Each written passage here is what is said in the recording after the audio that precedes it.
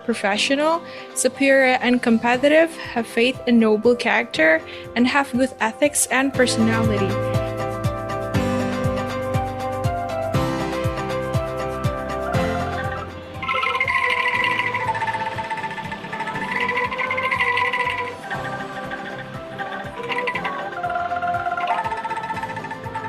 Saya, Dr. Leni Rosbiringgun, SKP, MSI, MKep, sebagai Ketua Sekolah Tinggi Ilmu Kesehatan Sumber Waras yang bergerak dalam bidang kesehatan, yang mempunyai visi menjadi sekolah tinggi ilmu kesehatan yang terkemuka di Indonesia, yang menghasilkan tenaga kesehatan yang profesional, unggul, berkompetitif di tingkat nasional maupun internasional pada tahun 2004, mempunyai moto compassion, integrity, profesional.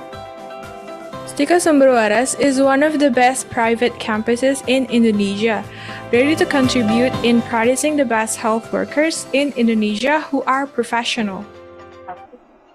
Stika Sumber Waras has several study programs, including Bachelor of Nursing and Nursing Profession study programs, Nursing Diploma 3 study program, Health Administration study program.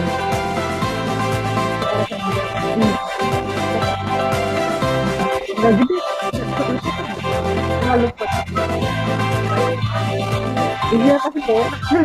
Kenapa pas dari kecil nggak kalah sama kira menjerawat modern, gue suka kayak gini modern. Jangan sakit tahu. Stika Sumber Waras has complete facilities such as respiratory, Modern.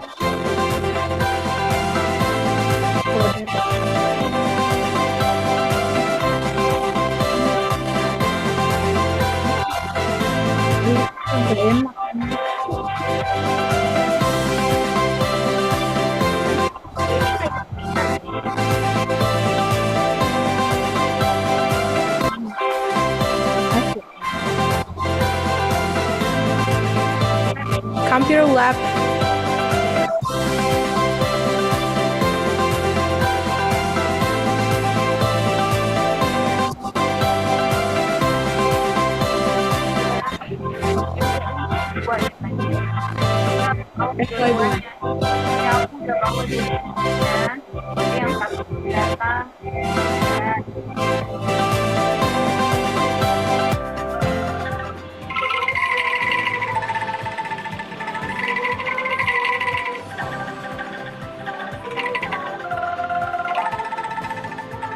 Saya, Dr. Leni Rosbiringgun, SKP, MSI, MKep, sebagai Ketua Sekolah Tinggi Ilmu Kesehatan Sumber Waras yang bergerak dalam bidang kesehatan, yang mempunyai visi menjadi sekolah tinggi ilmu kesehatan yang terkemuka di Indonesia, yang menghasilkan tenaga kesehatan yang profesional, unggul, berkompetitif di tingkat nasional maupun internasional pada tahun 2046, mempunyai moto compassion, integrity, mempunyai moto compassion, integrity. Stika Sumber Waras, one of the most popular health institutions in Jakarta, which continues to produce the best health workers. This campus has a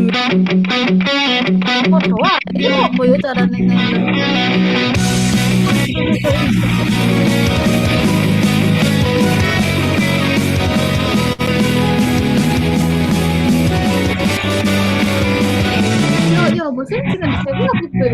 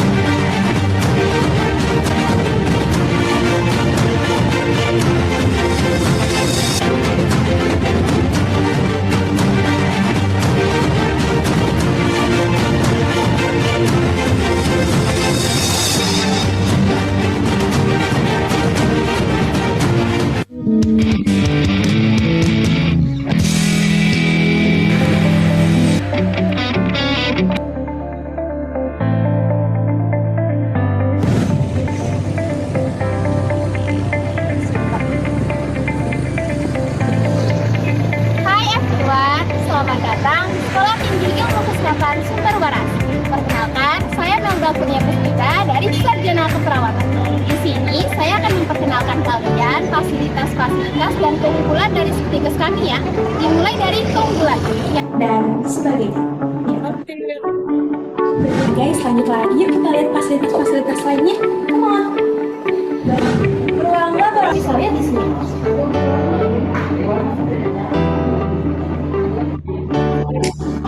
Nah, Nggak ada desain yang bisa dari sekarang.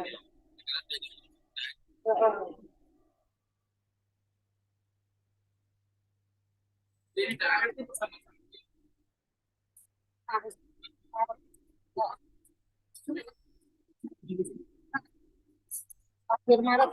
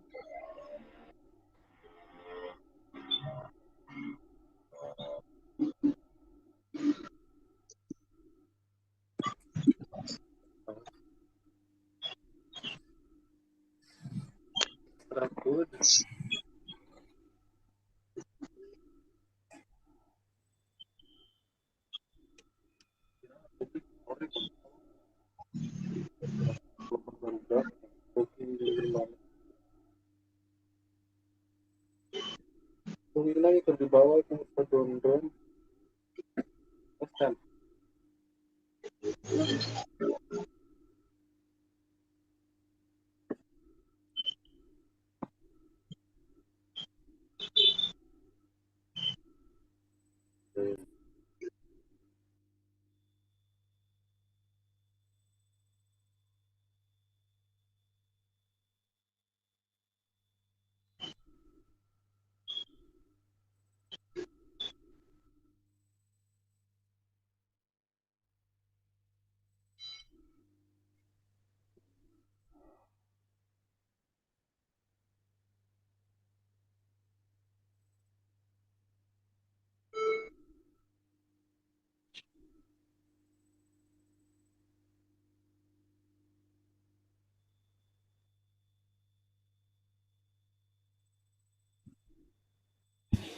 Tes, tes.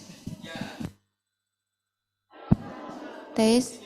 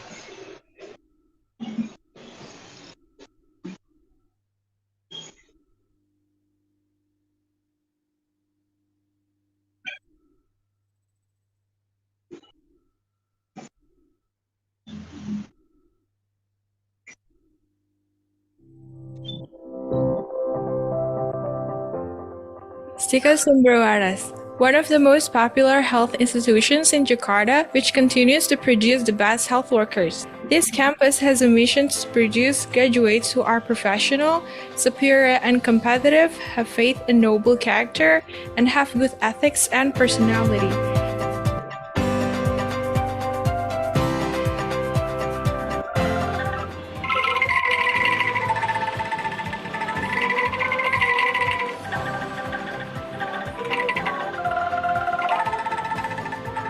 Saya, Dr. Leni Rosbiringgun, SKP, MSI, MKep, sebagai Ketua Sekolah Tinggi Ilmu Kesehatan Sumber Waras yang bergerak dalam bidang kesehatan, yang mempunyai visi menjadi sekolah tinggi ilmu kesehatan yang terkemuka di Indonesia, yang menghasilkan tenaga kesehatan yang profesional, unggul, berkompetitif di tingkat nasional maupun internasional pada tahun 2046.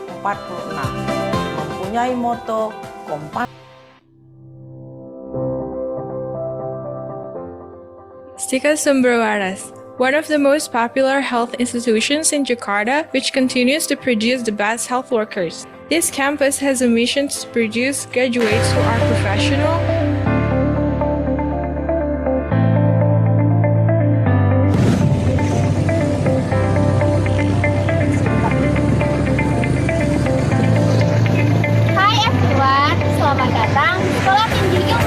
Sumber Waras.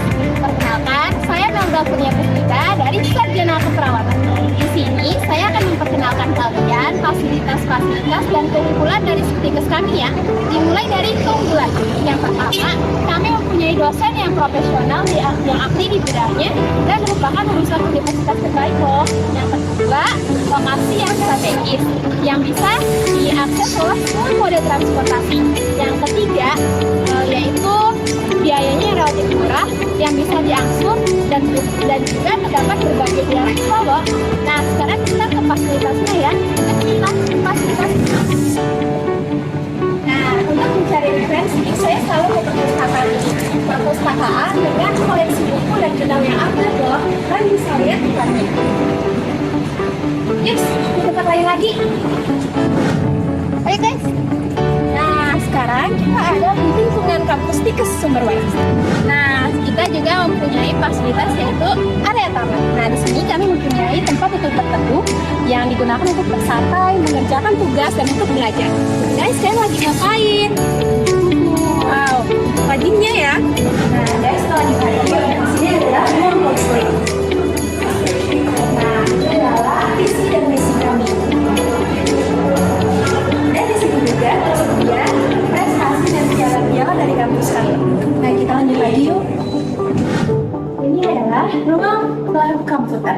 Nah, kami di sini menggunakan komputer untuk belajar dan untuk ujian. Kalian bisa lihat terdapat fasilitas seperti AC dan sebagainya. Oke guys, lanjut lagi yuk kita lihat fasilitas-fasilitas lainnya. Come on. Ruang laboratorium atau mini hospital, tempat kami melakukan praktikum. Yuk kita lihat fasilitas di dalamnya. Fasilitas di lab, kalian bisa lihat ya.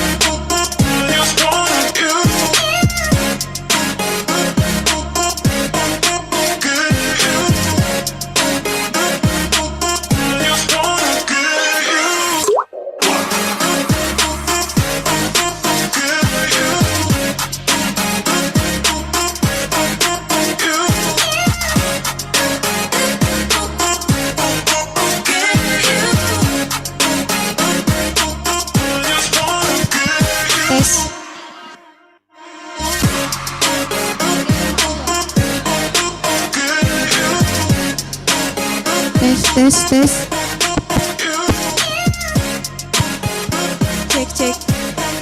Cek.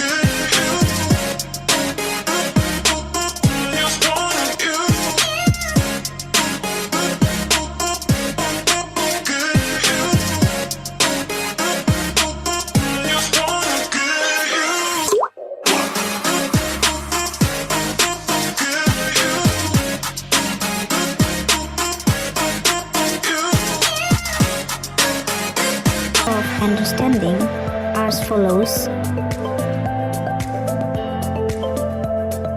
Joint publication and research,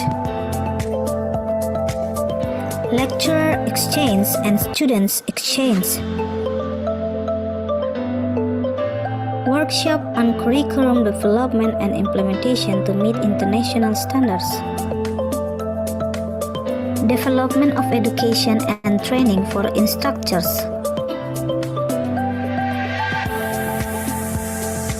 student exchange,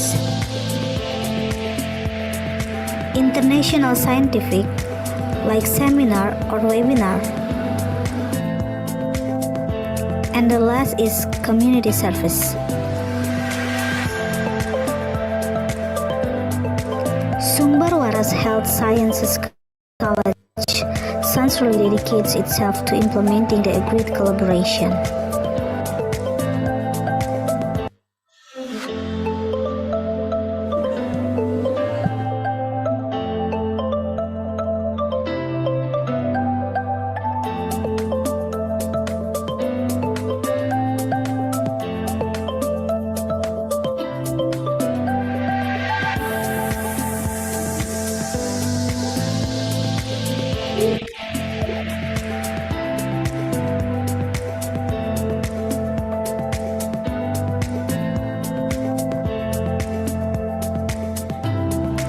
We hope that this collaboration will not only be in the form of a formal document, but will also be the initial milestone of a close and sustainable partnership between us.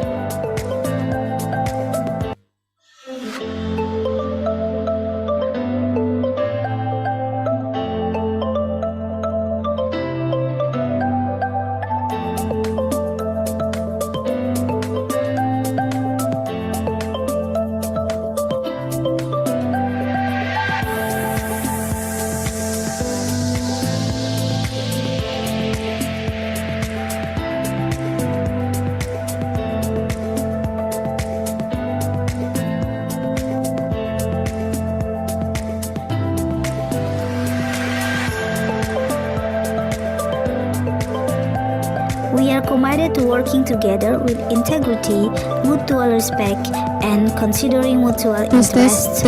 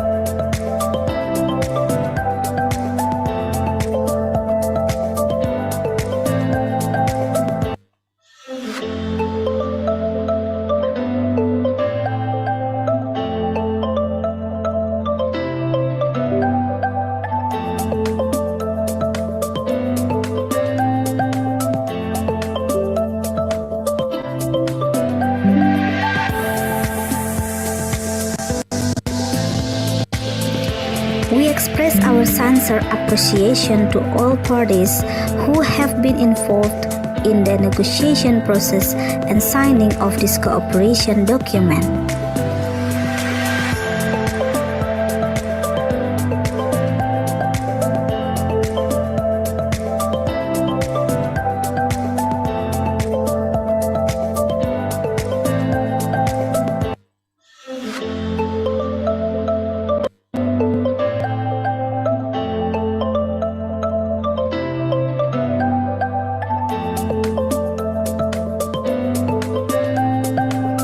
Without cooperation and support from all parties, achieving this agreement would not have been possible.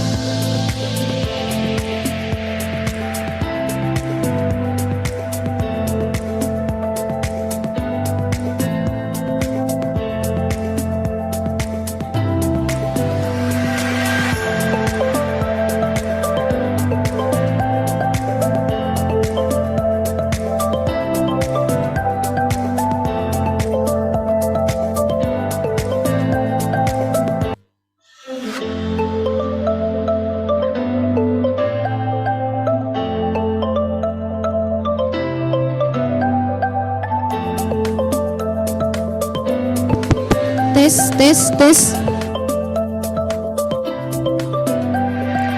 We hope that the collaboration we have built will bring real benefits to all parties involved Tes. and the wider community.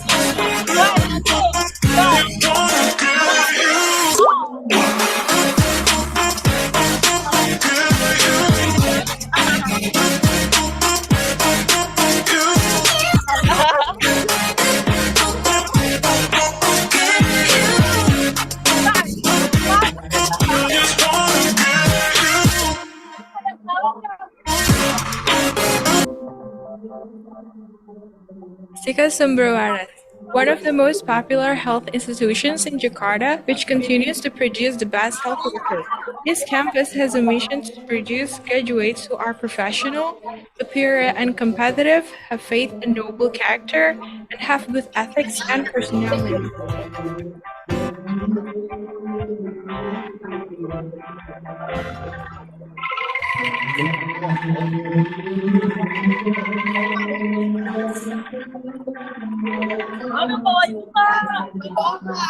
Dr. Lenny, Rosberingun, SKP, MSI, MKep, sebagai Ketua Sekolah Tinggi Ilmu Kesehatan Umum Waras yang bergerak dalam bidang kesehatan. yang mempunyai visi menjadi sekolah tinggi ilmu kesehatan yang terkemuka di Indonesia, yang menghasilkan tenaga kesehatan yang profesional, unggul, berkompetisi tingkat nasional, Cek, cek. internasional, Cek, cek, cek, cek. 2045. Cek, cek, cek. Passion, integrity, professional. Cek, cek. Stika Sumber Waras is one of the best private campuses in Indonesia, ready to contribute in producing the best health workers in Indonesia who are professional. Stika Sumber Waras has several study programs, including Bachelor of Nursing and Nursing Profession study programs, Nursing Diploma 3 study program, Health Administration study program.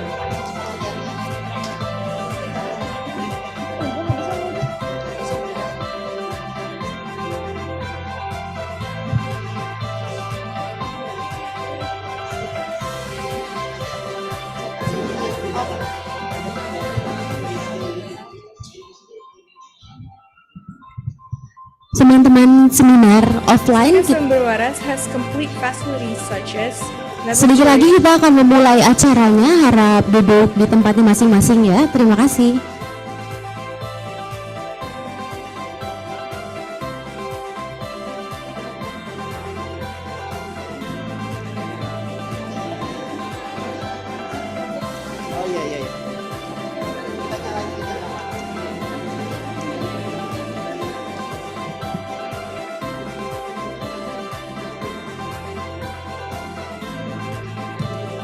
Computer lab,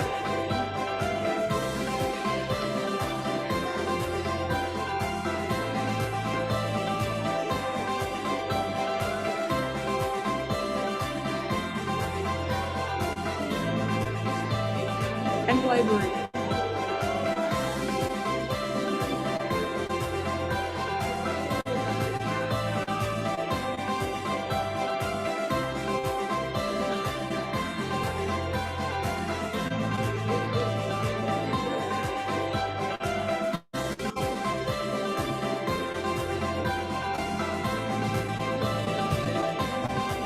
Ayo gabung bersama kami di Stika Sumber Waras.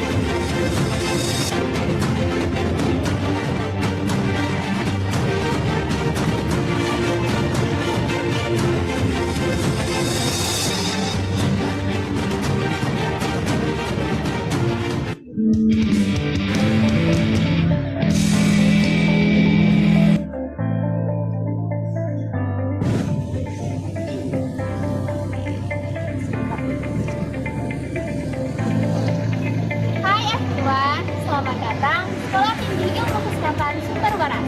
Perkenalkan, saya Melda Punya Puspita dari Sarjana Keperawatan. Di sini saya akan memperkenalkan kalian fasilitas-fasilitas dan keunggulan dari Stikes kami ya. Dimulai dari keunggulan. Yang pertama, kami mempunyai mempunyai dosen yang profesional yang ahli di bidangnya dan merupakan lulusan universitas terbaik loh. Yang kedua, lokasi yang strategis yang bisa diakses oleh semua moda transportasi.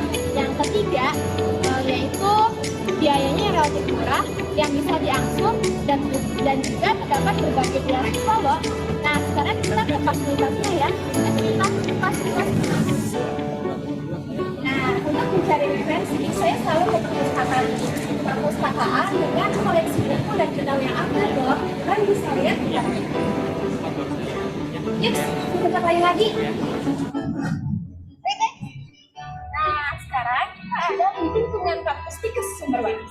Nah, kita juga mempunyai fasilitas yaitu area tamu. Nah, di sini kami mempunyai tempat untuk berteduh yang digunakan untuk bersantai, mengerjakan tugas dan untuk belajar. Guys, kalian lagi ngapain? Wow.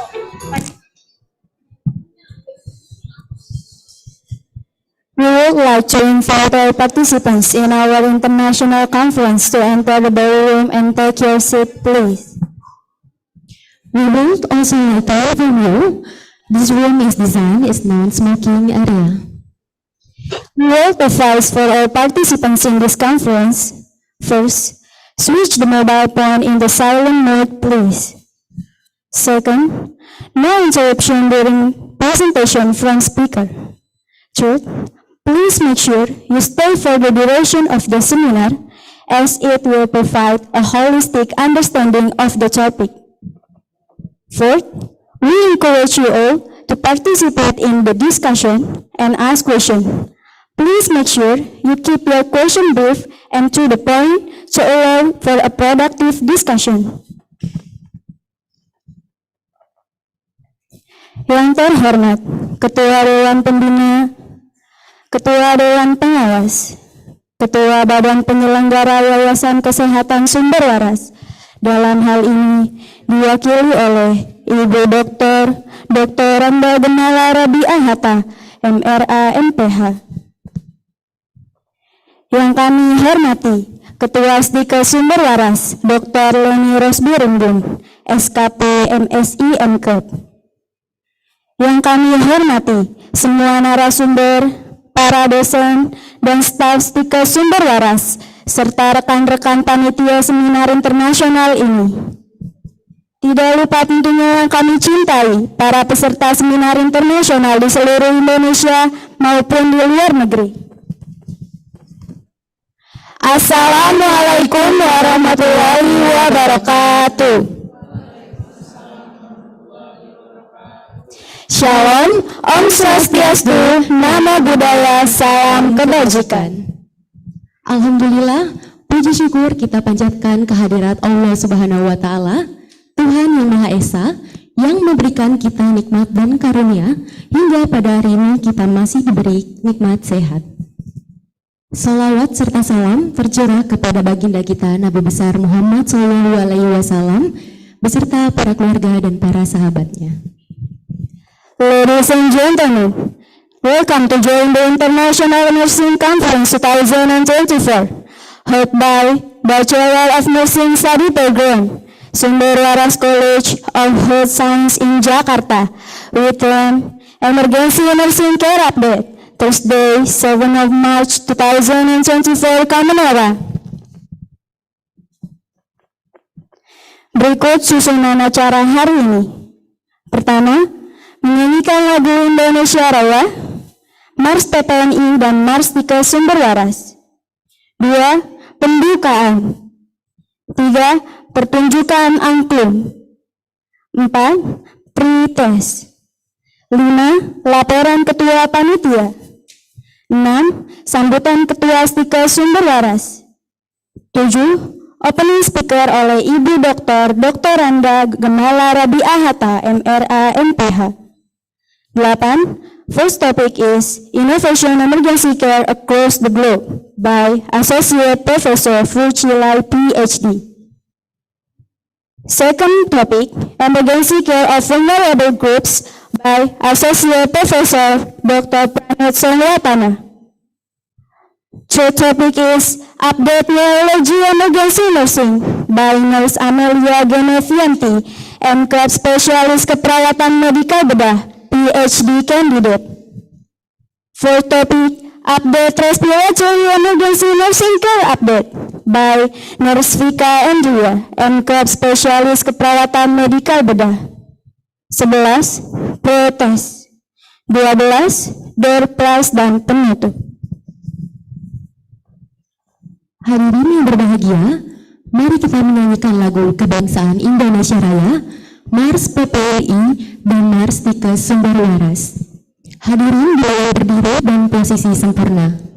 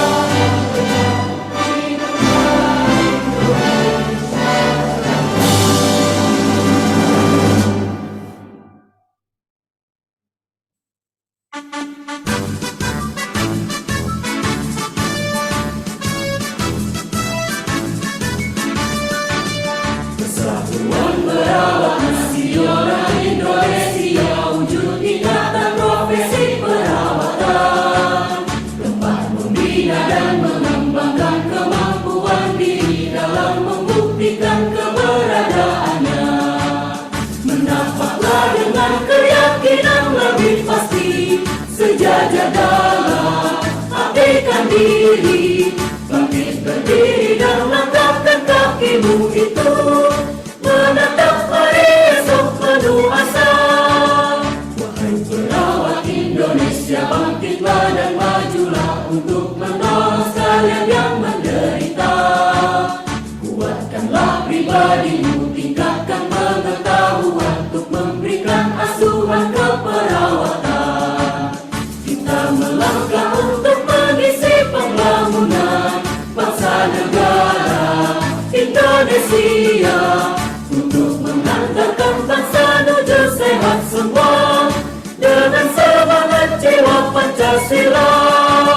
Maju perawat, majulah dalam kancah pembangunan, tunjukkanlah pada sekalian orang.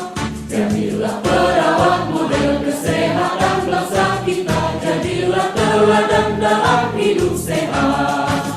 Bangkitlah perawat seluruh Indonesia dalam mengemban citra profesi, menjunjung tinggi kode etik keperawatan, laksanakan panggilan tugas mulia, mencapai derajat kesehatan seoptimal mungkin bagi warga negara Indonesia.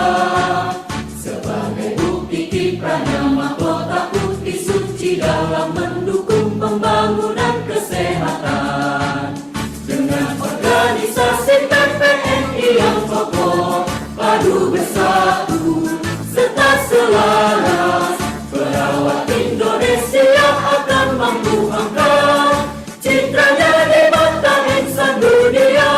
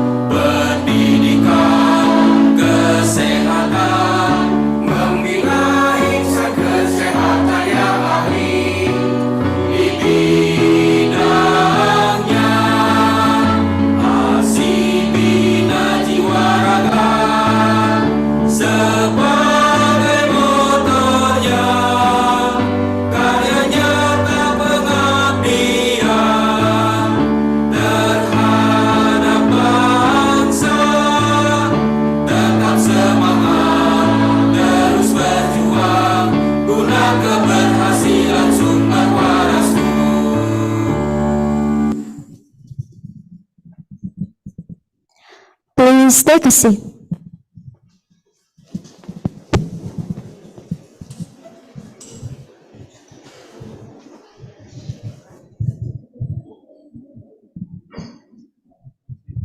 Teman-teman peserta webinar internasional nursing yang berbahagia, kami ingin mengetahui semangat teman-teman hari ini yang pastinya sangat luar biasa ya.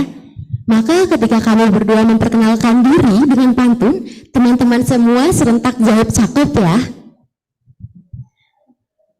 Pagi hari pergi ke pasar Cikini. Pas pulang lewat Jalan Utara. Perkenalkan saya Manda dan Cinta MC hari ini yang akan memandu rangkaian acara.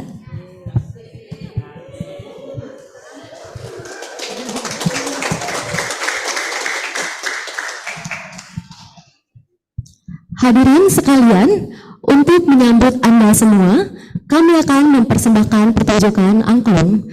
Angklung is one of Indonesia's traditional musical instruments originating from West Java. Let's all enjoy the show.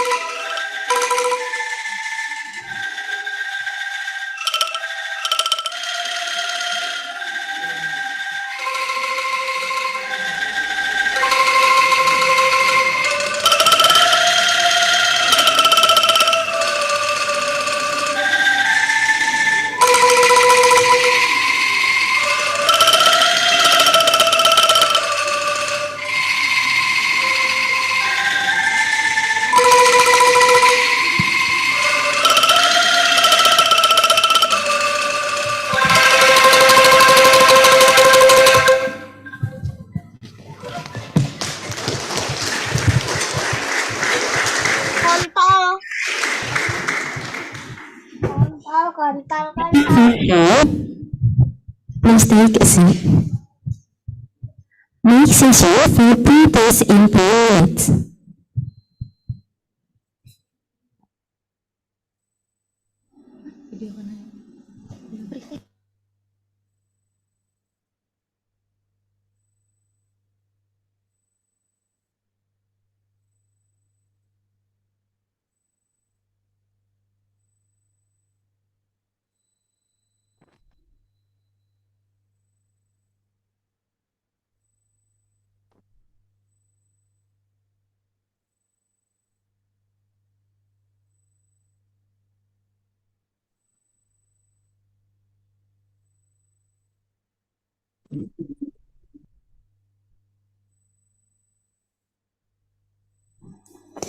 Silakan teman-teman untuk men-scan barcode yang ada di depan layar.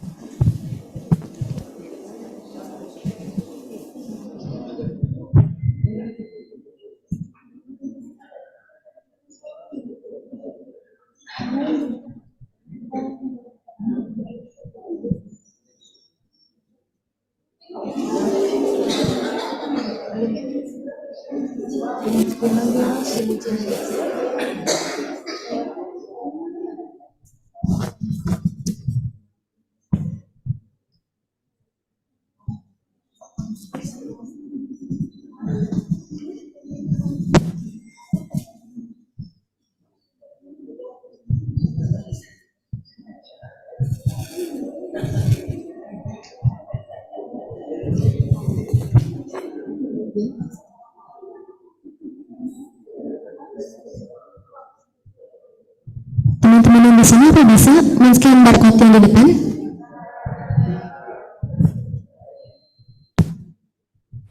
Bisa, Kak.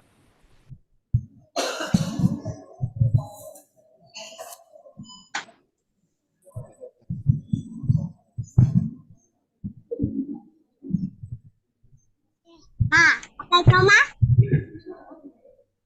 Suara apa itu mah?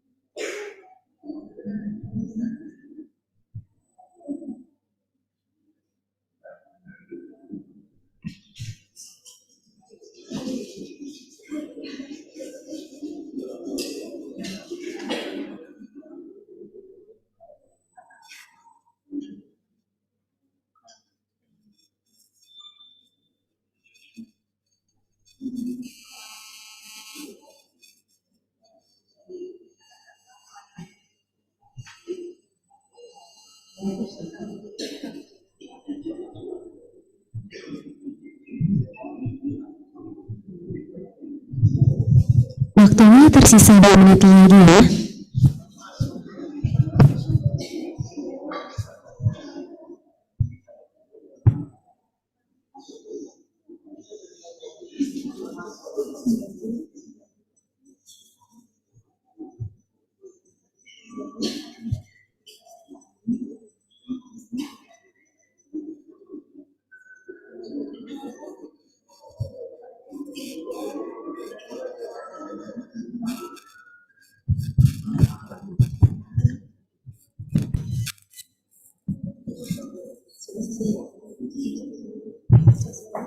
Baik, untuk sesi treatment sudah selesai ya.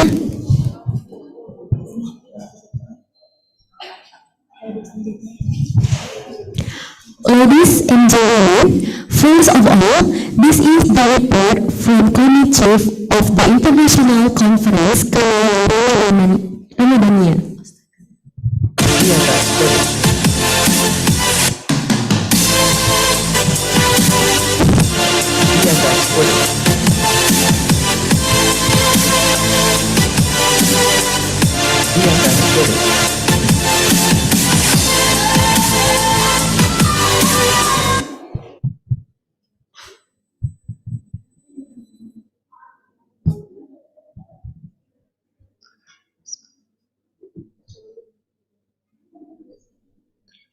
Assalamualaikum warahmatullahi wabarakatuh.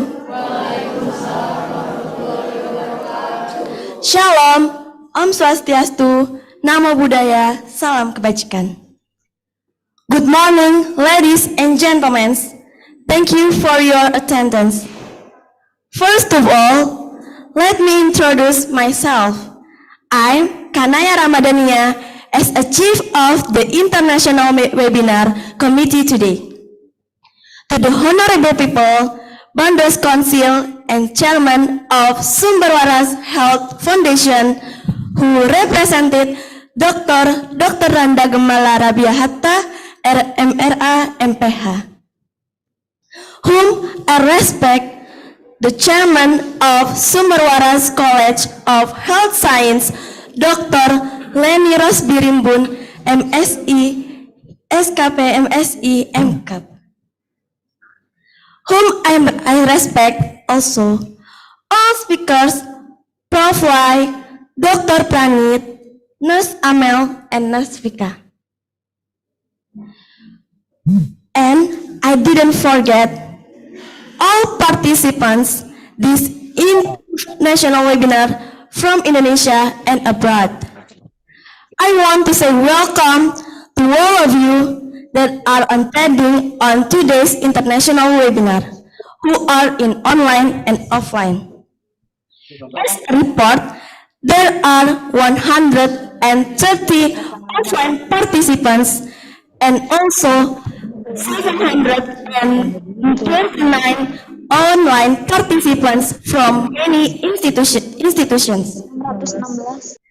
This webinar is the first time in our Bachelor of Nursing study program. The implementation of this can be a big stepping up for the international conference on the future in Sumber Waras College of Health Science. As we know, the development of nursing science, including in the field of emergency, is related to nursing care service in the hospital. We believe that as nursing students of Sumber Waras, we able to objective and existing from our vision and mission. One day, we hoping we can contribute to promotional care service, including in the field of emergency. Finally, I want to close this statement by poem or pantun. Please saying cakep in every verse what I say. Here we go. Wajah cantik sulit didapat. Akhirnya make up dengan MUA.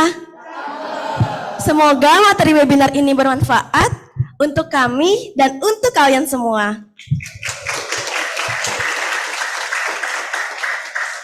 Thank you so much and please enjoy the webinar. Wassalamualaikum warahmatullahi wabarakatuh. And good morning. Thank you, Kanaya.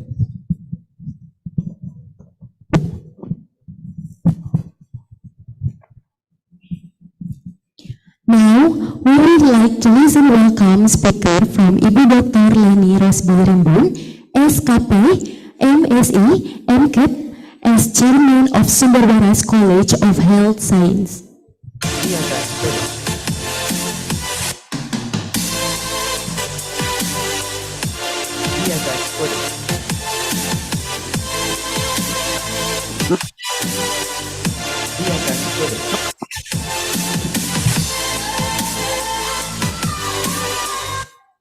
Time is yours, Ma.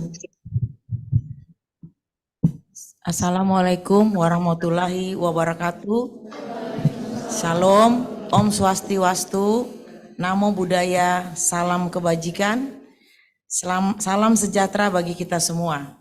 Yang saya hormati Pembina Yayasan Kesehatan Sumber Waras, Pengawas Yayasan Kesehatan Sumber Waras, Ketua Badan Pengurus Yayasan Kesehatan Sumber Waras, yang dalam hal ini sepertinya hadir ya Pak Sabsen, Pak Surya, Pak Wawan, kemudian Ibu Dr. Anda Gemala Rabia Hatta, MRA MPH, mewakili seluruh organ yayasan.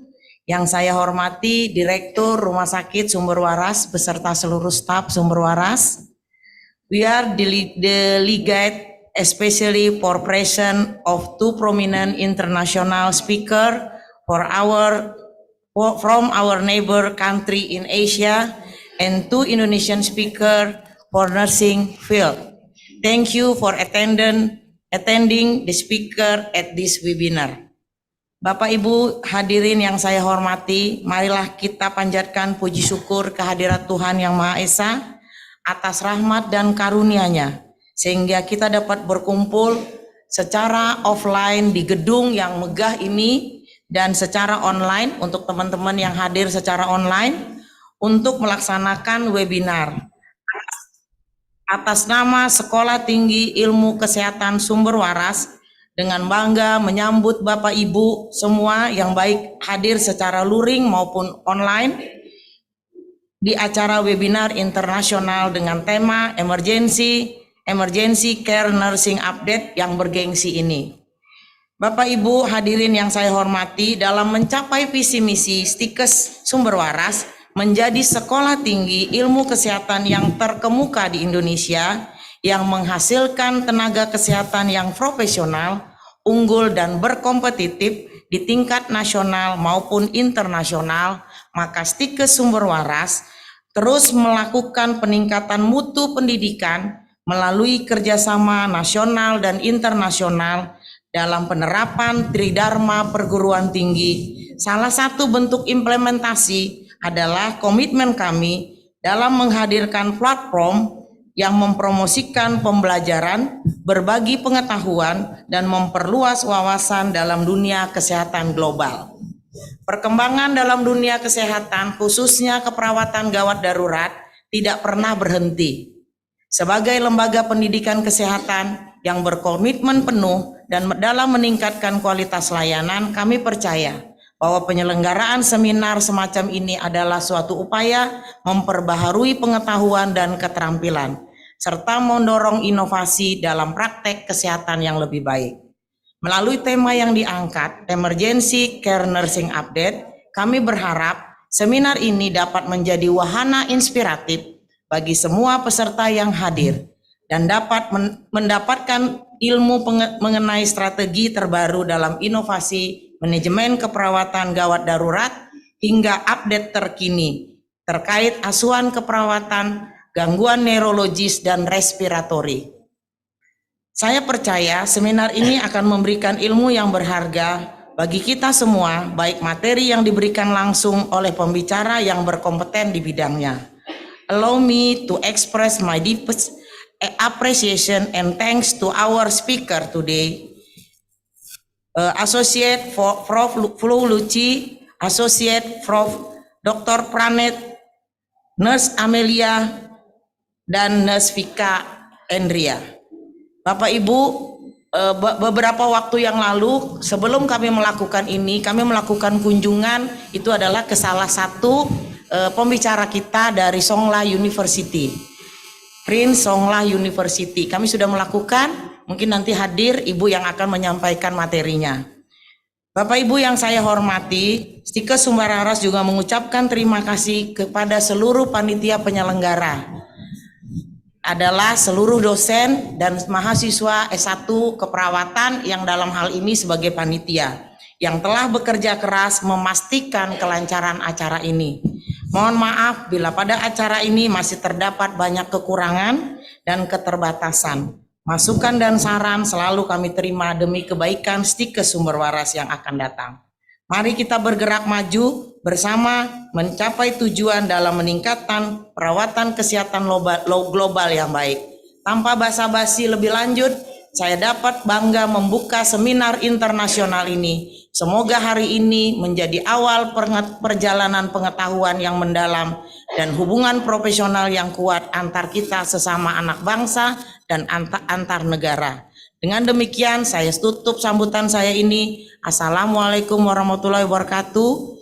Salam, Om Swastiastu, Namo Buddhaya, salam kebajikan, selamat sejahtera bagi kita semua. Demikian saya buka seminar ini.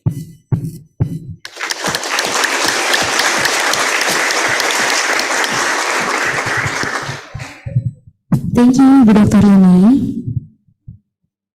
Please take a seat. Next, we would like to listen opening speaker from Ibu Dr. Randa Gemala Rabiahata, MRA, MPH. Time is yours, ma'am.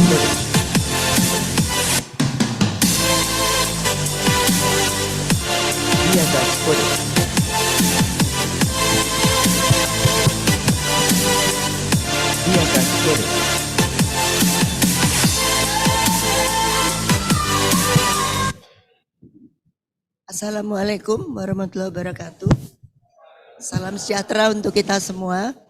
Karena ini international event, jadi saya membaca dalam bahasa Inggris, tapi terjemahannya nanti bisa minta paper saya. Terima kasih. Good morning everybody, especially to the students. Distinguished guests, ladies and gentlemen, even though you are coming by online or offline, on behalf of Sumber Waras Foundation, I would like to welcome all of you on the 7th of March today, 2024, for the second seminar, international seminar, which is conducted by the College of Health Sciences Seminar in Jakarta, Indonesia. We are delighted especially for the presence of the two international prominent speakers, these are Professor Associate Professor from Thailand, from Taiwan, that is Fu Chilai from Taiwan, and the other one Associate Professor Paranet Nokdantan from Thailand, and two Indonesian speakers, that is Dr. Amelia and Dr. Vika, respectively, from nursing field, whom all of them they are speaking about the main insight views in the dealing with the presence of crucial matters in the emergency nursing care update. I appreciate highly that the topic has been lifted up by the chairman of the Sumber Waras College of Health Professional and her team. And in this modern age, as we know, that all diseases concerning stroke and respiration based on the recent statistical data have reached its utmost highest level of precautions in emergency environment, therefore may lead unavoidable disastrous incident to an instant death if it is not being taken seriously, and locally critical happenings that might appear abruptly should be prioritized and should be solved as an act promptly, accordingly, under mixed circumstances at the emergency room. And in other words, ultimately, handling these issues should be carried out in a good health hand of the health workers with abundance of support, of course, plus the best spirit team, because that we cannot solve the problems. And once the patients arrive in the emergency department, we have to precautiously handle the matters very efficiently. And as you see, many delays atmosphere in the emergency department may damage the hospital reputation. But the question is, how long health workers have to deal with the ongoing unwanted tensions while working at the emergency department? We cannot solve the problems without any thinking broadly. So we realize that the modern civilization has taken its priority in patient education, which is more important. Just if patients aware on how to solve themselves before his or her next move to the emergency matters. So then that is a lifetime philosophical ideas that we should bear in our mind, that we should tone in the patient's mind, that for the sake of the maintaining their health well-being. So these are the three early system, the early warning system. And also we have to concern about the early detection of the patients and do the early treatment over their mentals and bodies.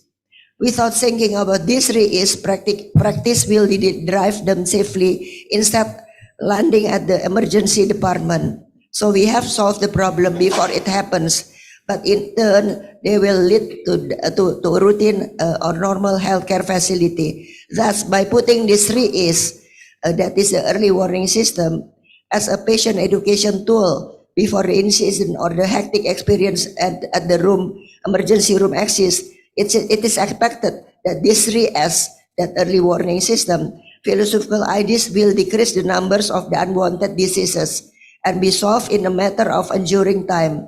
As a saying said, better prevent than sick. Nevertheless, the health findings should be concordance between medical records and also with the observation regarding information on the coordination of care. So medical record will be very, very important. Today in this seminar, we will hear discussions on many points of interest with relevant topics. But since some of you have been on this side in Sumberwaras Hospital, so this recent reconstructed hospital, so we welcome you happily to take a stroll and make a sightseeing to the inside of the hospital, as well to the college health facilities. Moreover, we are beamed with happiness to announce to you all that this Sumberwaras Hospital has been confirmed with a good reputation and holding the highest level of hospital accreditation. Cross your hands.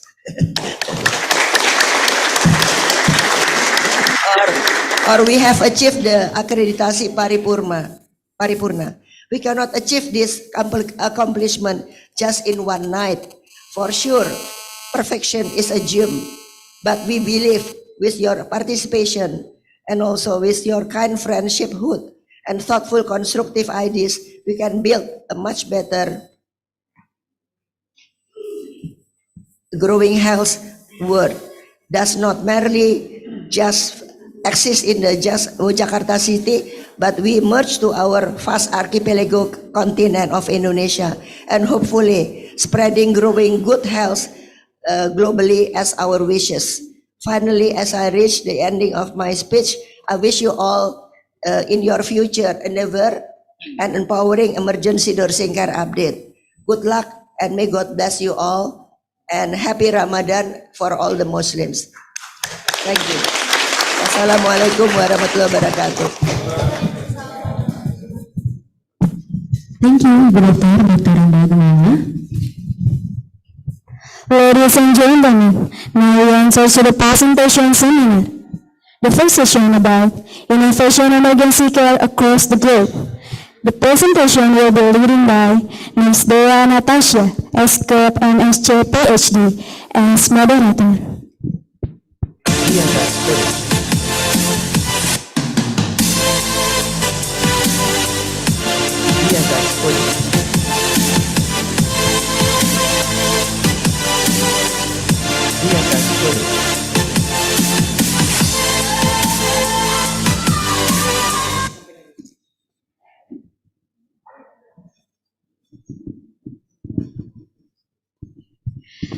Bismillahirrahmanirrahim. Ladies and gentlemen, esteemed guests and also fellow healthcare professional, welcome to the first international webinar Emergency Nursing Care Update. My name is Dea Natasha and I'm honored to be the moderator for these enlightening sessions. Today, we embark an extraordinary journey trying to delving into the realm of the innovations in emergency care across the globe, with a particular focus on the insight and expertise of our distinguished presenter.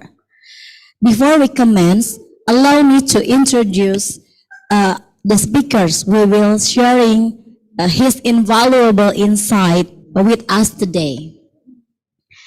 Okay, the first speaker is Professor Fuchi Lai, or we can call Professor Lai.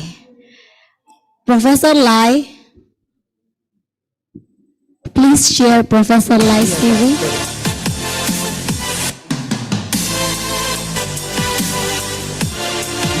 put it.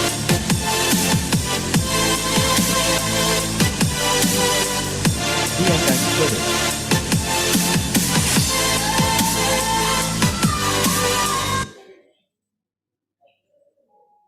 Okay, so his CV, Professor Fuchi Lai is a distinguished specialist in emergency nursing care and currently serves as a professor at the College of Nursing, Taipei Medical University, Taiwan. He has a wealth of experience and expertise at the lead of advancing emergency care practice globally. His journey in emergency nursing began over 2 decades ago at the Cathay General Hospital in Taipei, where he gained a first-hand experience environments of the emergency care. And his dedication led him to pursue advanced academic training, culminating in a PhD in nursing from the Kent State University and also a Master of Nursing from Case Western Reserve University.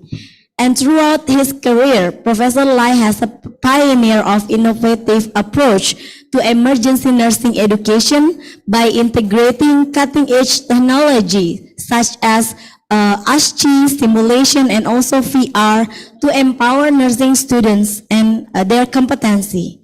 Additionally, his research supported by grant from many prestigious institutions and has yielded groundbreaking insight into disaster education, patient safety, and the applications of AI and big data in nursing informatics. And beyond the academia, Professor Lai served as the Vice Chair of the Disaster Nursing Committee at the Taiwan Nurses Associations, contributing to shaping policy for enhanced emergency preparedness and response. So his expertise and commitment to advancing emergency care make him as an invaluable asset to our webinar today. So without any further ado, please join me in welcoming Professor Lai. Hello, Professor. Good morning. Good morning. Can you hear me clearly? Yes. All right. Right now, I think let me share my screen. So I think I need some help to share the screen because it seems like the screen is all taken. Yes, please wait. All right, let me do this. Okay, can you see the now? Can you see the already? Yes. Can you see the full screen? Oh, that's half because I need to make sure. So, yes, Professor, is already in the screen. Okay. So that's let me introduce myself a little bit. Good Yes. morning, everyone. I think it's almost good morning.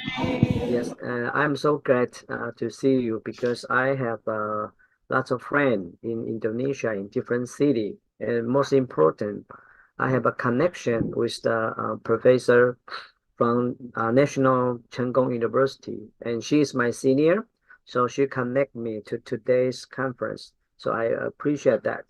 Also, in my university, Taipei Medical University, we have many Indonesian students. They are master student and a PhD student. So at this slide, you can see here, this is Taipei 101. This is the building. Currently, I am here right now. I'm at 13th floor. So maybe 2 rooms inside at this floor. And today I am very honored to have an opportunity to share with the innovative emergency care across the globe. So the globe means we have the issue from all over the world, not only Taiwan. I believe Indonesia, even from the United States, Japan, Korea, and even Europe, because we just go through the COVID-19. And COVID-19 has big impact on emergency care. And Indonesia and Taiwan, we have a little bit similar, but still different situation of exposing to disaster risks. So I think those are very important issues for emergency care. And today we want to share about how we use the innovative thought and innovative way to provide better emergency care in either Indonesia or from Taiwanese experience. So now let me start my outline. So today I will use 40 minutes to share with you with 4 big topics. There will be issues in emergency care, rising challenges, innovative ER care, and most important, we need to have a sustainable ER care. So in the issues of emergency care, I will talk about manpower and aging society, and I will talk detail in the following PPT. And of course, we are facing rising challenges. Those challenges, some will be similar like before, but some they are developing and they will be very different. And so, in order to respond to rising challenges, we need to have innovative ER care that will follow the development of technology development of, for example, EMR, electronic medical record. And I believe in Indonesia, you have an increasing number of the healthcare system adapting emergency electrical medical record. And I think for our students or maybe for our faculty, if you have ever visited ER, that will be difficult to use electronic medical record in ER. But even it's difficult, I really suggest and encourage the ER to use the electrical medical record because they will lead to the big data development. And the big data development is the foundation for using AI. And I know Indonesia is very big. You have more than, if I remember correctly, you have more than 16,000 of islands, or maybe it's even more than that. So it's a lot of remote island and remote area. If you want to have better ER care, definitely you have to use the blockchain. The blockchain, each health center in each remote area will be one block. So we have a hospital, they connect those blocks together to provide innovative care. But how can we make it? The big data and AI is very important. But how will you collect the big data? Electronic medical record is very important. So by using that, we will have integrated care in ER, which is very different from the past. So finally, we talk about issues, we talk about rising challenges, and we talk about innovative ER.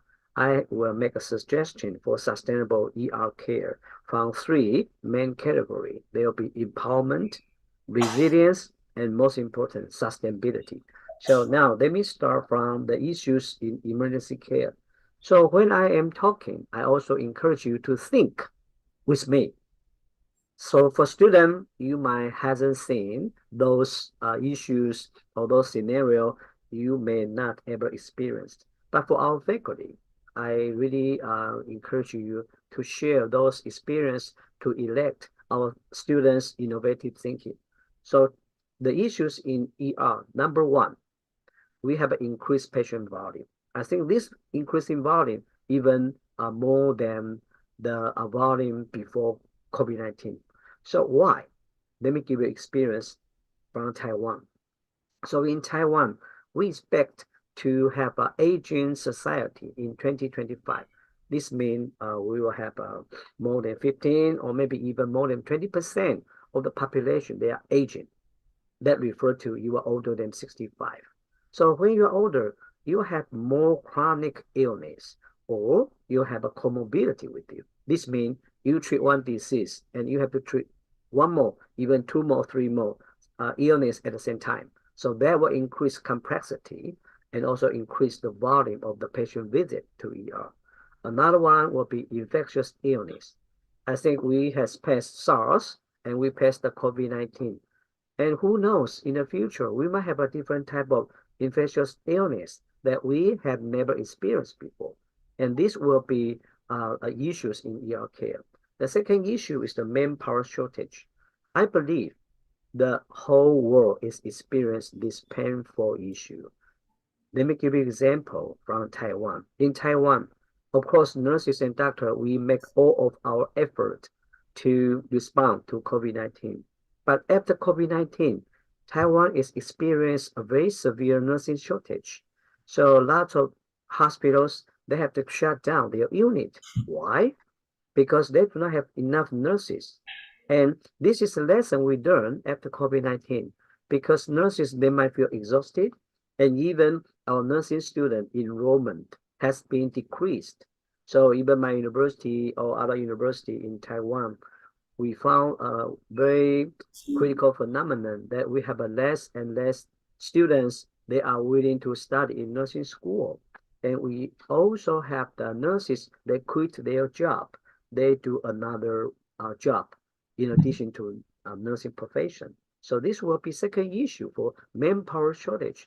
And when we have manpower shortage, how will we provide safe and high quality care in ER? This will be a very critical issues that we have to think and we have to tell our students. So the number 3 issue will be aging society with chronic illness that I have just mentioned. So as we step into aging society, we have increased frailty from our patient. And of course, they have a more and more comorbidity. So have you thought about provide geriatric care in your ER? So in your ER, every time, think about that. When your patient step into the ER, the first station will be triage. So our triage nurse will provide a triage to our patient to prioritize what specialty that you see and what is the priority that have to be seen. But in those triage systems, do we consider about friendly indicator to assess the geriatric population? Do we have a clinical frailty scale that we put into our triage? And most importantly, do we have special triage tool or triage system for geriatric population? I believe so far, no, not that specific.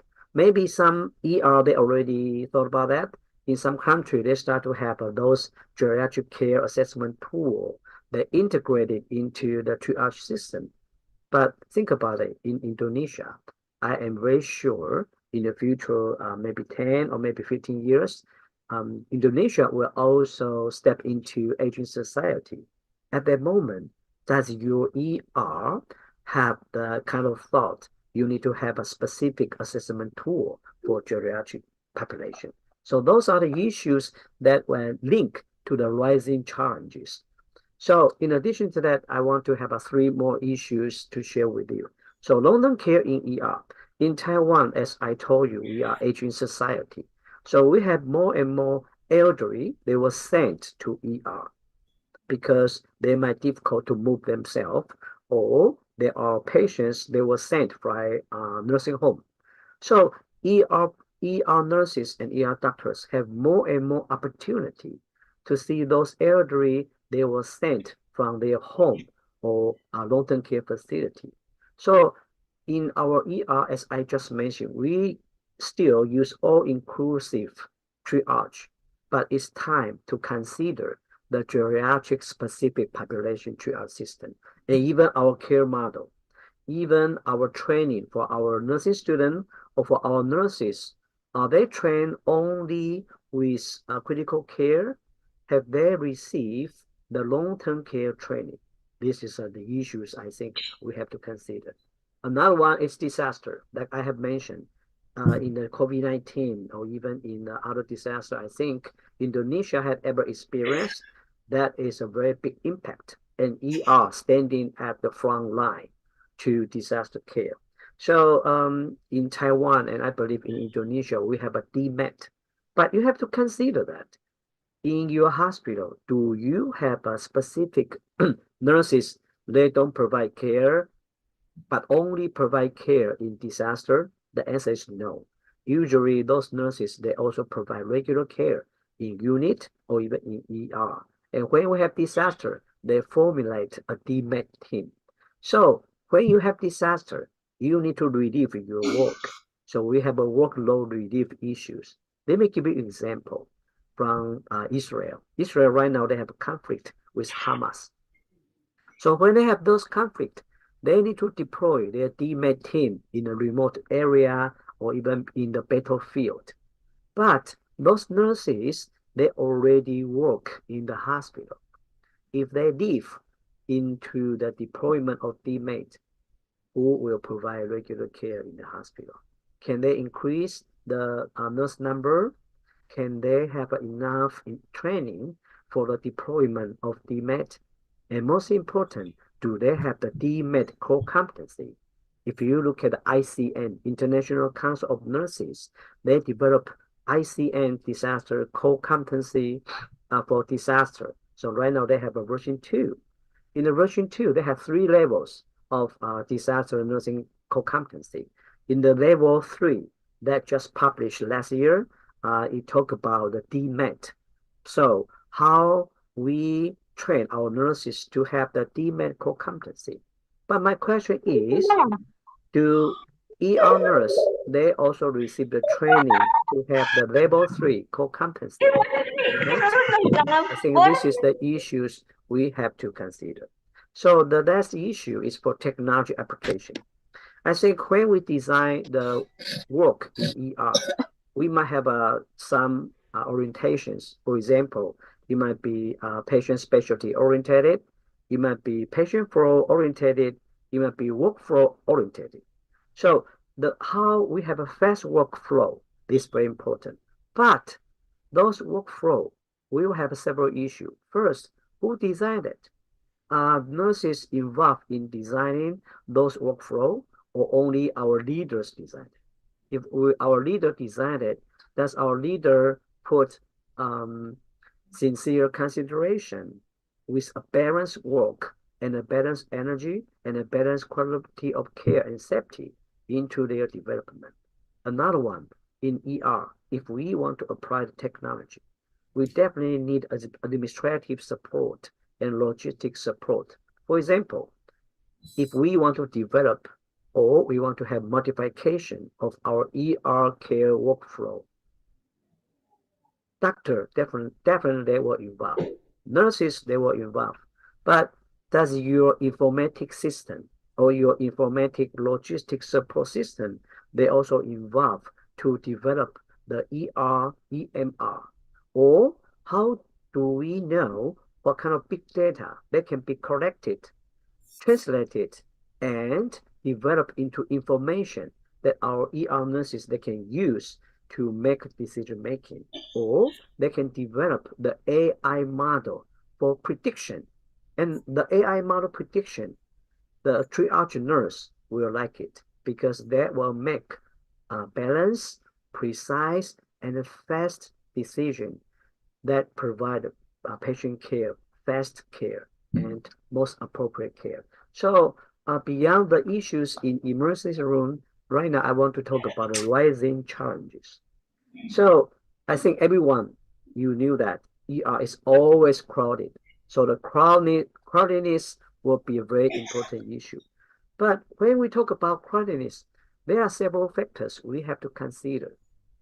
I know when I was working in ER in Cathay General Hospital, our ER is very crowded. So why the ER is crowded? Because first, from the outside, we have more patients, they come in from the community. Second, the patients, they need care, but some of them, they need to be admitted into the unit. But the unit already have patients, or unit still need to prepare for the beds. And another issue for a unit will be, can you discharge the patient earlier? Or can you have a fast discharge plan that the patients in ER, they can be transmitted into the unit? So the crowdedness issues is not only ER issue. There will be community issue, ER issue, there will be a unit issue. So in the crowdedness, we also have to talk about the ER care for vulnerable population. So when you're crowded, I don't know in your hospital or in school, does our student know how to analyze the characteristics of our ER patient? For example, who is the greatest number of the patient? Are they infants? Are they children? Are they from midwifery? Or do you have an elderly care team in your ER? Or you just have an all-inclusive team, but you only provide very basic care, and when you need a detailed care, you cannot take care of them. You have to transfer. And this will be another reason for ER crowdedness. So do we have a care needs variation and a satisfaction in ER? So let me give you an example in my ER. So every time we have a regular consensus of the ER patient, and we even analyze that what are their characteristic, where are they from, and month by month, and even every quarter, we analyze the data. Why? Because number one, this is related with the ER manpower. We can analyze in what months or in what period of time we have greatest visit of elderly. For example, in Taiwan, in the winter, we always have more elderly. They came in because of the stroke, because the cardiovascular issue, or even because of the respiratory issue. So another issue will be for the children. For example, if we have a hand-foot disease or they got flu, so the children, they will have increasing number. But how will I prepare for those increasing visits? We connect to the school. So the public school nurse and the public health care center, they send us the information, tell us, for example, we have an increasing number of the children that might get flu or they might get hand-foot syndrome. Then the ER, they can prepare. So this is the beauty, how we use the big data to prepare for chronics. Another rising challenge will be care initiation. So like I said, when we want to solve the problem of chronics, we not only check the ER, we also work together with the unit, and most important, we work together with the community. So, for example, have you received the patient? They are dementia population. Because in Taiwan, as we step into the aging society, we have more and more dementia patients. But I want to ask you, do you think ER nurses, they can identify what is dementia, what is acute confusion, what is delirium, what is schizophrenia? Do they have a capability to identify those differences? And do they have a respondent care that responds to those differences of our population? So how we initiate the care? So the early identification is very important. I think like at the beginning, our professor talked about the early warning sign. So one of the early warning sign will be, can you identify that at the first place? Then you assign it appropriate care. So the appropriate care is related with the intervention and also the connection. So we initiate the care in ER, but how we extend that? So if your patient, for example, they are from a nursing home, they visit ER maybe because their entry tube was removed or they got obstruction of their urinary catheter. So they need a treatment. So when you solve their problem, do you connect to their long-term care facility? This is extension. And do you also connect to their home if they want to return home? So this is expansion issues. So the care initiation in ER, care extension to the nursing home, to long-term care facility, and we even expand our care in the community. Those are rising challenge in the innovative ER care. The last rising challenge will be violence and the conflict. So in Taiwan, I think we have a more and more issue of the violence. Everyone feel they are emergent. They need immediate care. I think this is human nature. When I visit ER, I want care immediately. This is everyone's thought. However, you are not the only one in ER. We have to wait. So that is why triage system is very important. But our nurses, we have to make sure they are safe. Because in Taiwan, we have several happening that the ER nurses and also ER doctors, they were attacked by patient or patient family. And even if you look at the conflict between Israel and Hamas, the hospital in both sides, they were also attacked by missile, by rocket, even by the bomb. So the safety issues. And in ER, there are also ethics issues for the prioritized care. So we always have a dilemma we have to face. And how will we make the most balanced decision? I think this is a lesson our students have to learn. And our faculty has the responsibility to provide more opportunities for them to think about it. And another one will be hospice and palliative care. Right now, I want to ask our audience, have you ever experienced palliative or hospice care in ER? I mean, in ER. I'm not talking about in the unit. So in Taiwan, in Tainan, which is the area of the National Cheng Kung University. So Cheng Kung University, they have some hospital and also Chimei Hospital in Tainan area. They provide palliative care or hospice care in ER. And you might feel confused. Why? How come we provide palliative and hospice care in ER? Let me give you an example, and they might explain the rationale why I raise up the challenge of hospice and palliative. First, as I have mentioned, Taiwan, we are aging society. So we also have more patients. They might be cancer, or they are not cancer, but they need hospice and palliative care. So some of them, they might sign a DNR, do not resuscitate, but beyond that, the more advanced will be ACP, advanced care planning.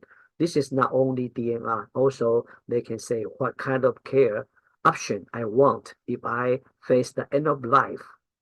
So hospice and palliative care, they are into our national health insurance card. So if you go to ER, you insert the national health insurance card, the nurses, they will know you have to sign the ACP, you want to have palliative care. But when they visit ER, as an ER nurse, do you receive the training for palliative care? I believe all ER nurses will say, what? No, I didn't receive that. I don't know. But if you receive a patient who already signed the ACP for palliative care, they might feel abdominal pain. They might feel headache. So they visit ER. Will you give them the full course of treatment for pain, for headache, for abdominal pain? My answer is no. You will not give them treatment, but you want to give them the care that is in parallel with the palliative care need. So in this case, in Taiwan, we have more ERs. They train their nurses to have the hospice and the palliative care. So if the palliative care patient, they visit ER, you will not provide full course. So of course, you will not give them CPR because you check in their ACP, they already signed a DNR. But you will use another way to treat their pain caused by their cancer, or you might treat their care need that is rooted in palliative care need and hospice care need. So this is why the ethical issues, the dilemma issues, and the best balanced decision making is very critical for our ER nurses and also for our nursing students to learn in the class for providing ER care. So now I talk about the issues, I talk about the challenges in ER. Now I want to talk about innovative ER care. So first of all, from here, I want to talk about the EMR, how they link to big data, how they link to blockchain, and how we use those to develop the AI for this precision care. So let me start from here. So in EMR, that the informatic system is very important, your electronic medical record. And I know it's not easy for ER nurses when they are very fast action, when they need to provide emergency care. It's not difficult, it's not easy for them to write the medical record.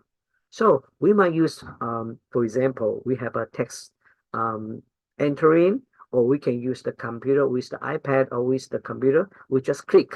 So your informatic system need to be designed by the involved with the nurses and doctor to see what is the best format or what is the most effective template for the nurses and for the doctors to enter the medical record. And not only the medical record. We know medical record, if you want to make it meaningful, the medical record should generate some data. So when you are designing your electronic medical record, you need to think about what language or linguistic texture or linguistic framework is useful for generate the big data. For example, if you have the patient, they have several illness we call comorbidity when they come. So in your electrical medical record, can the medical record show what kind of disease they have, what kind of comorbidity they have, and then what medication they have ever taken before?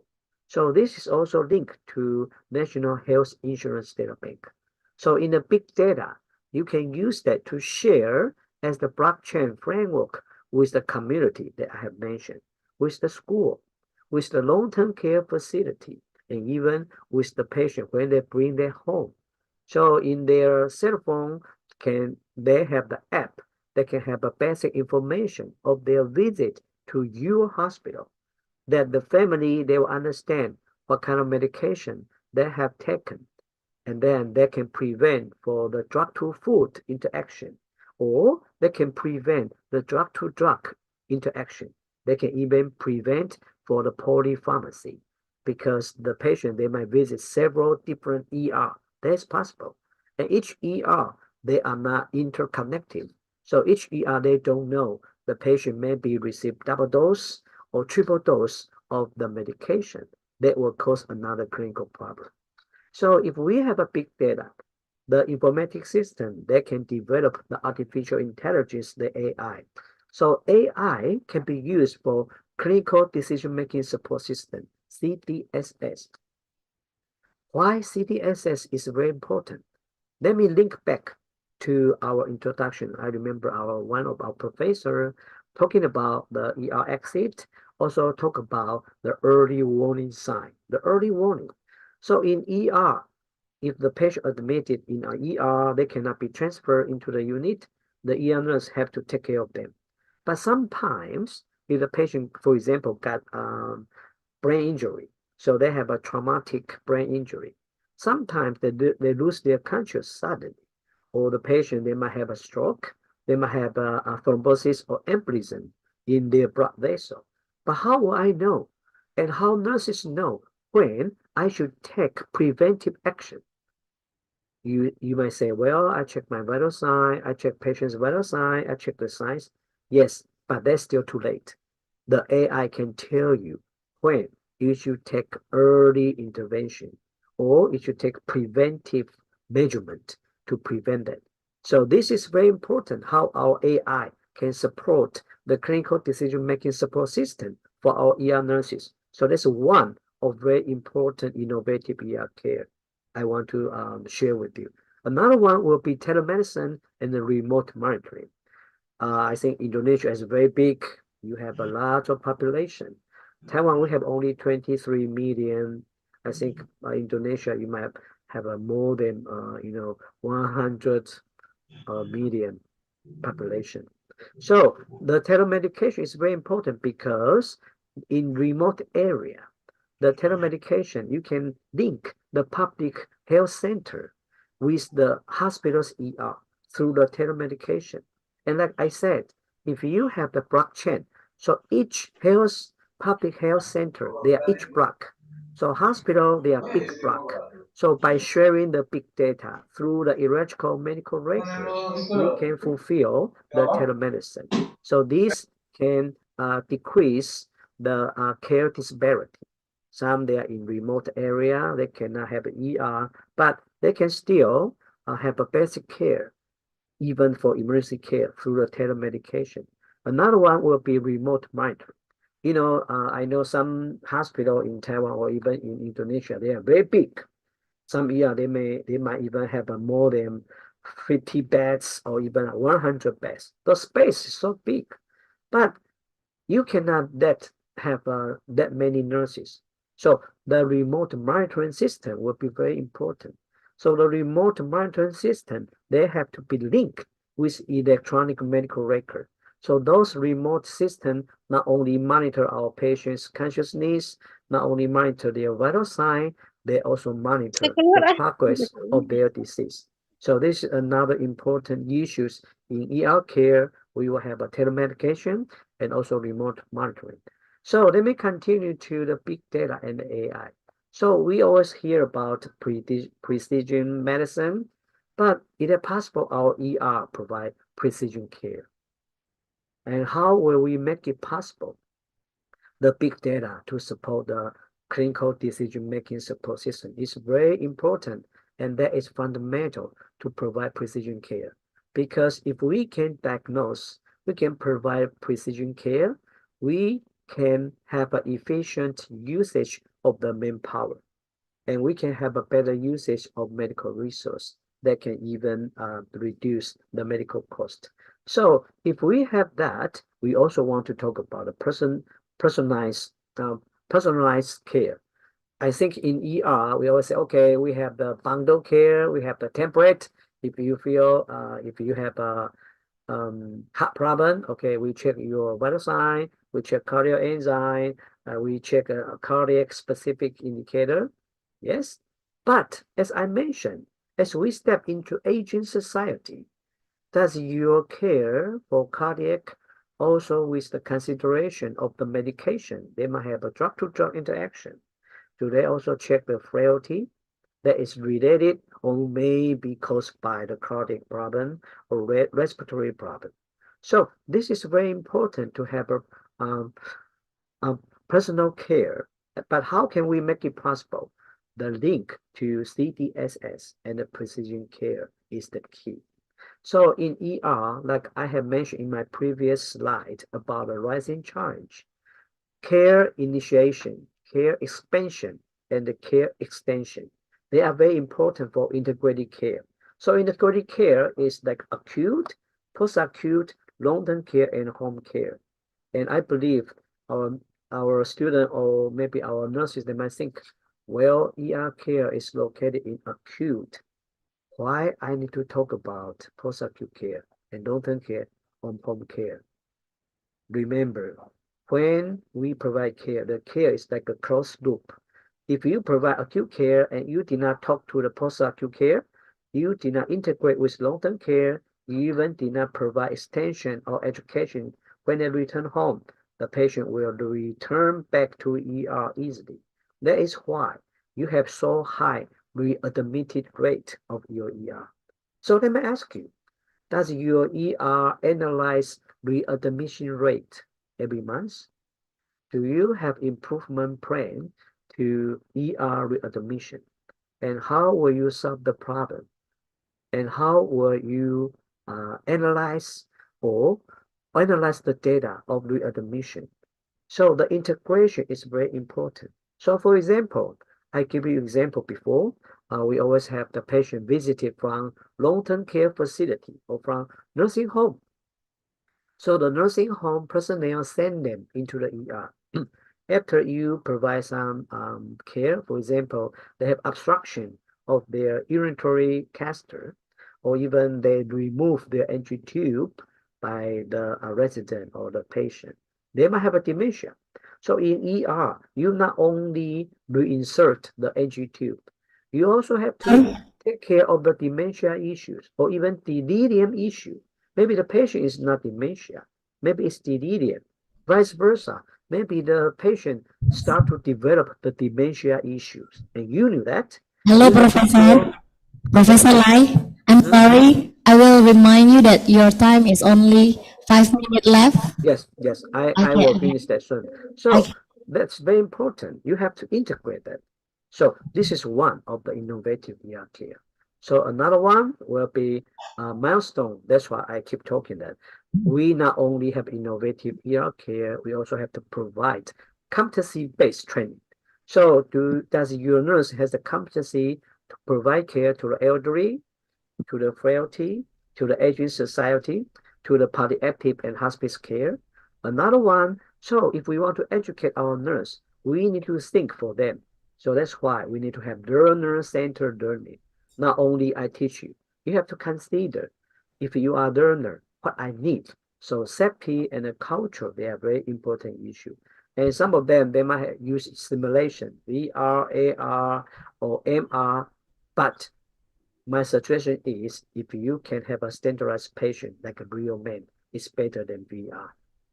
Okay, so some they say, oh, always VR, but from our experience, VR is not best way. If you have a standardized patient, they might be better. So finally, I want to talk about a sustainable ER care. So we need to have an empowerment. We need to have a shared decision making with our nurses and the patient. We also have to provide education to our students for that. And we work as a team, but how we manage our resource. So that's why I say if we want to have innovation in ER care, we need to talk not only nurses, doctor, our administrative personnel, our informatic department, they need to involve.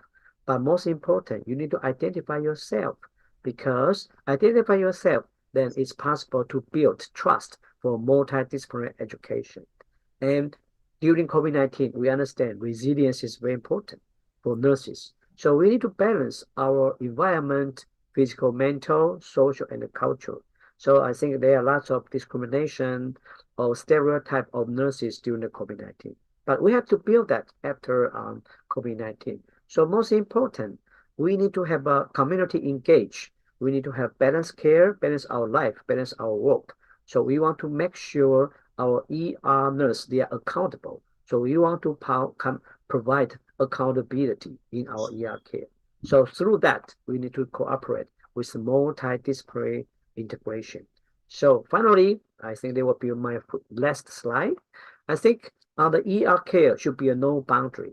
So we need to have a big data EMR for triage to develop the clinical decision support system from the data and the AI driven. So we want to have integrated care from acute, post-acute, and long-term care. Why?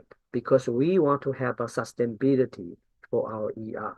And through the AI and big data, we can provide precision care that is a flow-based. So finally, I hope our ER care is not provided only at ER. You should outreach to the individual, to the community, to the hospital through telemedicine, remote monitoring, and one day, I expect that one day you have a lot of public health center in Indonesia, and you connect to the ER in hospital through the innovation that each person in the remote area and the remote island, they can receive good quality of ER care, even they are not seen in the big hospitals in ER.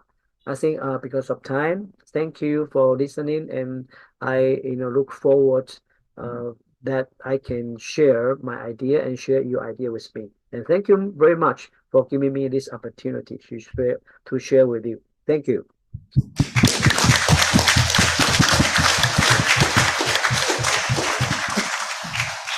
Okay, thank you, Professor Lai, for your very informative presentations. Now we are in the Q&A sections. If the audience have the questions, you can raise your hand or come forward to asking about the first session in this webinar. Any other questions? Okay.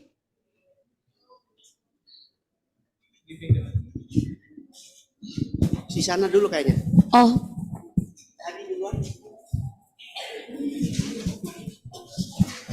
Boleh maju ke depan, Mas? Iya.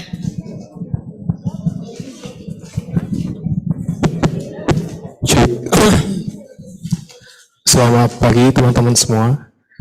Yang saya hormati Direksi Yayasan Sumber Waras.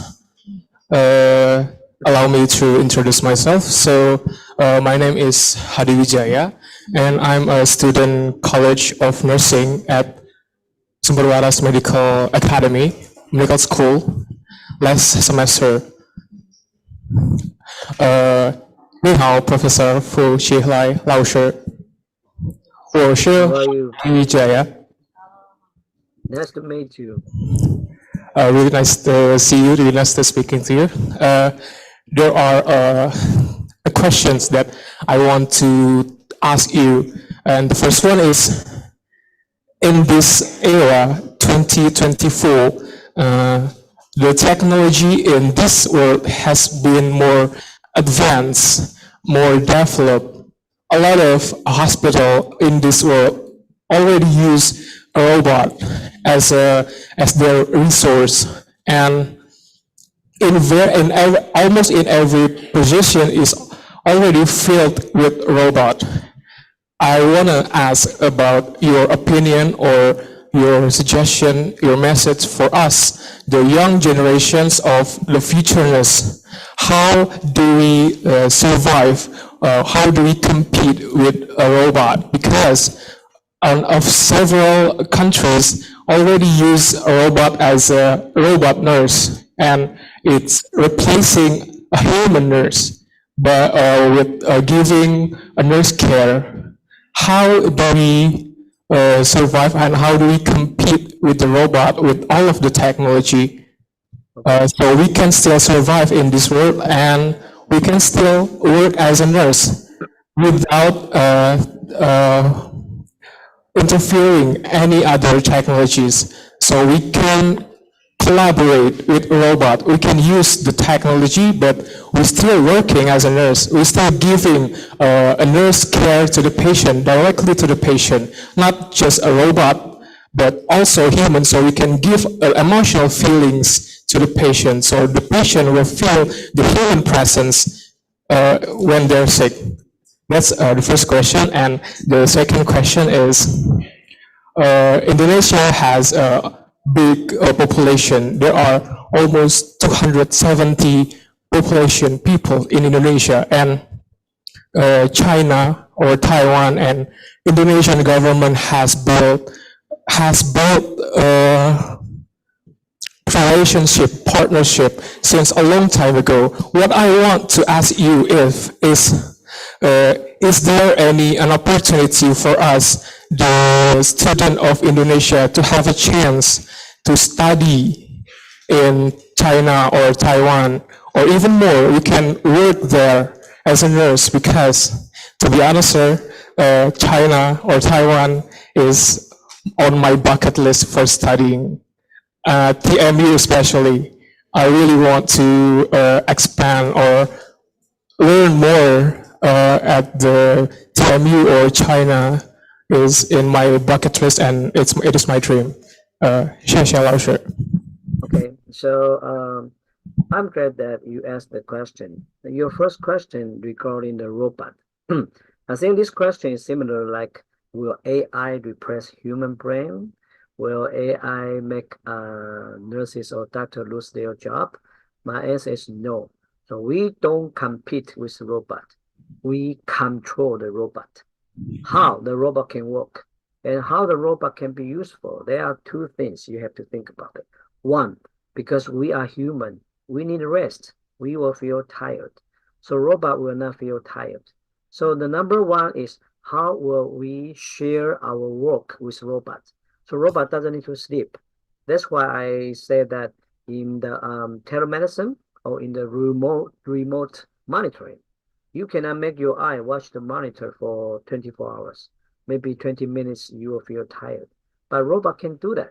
So we will give order, or we will give command to the robot to make robot work for human. So it's the robot listen to human. So we don't need to compete with them. But how will we make it happen? Let me give you an example. As I mentioned, if we have a very big ER for 50 beds, so you might have 8 nurses or 10 nurses work at the same time. But why? Because you need to change the patient's position. You need to do the vital sign check every hour. That's for human.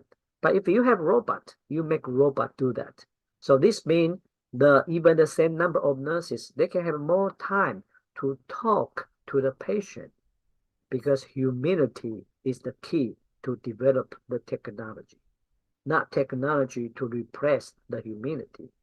So if your patient has dementia, or if your patient is very irritable, always move something, and the machines keep alarming, and how will you manage that? Ask the robot to help you. So I personally don't think the robot will replace human. And how will we make it efficiently is the key. So that's why I talk about the electronic medical record and big data. We use the big data to develop the AI to teach the robot how to work efficiently. Then the nurses can have more time to do what their nursing profession should do. For example, communicate with the patient. For example, you collect the information to teach your robot. So I think this is the way. So I don't think you need to worry about that. But you need to worry what kind of data I need for an ER nurse, for ER care, that I can educate my robot. And I can use the robot to have a balanced work and a life to increase my patient safety and my quality of care. So I think this is my answer to your first question. Second question, of course, you are very welcome to study in Taiwan and China. But I have to remind you, if you want to study in those two countries, we get different passports.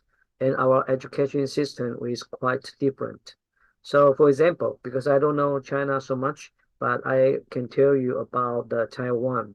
So even the National Chengkong University or in Taipei Medical University, we are very welcome the Indonesian student. So even I personally, I have a student already graduate from a master program, and I also have an international student from Indonesia, from Vietnam, Philippines, and also Thailand and Belize in Central America, even Africa. So you can apply, you can check our school's website, you can come. And I'm sure we have the professor from all different specialties. Many of us, we get our master and PhD degree from the United States. And also my university, we also have connection with Japan. Like this week, from this Monday until next Friday, we have 31 Japanese students. They're from all different universities from Japan. They will come. So you have the opportunity to expand your international vision with them. So that will be the opportunity that you can study. So you can check our website.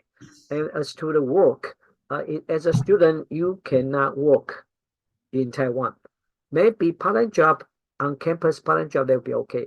But meanwhile, we have a scholarship. And I also believe that the Indonesian government also provides scholarship, and our university provides scholarship. And after you finish, if you want to work in Taiwan, you need to take the nursing license. They're only written in the Chinese language. So that would be a big challenge. But we do have a student, they come to study, they bring their family. So they have their child here. They were born in Taiwan, and they study Taiwanese primary school. So the Indonesian kids, they can speak Taiwanese very well, which their parents is our student, they cannot. So that would be a very fun. So this is the answer to your question for studying in Taiwan. And for work, as I mentioned again, you can only work as a part-time job on campus. So another one, we have a Indonesia worker, they work in long-term care facility. For that one, you can work. But for nurse, you need to pass the license. But as I mentioned again, because the student visa, a student visa does not allow you to work at the long-term care facility and study at the same time. They will be illegal. But you can work after you graduate in the long-term care facility. So we already have the many people from Indonesia, they work in the facility. And I hope I give you the very brief answer to your question. And thank you for asking the question. Okay, thank you, Professor Lai, and thank you, Hadi, for your question. So don't worry, because we didn't replace by technology, but we need to think about how we utilize it, right? And also, because of time, we come to the end of the sessions, and allow me to read the resume of our first speakers, talking about the issue in emergency care. Start with the increase in patients flow, and also the shortage of manpower, aging society, and how we apply technology to promote fast and improving the care, especially in nursing. And as a healthcare provider, we are need to provide more comprehensive care, especially for the vulnerable populations. And we also need to address some challenges, such as very specific population for the child, elderly, and also the issue of palliative care. And the last, we need to think how in the future we can provide a sustainable emergency room care. On behalf of the organizing committee, I extend our sincere thanks to all of the participants to making this webinar success. Until we meet again, let's continue to strive the excellence in emergency nursing care And then best wishes for all of you. I will hand over to the Master of Ceremony. Thank you very much. Thank you. Oh, Professor, a moment, because the committee would like to hand over the certificate for you and then take a pictures online. Okay.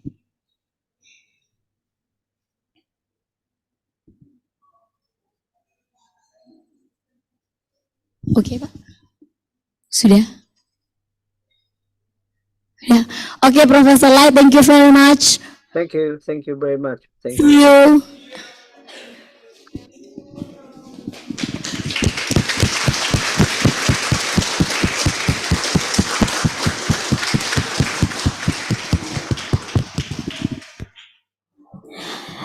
Thank you, Nurse Dua. Okay, ladies and gentlemen, the second session about emergency care of vulnerable groups. The presentation will be leading by Nurse Irman M. Kep, Spesialis Keperawatan Medikal Bedah, as moderator.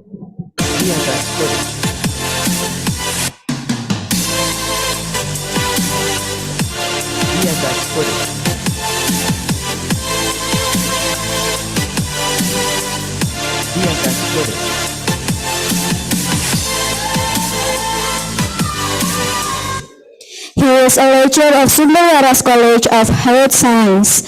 His education is Bachelor Program of Nursing Sciences from Mandala Walia University in the year of 2011 until 2015.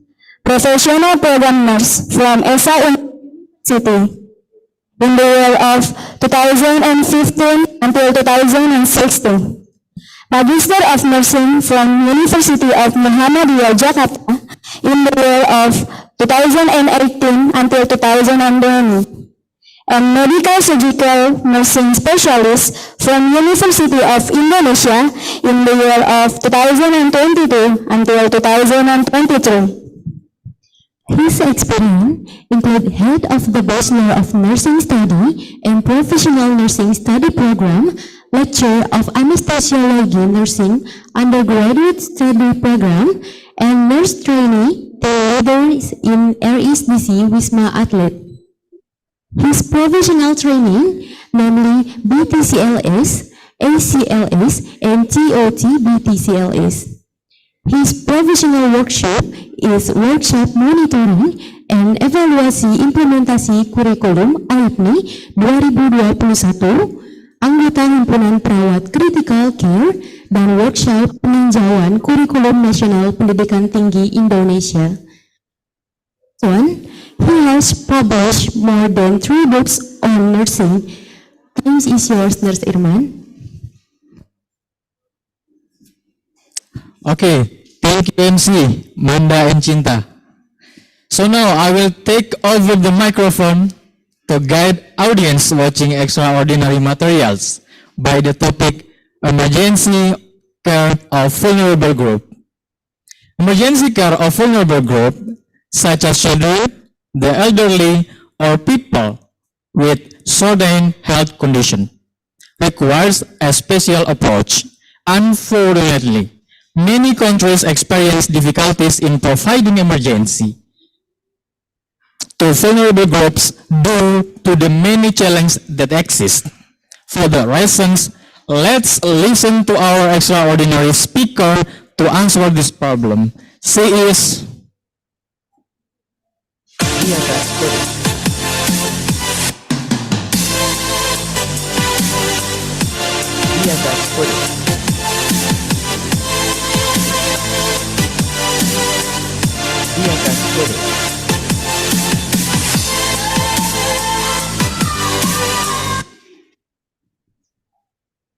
okay, let me read her CV. Associate Professor, Dr. Pranit Somatana, Prince of Songkla University, Thailand, since 2013 until now. Last educations, 1988, graduation Master of Nursing Program from Mahidol University, Thailand. And 10 years later, graduation for Doctor of Philosophy Program in Medical Anthropology, University of Queensland, Australia.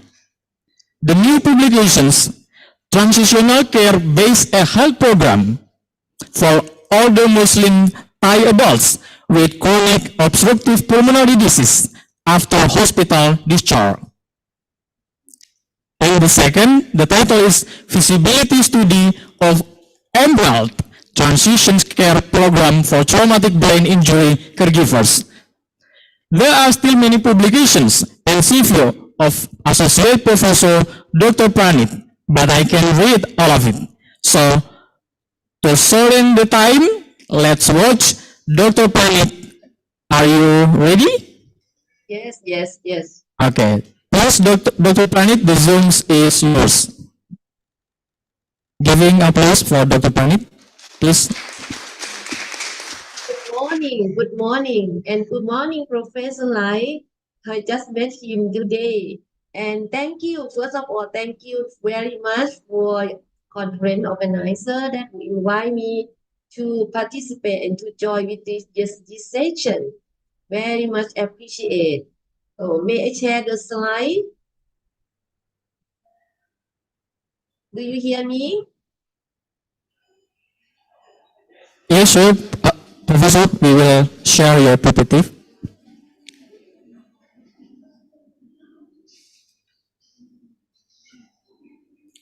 Okay. Okay. Have you seen my slide? Okay. Professor? What I'm going to share with you today is a part of my work that is still ongoing. It's about why I am interested in emergency care for vulnerable population. Okay, this is I will start with some outline. Today I'm going to talk of the significance of emergency care in global context. And as you seen from Professor Lai that we already know, and then we already learned about that why emergency care is really a first point of care that we need to do more, okay, in the future. And I'd like to share with you some concept very much important now for nursing field and healthcare field about how we can integrate the emergency care framework in our emergency care. And maybe would like to share with you about some concept when we talk about vulnerable or vulnerability and caring for vulnerable group, and some intervention that can improve emergency care service for vulnerable people. And my lesson learned at last and challenge that we can talk about.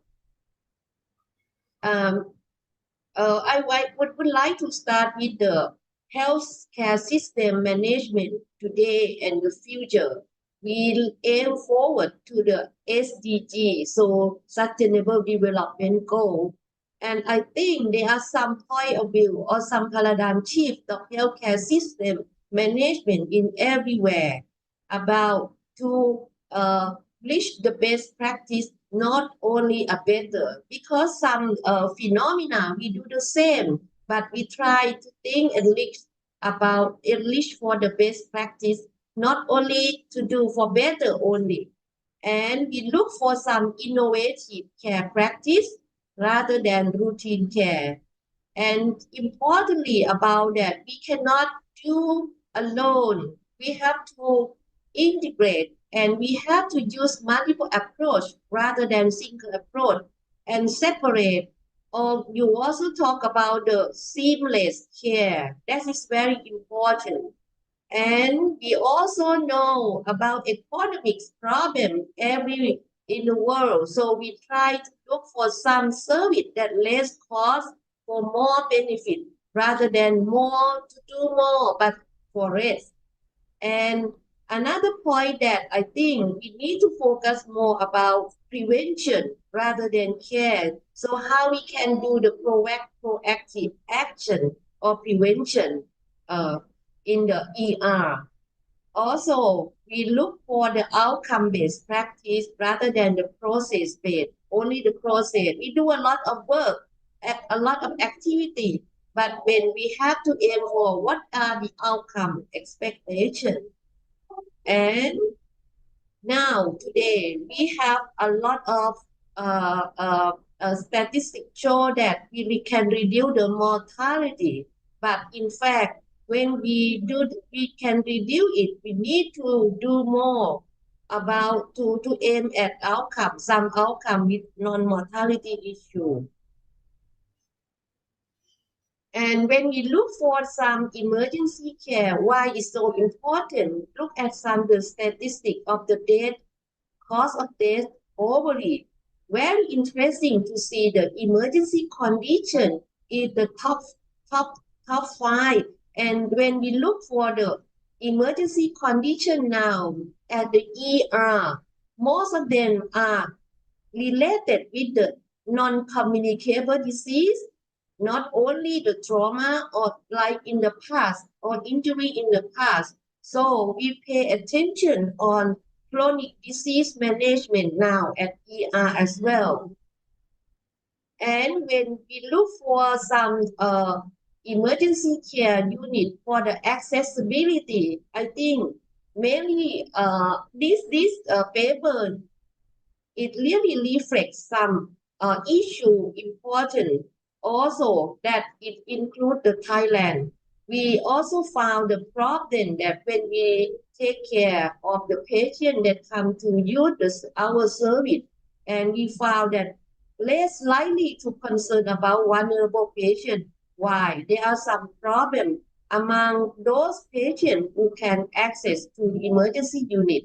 And as well as when we look for the professional point of view, we also have some issue really concerned about the emotional and also psychological problem, and also the coping strategy that when we care for the patient. As well as when we look up the framework for the right issue, everyone should have the right for help and to can have access. For example, for availability, accessibility, acceptability, and quality. As well as we have to concern about the respectful for this group of population, because sometimes we ignore of this and then we still have some problem with this. And when we look for some global issue, they also really focus on the emergency care, not only the right for save the patient, but we have to concern about the other service that to increase the access to care for vulnerable population. In Thailand, we have a problem right now. We don't have really little information related to vulnerable population, but we still analyze some in some group, for example, older people and some migrant workers. So I'm going to show you in the last. And from systemic review, they also that we found that the burden of care is really attacked with the one who come with non-communicable disease. And those burdens, how we can reduce, but we need to work together. And the significance of care, emergency care in the health system right now, we have a paradigm shift, how we can integrate the care system together. We should not separate emergency care from other. We try to bridge the gap from emergency care and long-term care or longitudinal care.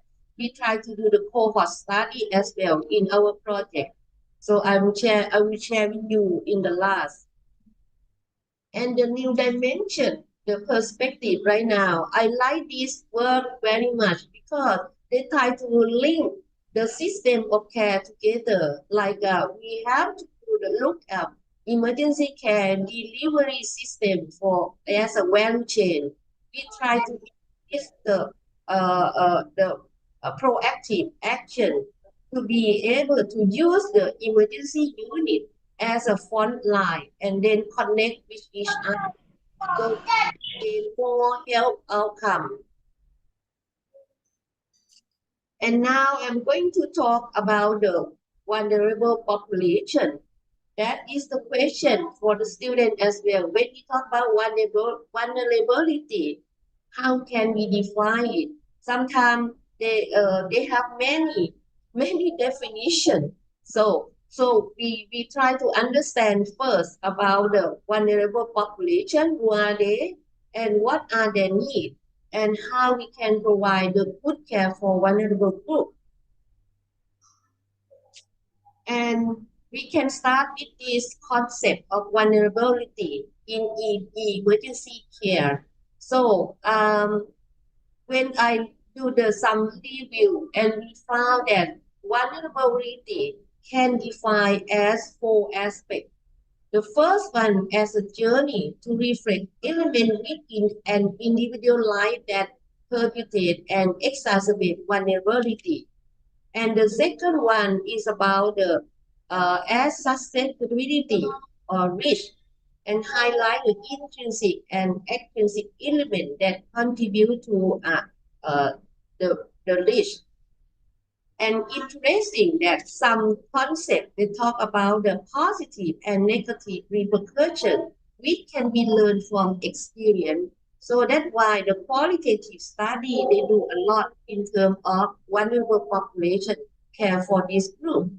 And lastly, if the concept is that means as a shared understanding to indicate the importance of understanding of the concept for patient care.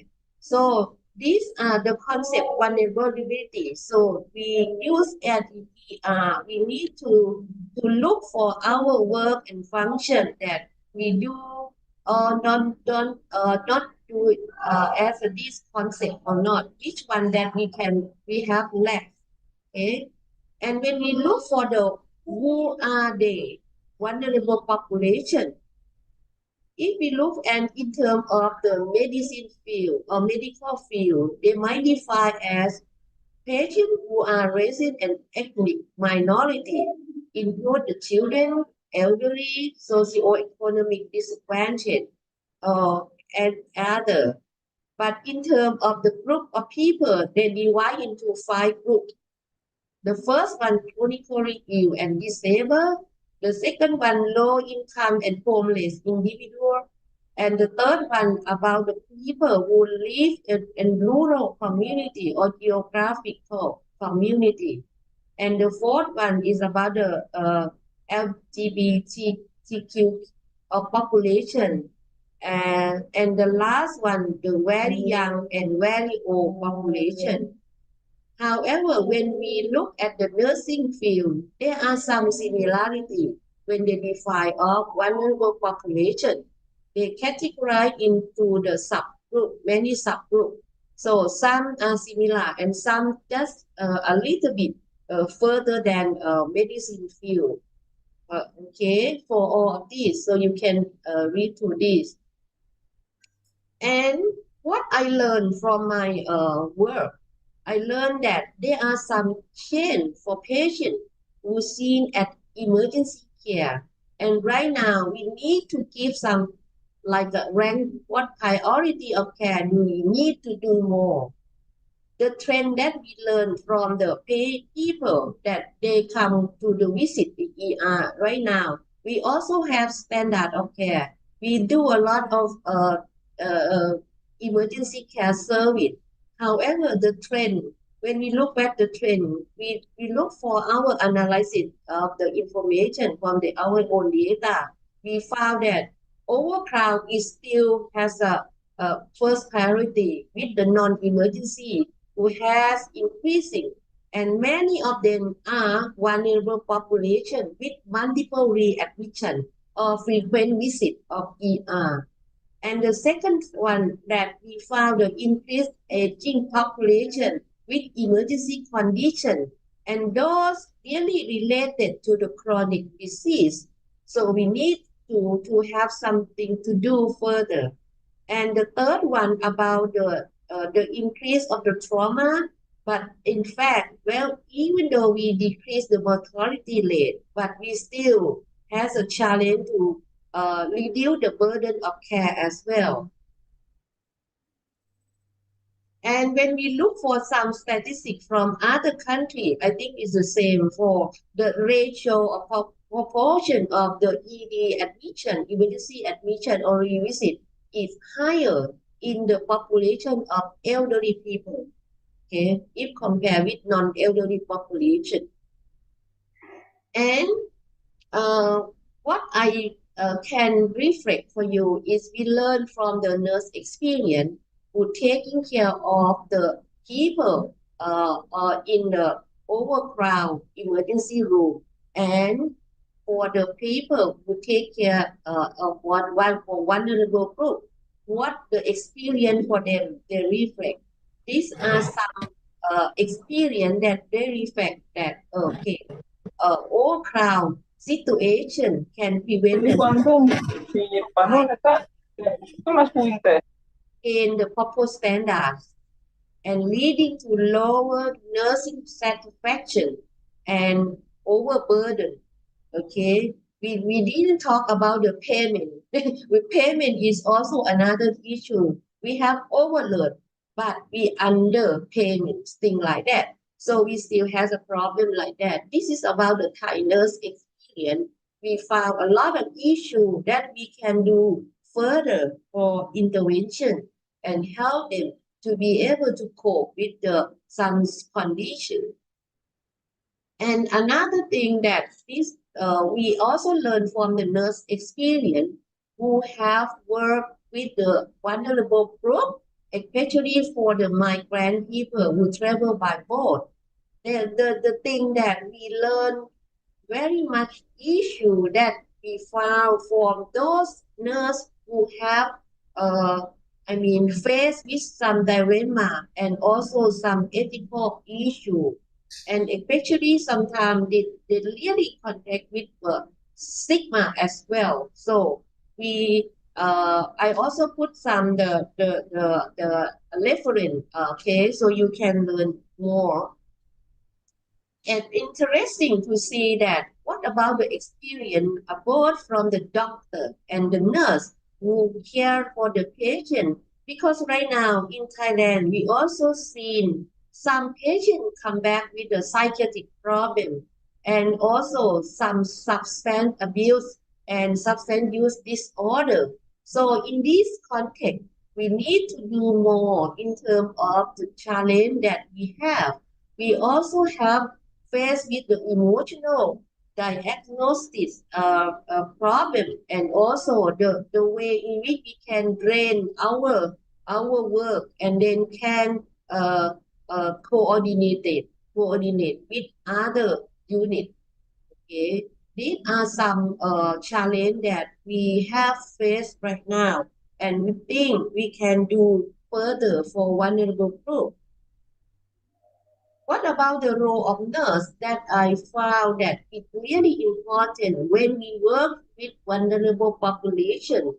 We also, when we train as an emergency nurse, we also train as a nurse practitioner as well. Right now in Thailand, when we have the short course training for nursing for emergency nurse practitioner, so for them, they can work in primary care service as well at the healthcare center. And also there are some people come from the primary care service. They come to learn about and take the short course training for 4 months.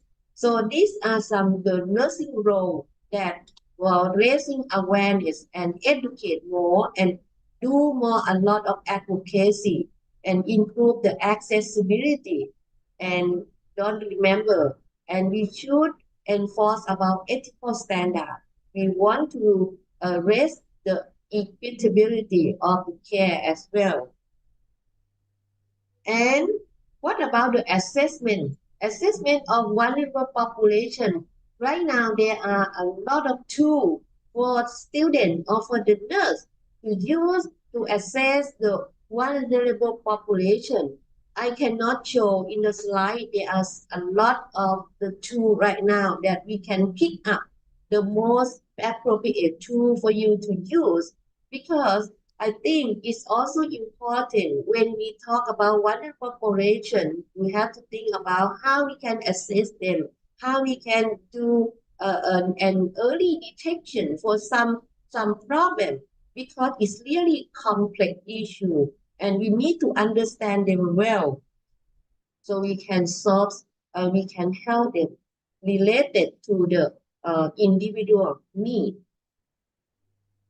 And these are some interventions that we, and also the Professor Lai also talk about personalized care. I think it's very important for the person's personalized care or person-centered care. We need individual approach, and we also have to, however, in terms of emergency care, for the nurse experience, they also found a lot of challenge because they found some difficulty when they implement the person-centered care as well.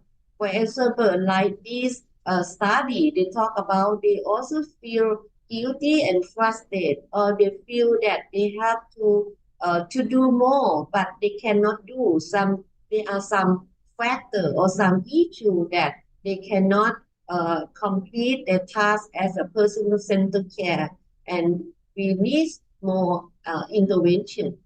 And not only person or individual-centered care or patient-centered care, we also can do the team-based primary care. We can apply this concept or this intervention to the ER, but in fact, we still need to do as a team.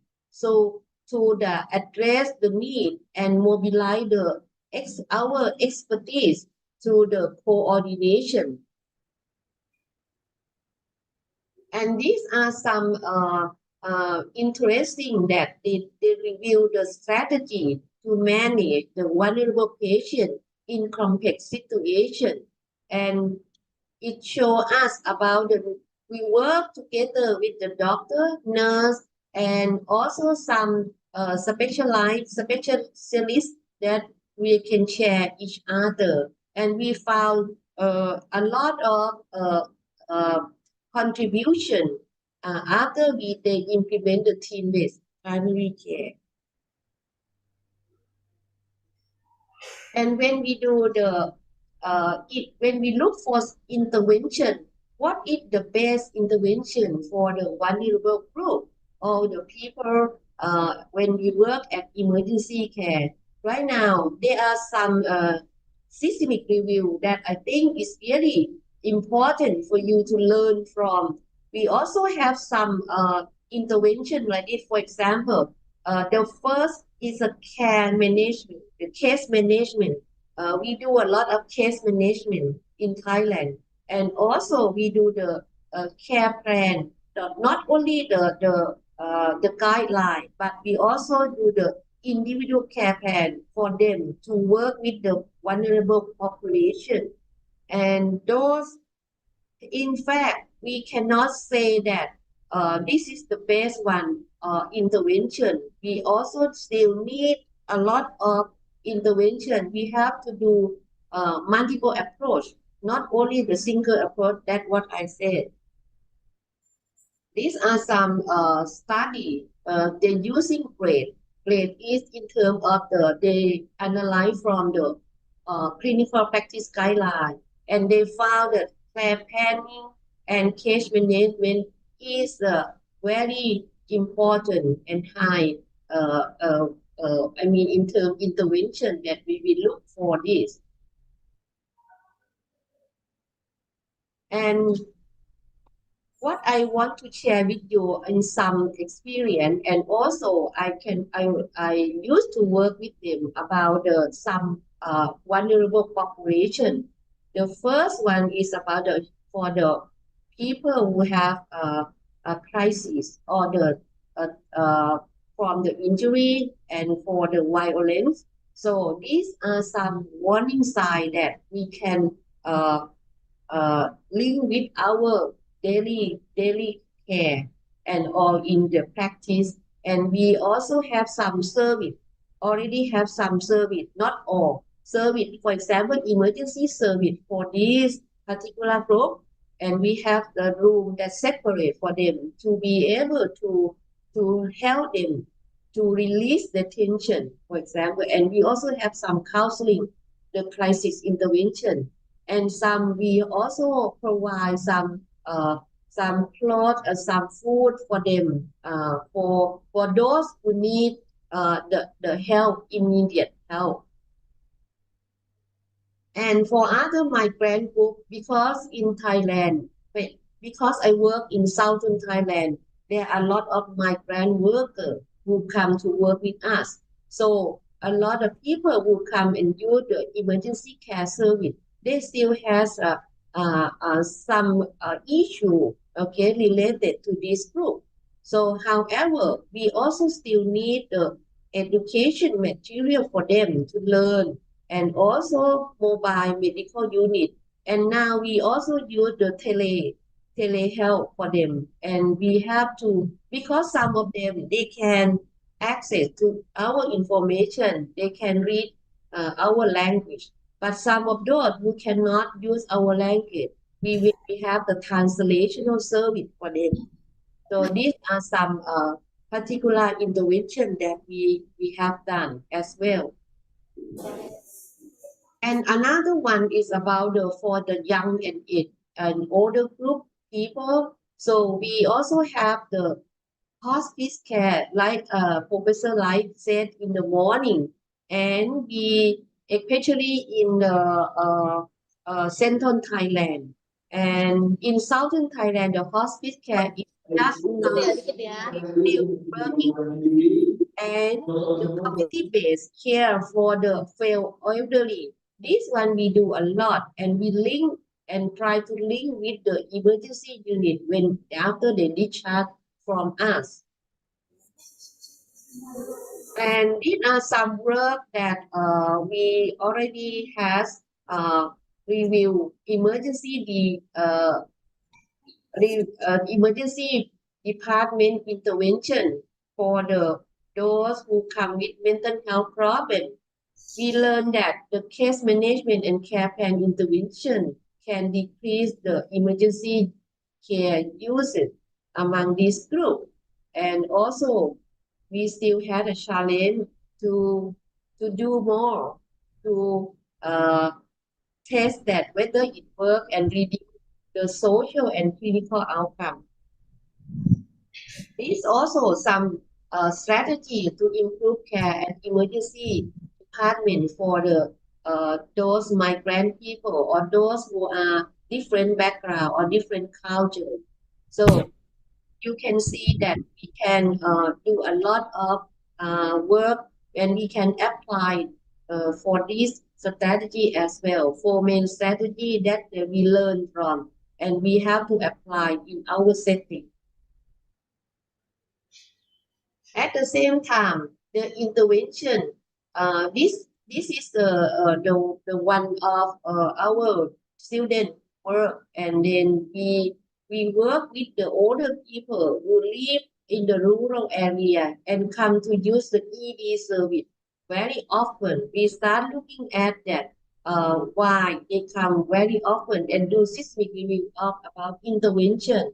We found that a lot of approach that we can do, and then we use this study to develop our intervention, our program to help them to reduce the ED visit and reduce in the COPD group, okay, some of students. Now, I'm going to share with you about our project that we have done. We do a lot of, in terms of we integrate emergency care with other units, and we do like a big project. Our project is under the Smart Emergency Care Service integration in Southern Thailand. We have a funding support from the Thailand National Institution, Research Institution for 3-year continuing project. So this this year is the end of the project. So now I'd like to share with you in some part about the geriatric emergency care that we work with older people. This one, we developed integrated geriatric emergency care system in southern Thailand. We work as a partnership with the government sector, non-government sector, and community sector. So we work together as a team. And this team that co-investigator is the doctor from the regional hospital. And then we have some project that working on the older people, how we can make a link. And also we concentrate on to increase the accessibility to emergency care unit for older people with stroke. Stroke is the first and high incident of the people right now in our area. So that's why we pick up the older people with stroke. Stroke care is our priority. And these are the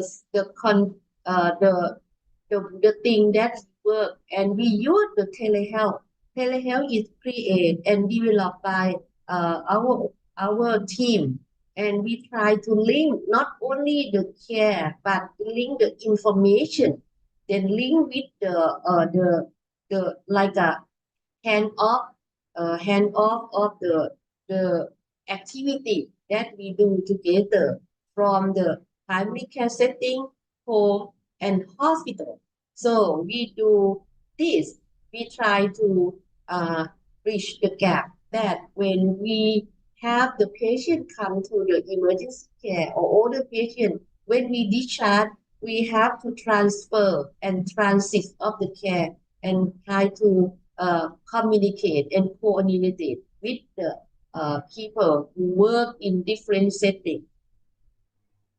And what we learn that when we work like this, we learn that when we work at emergency, not only emergency care that we have to work with other units. So people, we have to engage the people in everyday practice and identify together the gap and issue and develop the thing that we want to do more together and give outcome expectation.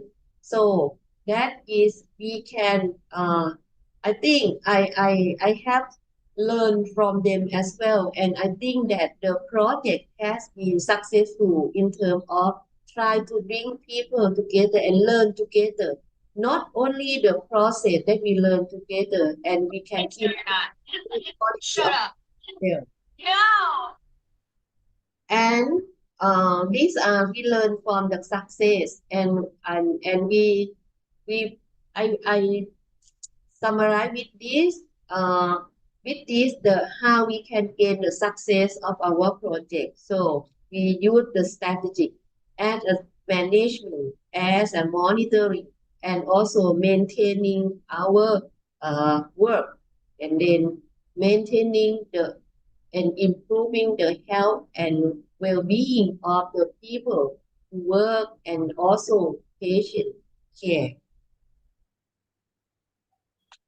And lastly, our challenge was next step. Our challenge is still we need some evidence base in emergency care for vulnerable population, because in Thailand right now, we're less likely to have this information if compared to the other group. So we still need more and more evidence-based knowledge to work on vulnerable population. Okay, we have to change our mindset when we work with these people. For example, we have the standard of care, safety. We have to concern about safety, quality, timely, speedy, systemic approach, continuous, seamless care, all together. And lastly, about the holistic care. We do not ignore about the psychological and spiritual health that we concern a lot in terms of vulnerable population. We try to increase our nursing competency to do more in terms of comprehensive assessment and system management. And we need more evidence and to increase the care quality and outcome. We try to reduce inappropriate practice and burden, and we try to increase the accessibility and diversity action based on our context. So we think in the future we will review or some particular issue and improve the quality of care. These are some the research roadmap that in our team like to do in the next 5 years. And you can learn from us because the focus attention on vulnerable population. So we have a team, we work with the doctor, with the nurse, who work in the emergency care and other community in the community as well. So if you are interested, so we can work and then and learn together. Okay, that is. I'd like to thank you again for the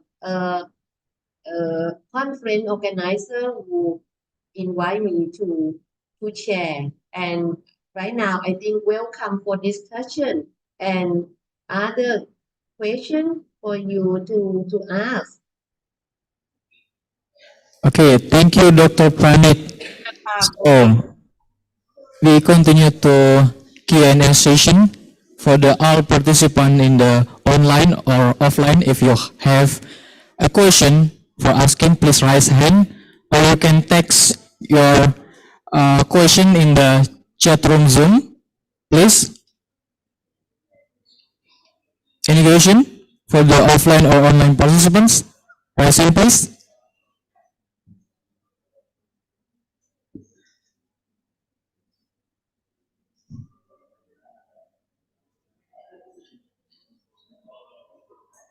You can ask in the chat box, but you have to translate in English for me too. Okay, yeah, thank you, ma'am. You can text us your question in the chat room Zoom in Bahasa. We can translate your questions in English, okay? Please.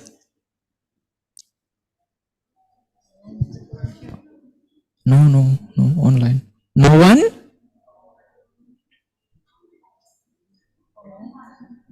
Where? Raise hand, raise hand. Oh, raise hand. Mario, please. Operator, can you help us? One participant raise hand. Hello, Mario. Please on your microphone. Mario Fieri, please on your microphone, please. Can you unmute? You still unmute your microphone. Operator, can you help us? Wait, okay. Hello, Mario? You can hear me? Yes, clearly. Okay. Continue, please. Everyone, my name is Mario Fieni by Mamenteng, and I'm a staff nurse. I work in one of the private hospital in South Jakarta, in Medistra Hospital. Good afternoon, Professor. First of all, I really appreciate for the community, especially the bachelor degree from. Thank you so much. And this.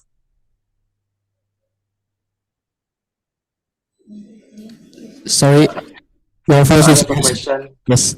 I have a question about your material.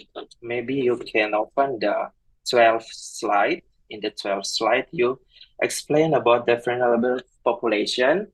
I need like a specifically explain.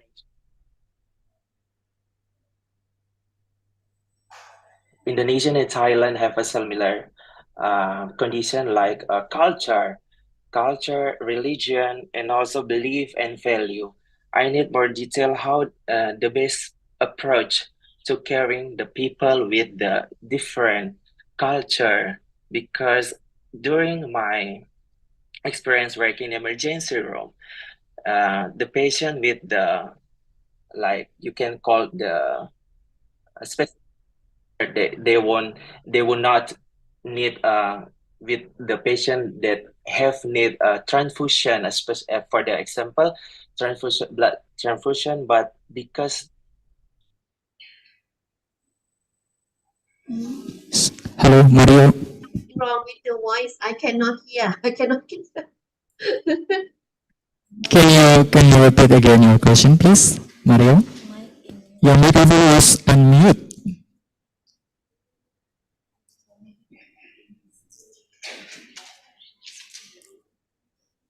Hello, Mario. We can hear you. We can hear you. Can you type your questions in the chat room Zoom, please?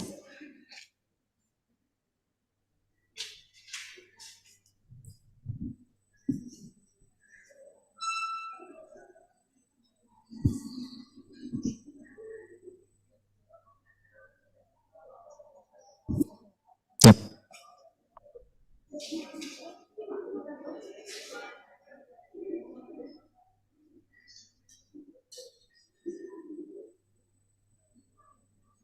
Are you done? Are you done?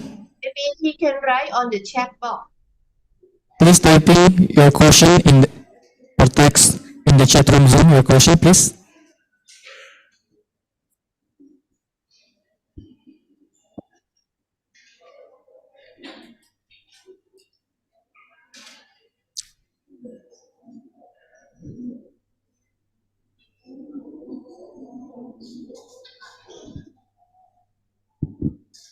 Kayaknya dia.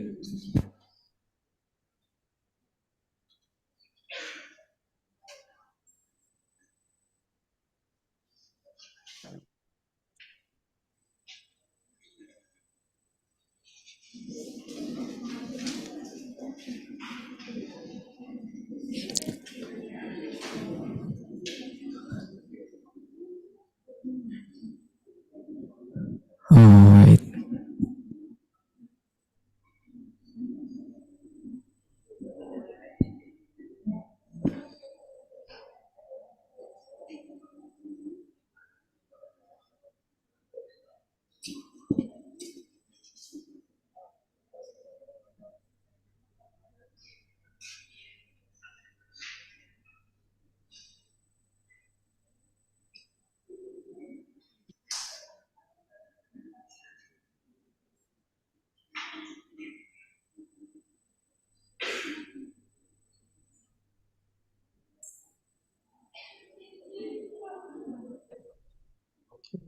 Hello, Mario. Can you make your sentence or question short?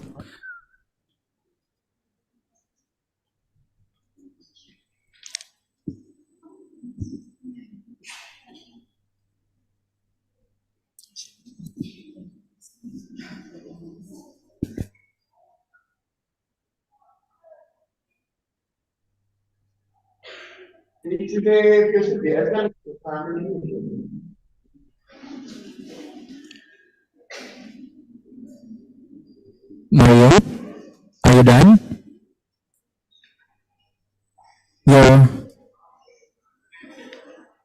We didn't see your question in the chat room Zoom. I can directly read your question in the chat room Zoom, please.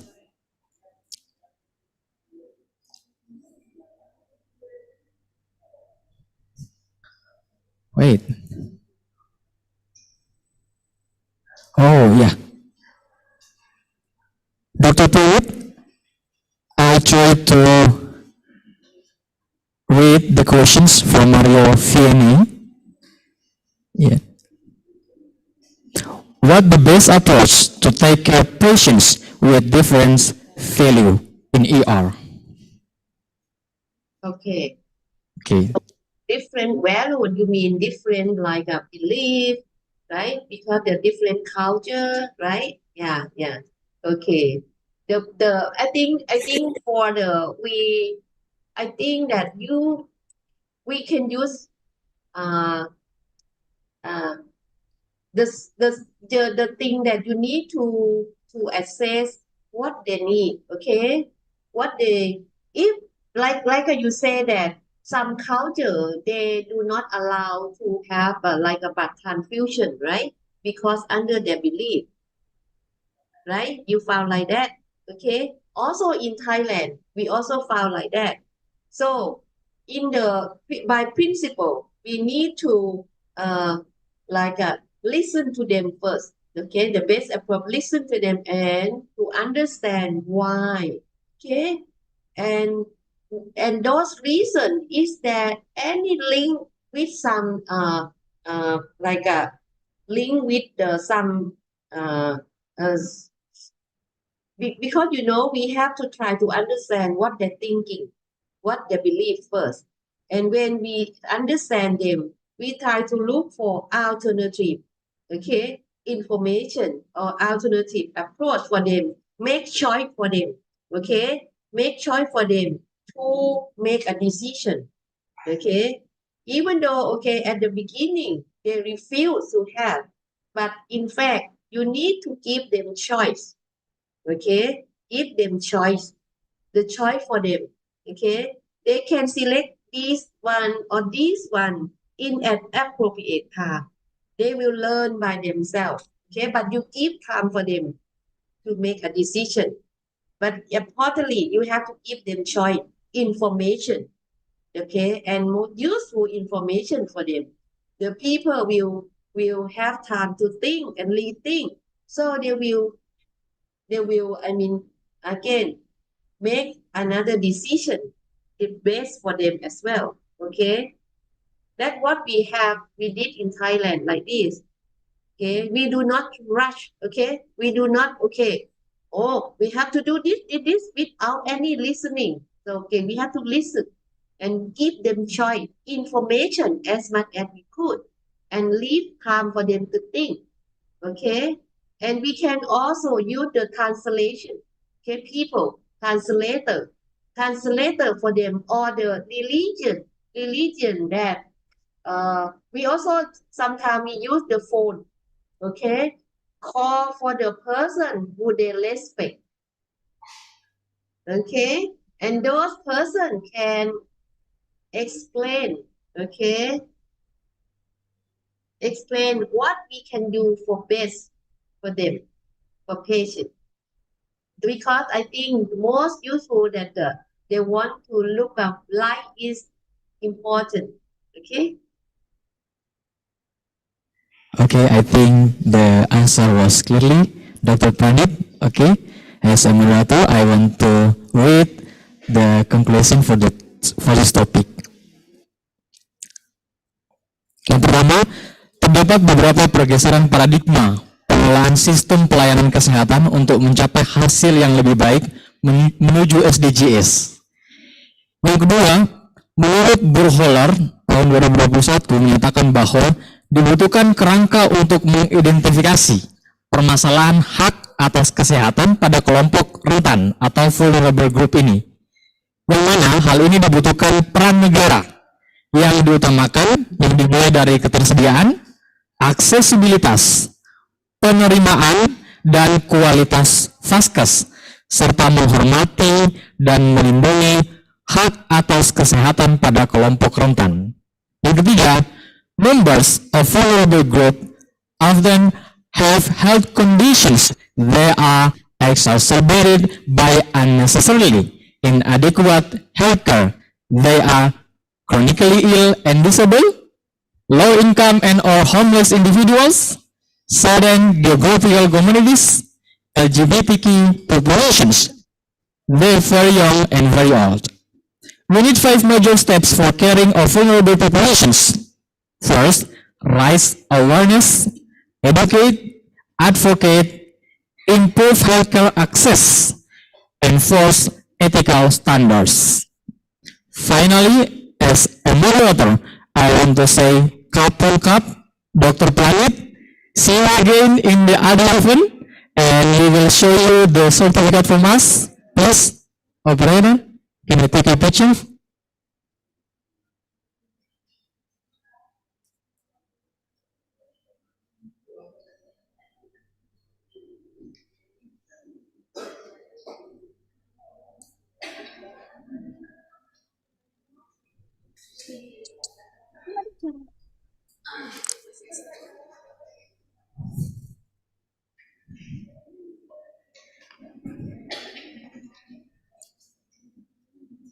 Please, the certificate. Yes, okay. Dr. Pradip, yes, okay. Okay, thank you so Yeah. much. Thank you so much, Dr. Pradip, again for the other event. Please giving applause. Thank you. Okay. Thank you. Back to MC, thank you. Thank you, Nursiman and Dr. Pranit. It's such awesome and very interesting discussion. Before we start the third and fourth session, I would like to give you all a poem. Flowers blooming in spring, smells good they bring. I thought we were something, turned out we are nothing. Ladies and gentlemen, we take a few minutes for ice breaking. Please stand up.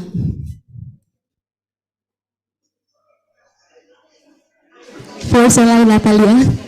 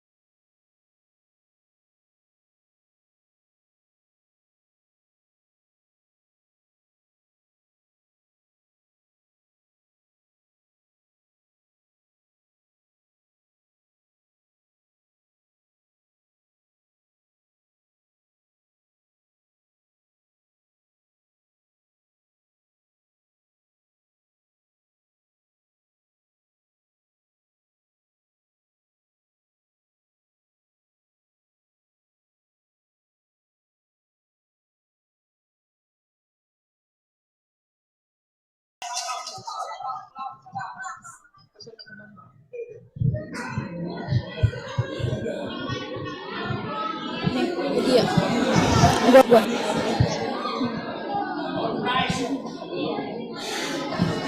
Sebelum memulai acara selanjutnya, berikut langkah-langkah pembuatan akun LMS untuk peserta online yang baru hadir.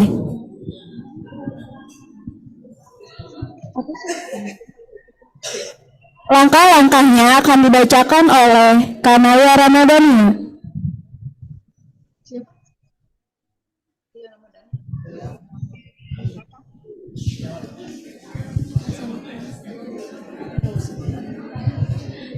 Baik, untuk para peserta, jika ingin mendapatkan sertifikat, kami akan menampilkan beberapa langkah-langkah untuk bisa mendownload sertifikat kalian. Pertama, masuk ke akun LMS kalian.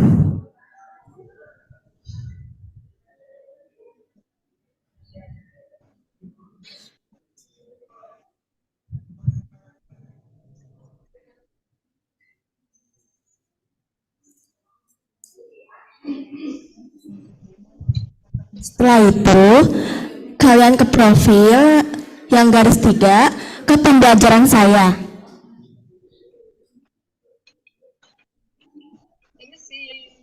Setelah itu, pencet yang sedang berjalan.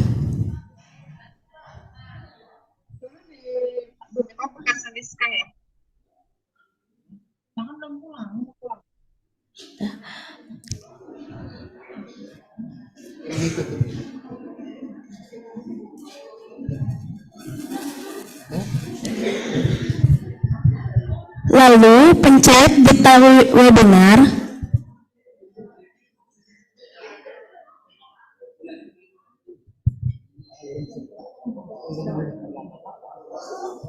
Setelah itu ada klik lanjutkan, silakan klik lanjutkan.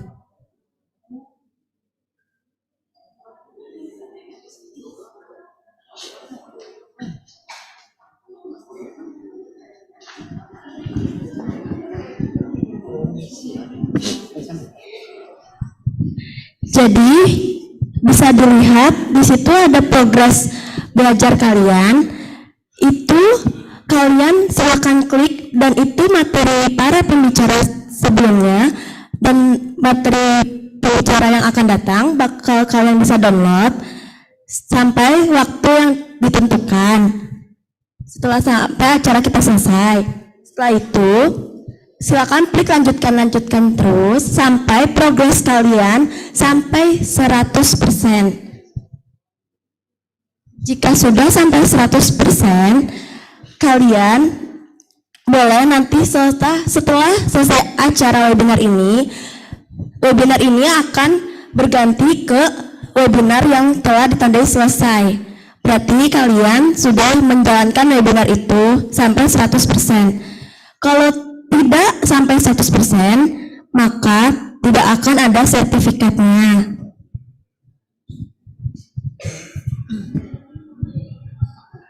Dan untuk mendapatkan sertifikat itu diberi waktu untuk mendapatkannya minimal 3 minggu masuk ke akun LMS kalian.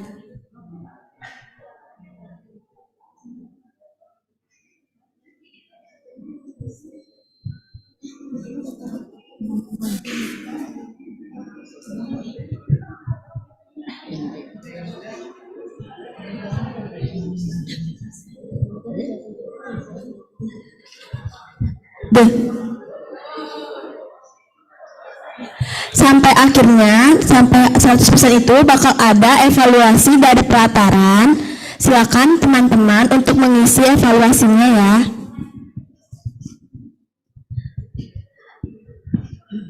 Baru setelah itu boleh diselesaikan.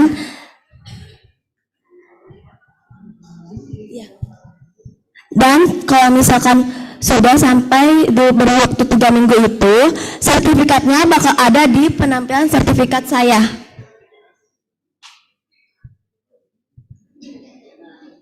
Dan nanti bakal ada unduh sertifikat.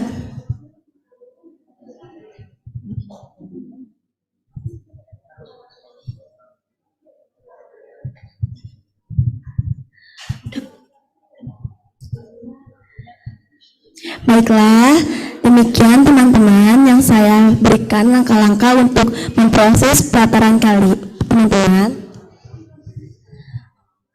Kurang lebihnya mohon maaf dan terima kasih.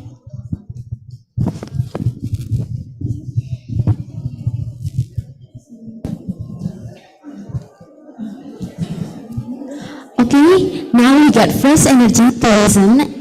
The third topic about update neurology emergency nursing by Nurse Dea. Time is yours, Nurse Dea. Okay, thank you MC. Okay, hello again. Assalamualaikum warahmatullahi wabarakatuh. Masih semangat ya teman-teman semua yang ada di sini? Masih baik. Kita lanjut ya untuk ke sesi ketiga pada hari ini. Setelah tadi kita mendengarkan dua pembicara dari Taiwan dan juga dari Thailand gitu ya.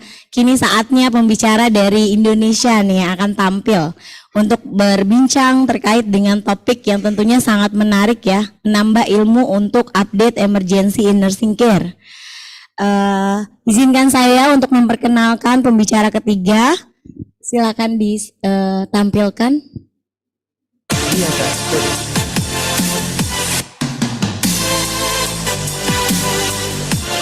Iya, Kak.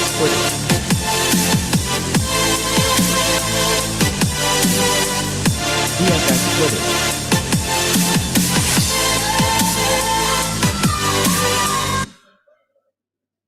Ya, baik. Ini adalah profilnya ya. Saya panggilnya Ibu Nurse Amelia Ganevianti, MKep SPK KMB. Beliau adalah nurse practitioner di Rumah Sakit Hasan Sadikin Bandung. Boleh ya. Saya akan membacakan profil edukasi. Beliau saat ini sedang menjalani program doktoral ya, Bu, di Faculty of Nursing Prince of Songla University, and beliau juga telah menempuh pendidikan program spesialis keperawatan medikal bedah pada tahun 2019 sampai 2020 di Universitas Indonesia. Beliau ini sangat produktif ya, kalau Anda searching di Google Scholar namanya ya Bu Amelia Ganevianti, Anda akan menemukan banyak sekali publikasi yang tentunya menarik ya untuk dijadikan referensi nih, terutama bagi para student. Yang terbaru itu tentang immediate care for traumatic brain injury patients and caregiver in low middle income country, and juga ada kualitatif study terkait dengan discharge planning, dan ada juga terkait dengan yang tadi ya profesor dari Thailand terkait Dr. Planet tentang transitional care. So mari sudah tidak sabar lagi kita mendengarkan topik dari Nurse Amelia Ganevianti. Sambut dengan tepuk tangan. Silakan Bu.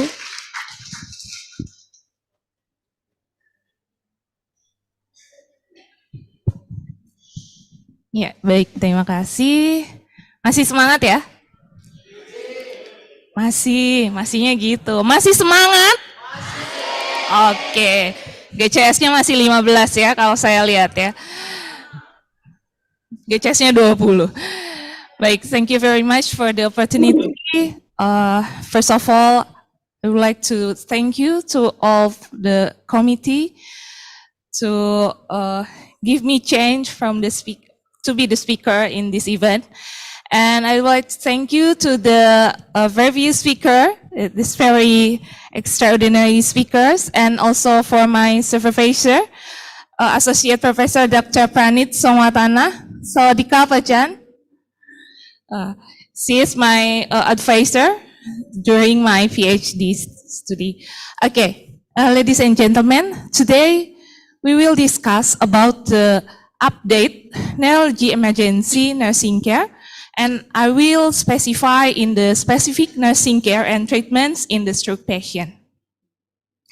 And now I'm the nursing committee at the Hasan Sadikin Hospital, and also I'm the supervisor nurse at the high care unit at Hasan Sadikin Hospital.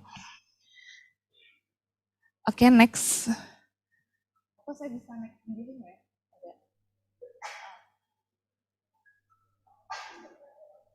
Ayo deh.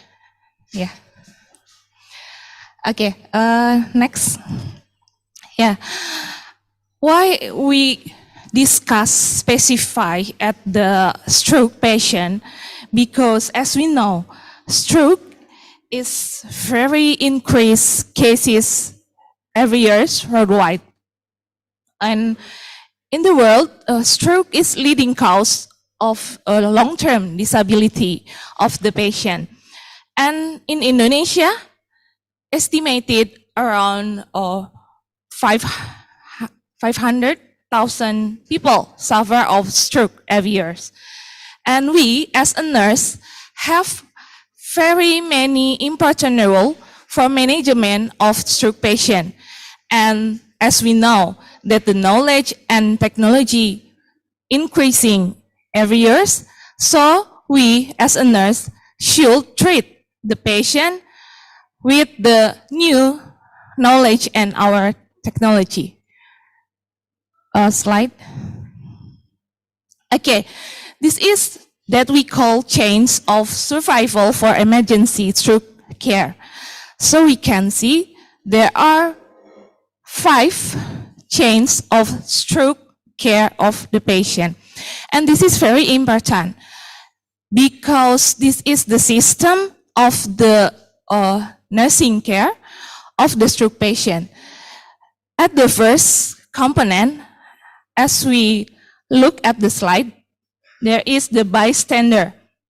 So the community awareness and also call emergency for the stroke patient is very important.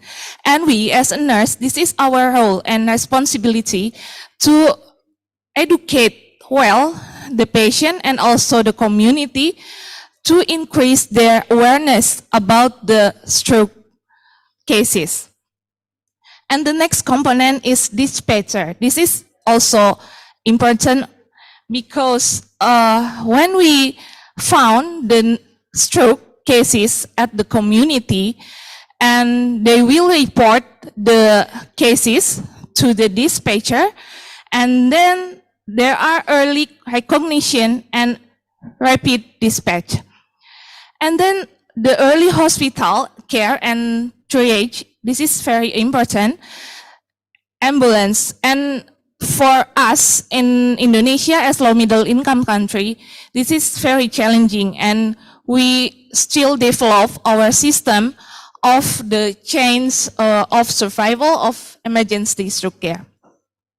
And what we do at the hospital, the early treatment of ischemic and hemorrhagic stroke is very important because we know that there are 2 types of stroke. We call ischemic and the hemorrhagic, and the guidelines of the type of stroke, each stroke, it's very important. Also, rehabilitation.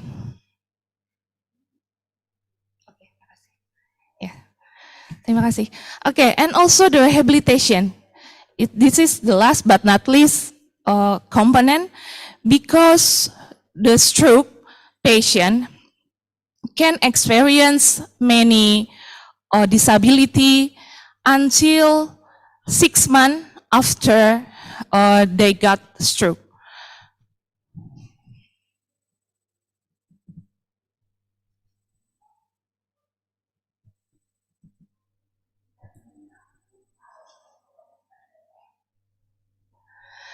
Okay, this is the 10th step of improve about the stroke survival. At the and in the Thailand and also I think the New Zealand also, I have visit the New Zealand hospital, and there is the stroke registry in the in their country, and I think in Indonesia we still develop it also. This is similar, so the public awareness is very important for the stroke patient. Also early recognition. Yeah, and the other is the similar with the previous slides. For the pre-hospital setting, we can found the code stroke. What is the code stroke? Code stroke is the care protocol to facilitate patient to reperfusion therapy in shortest time possible. Because we know that for the stroke patient, there is the golden period to the patient.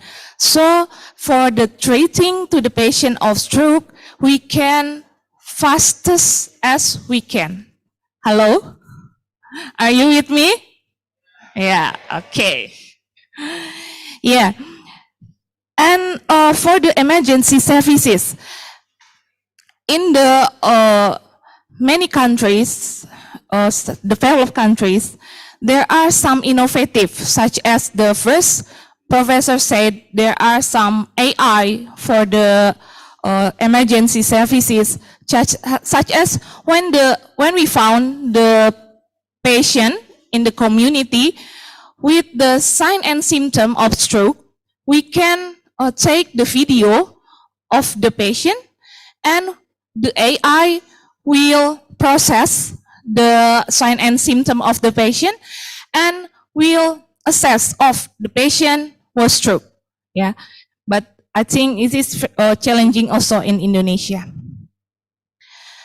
And then mobile stroke unit, this is also important. And then the comprehensive stroke center and also primary stroke center. This is the component that very important for the stroke patient. And this is the ICLS adult suspect stroke algorithm. So what is the important for us as a nurse? The first thing is support the patient airway. So if all of you have finished your study and you as an emergency nurse, the first thing, if you found the patient of stroke, you can remember that the airway of the patient is very important. So we can ensure that stroke patient airway is maintained and oxygen saturation greater than 94%. Also, perform Cincinnati per-hospital stroke assessments.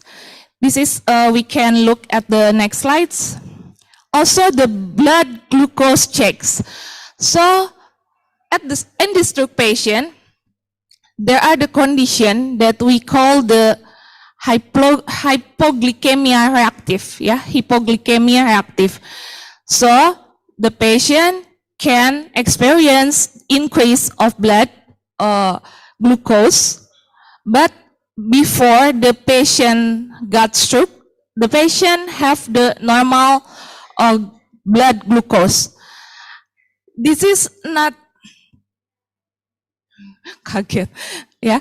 The patient not diabetes mellitus, but when the patient stroke, they got the blood glucose increase, because when the patient got off stroke, there are many stress in our body, and in our brain, there are the activating system, the cortisol hormone will increase, and also the process of gluconeogenesis also will increase, and the blood glucose of the patient will also increase. So, for the treating of the patient with stroke, we can routine check for the blood glucose of the patient. And the next component is establish time zero. So we can make sure what time of the onset of the stroke patient, because we know that there are the golden period of the stroke treating. And also the TICE and alert stroke center. This is very important also. When the patient arrives at the hospital, at the emergency room, what should we do?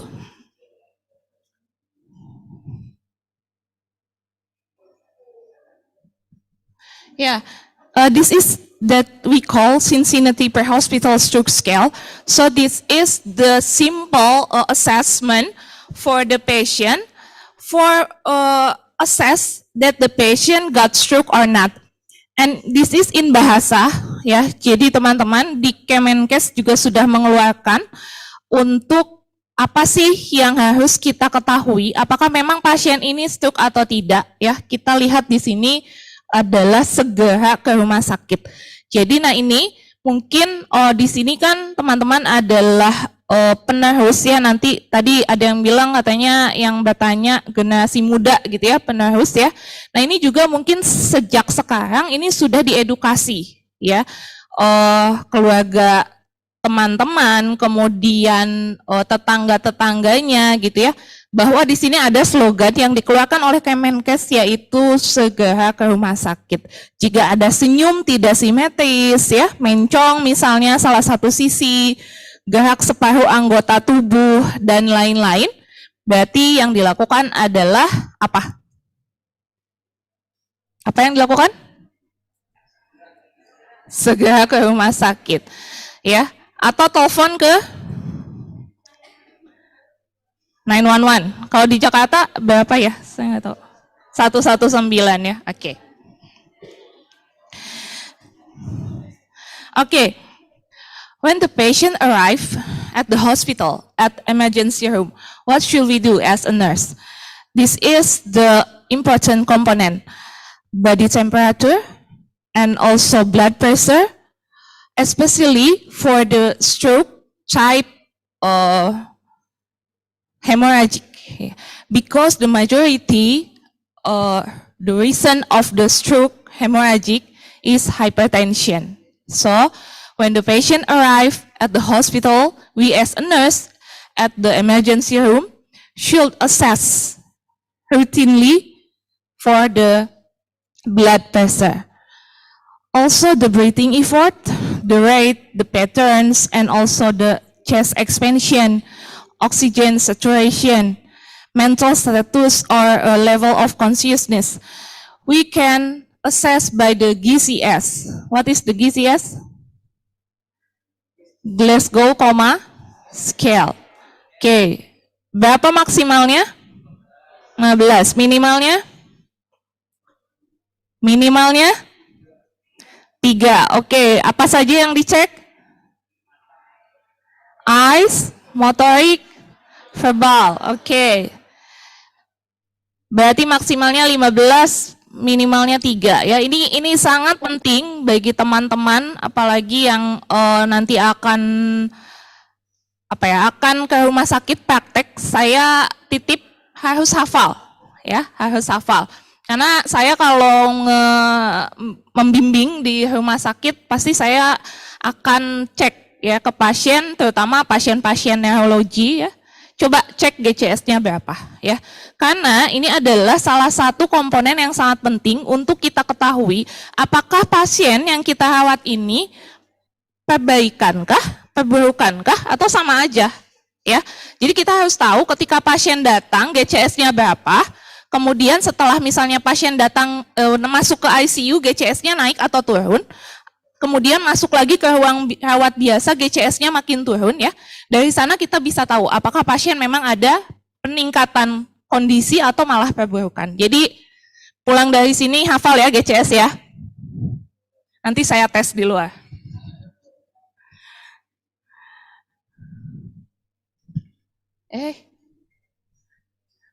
Agak susah ya.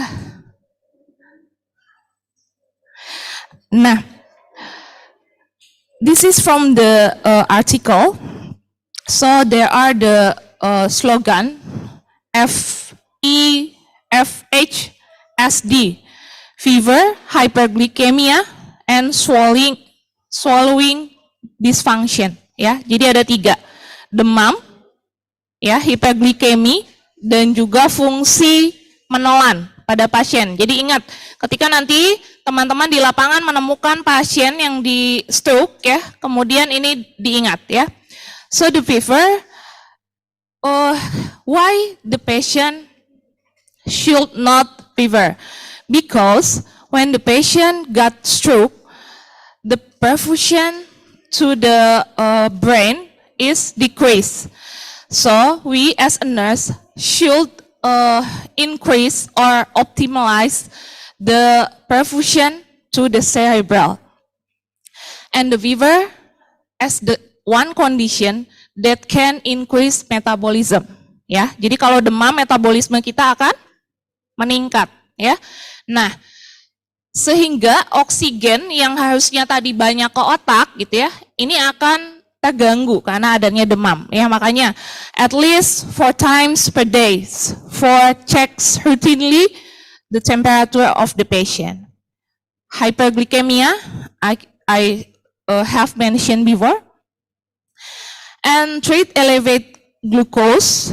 Then when the blood glucose more than 180 miligram per deciliter, ya. Jadi kalau di sini di guidelines-nya kalau lebih dari 180 yaitu di treatment, ya. Kita kolaborasi bisa pakai insulin, ya.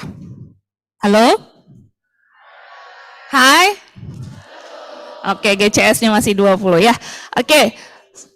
Dysphagia, ya. This is the most important also because the majority of the stroke patient experience the dysphagia, ya.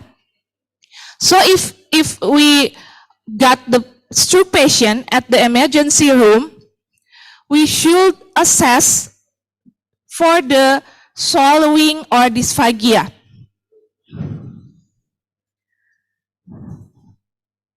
Yeah, this is the example of the tools that we can use to assess the patient dysphagia or not. We call gagging swallowing screen evaluation. There are 2 steps for the assess. For the first step, this is preliminary investigation, and we can get the score from the patient. So if the score 1 to 4, the patient not experience dysphagia, and the assessment can we repeat at the 1 per day. But if the score 5, we can continue with the direct swallowing test, ya. There are semi-solid, liquid, and solid, ya.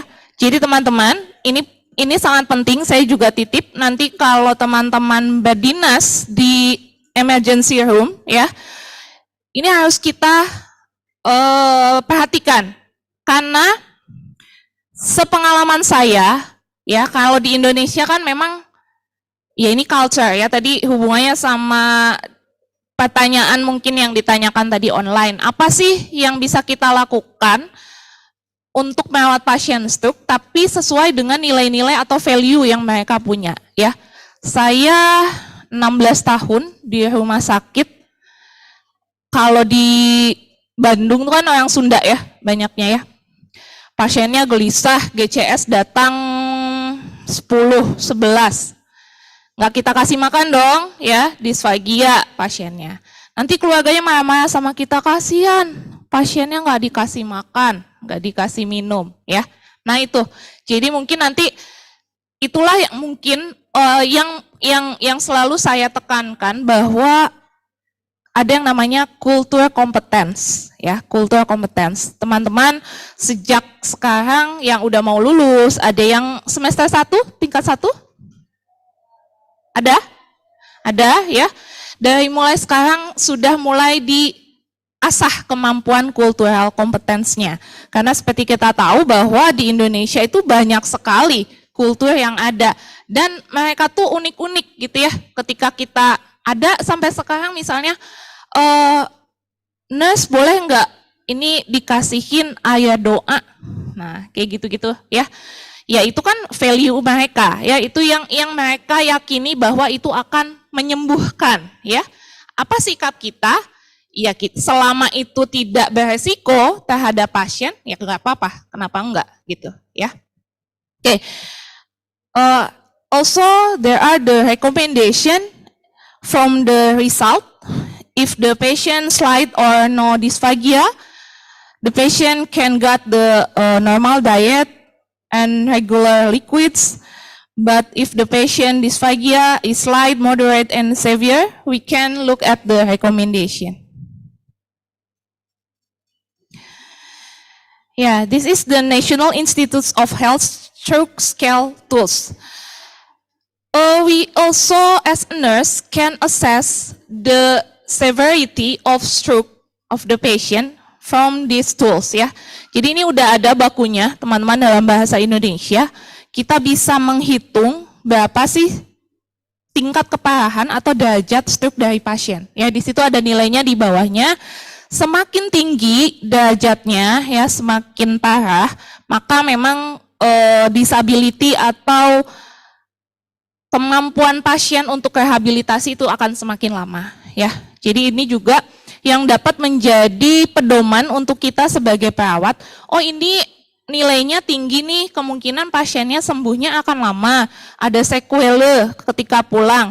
Nah apa yang akan kita lakukan pada pasien? Termasuk edukasi apa dan training apa yang perlu kita lakukan pada keluarga pasien. Oke, another recommendation at the stroke unit. So at the hospital, this is the recommendation that we should have the stroke unit. At the stroke unit, we can do the head positioning ya. Jadi suka dengar head up 30 derajat ya. Gimana sih head up 30 derajat?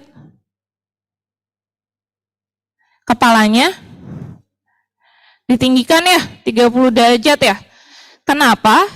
Karena memang dari hasil penelitian 30 derajat ini ya head up itu dapat mengoptimalkan venous return dan juga menurunkan tekanan tinggi intrakranial. Jadi kalau misalnya kita ingat nanti teman-teman bisa buka ada yang namanya doktrin Monro-Kelly. Doktrin Monro-Kelly itu bilang di dalam otak, di dalam intrakranial kita itu ada hanya 3 komponen ya. Otak, darah dan juga CSS. Apa CSS? Cairan cerebrospinal.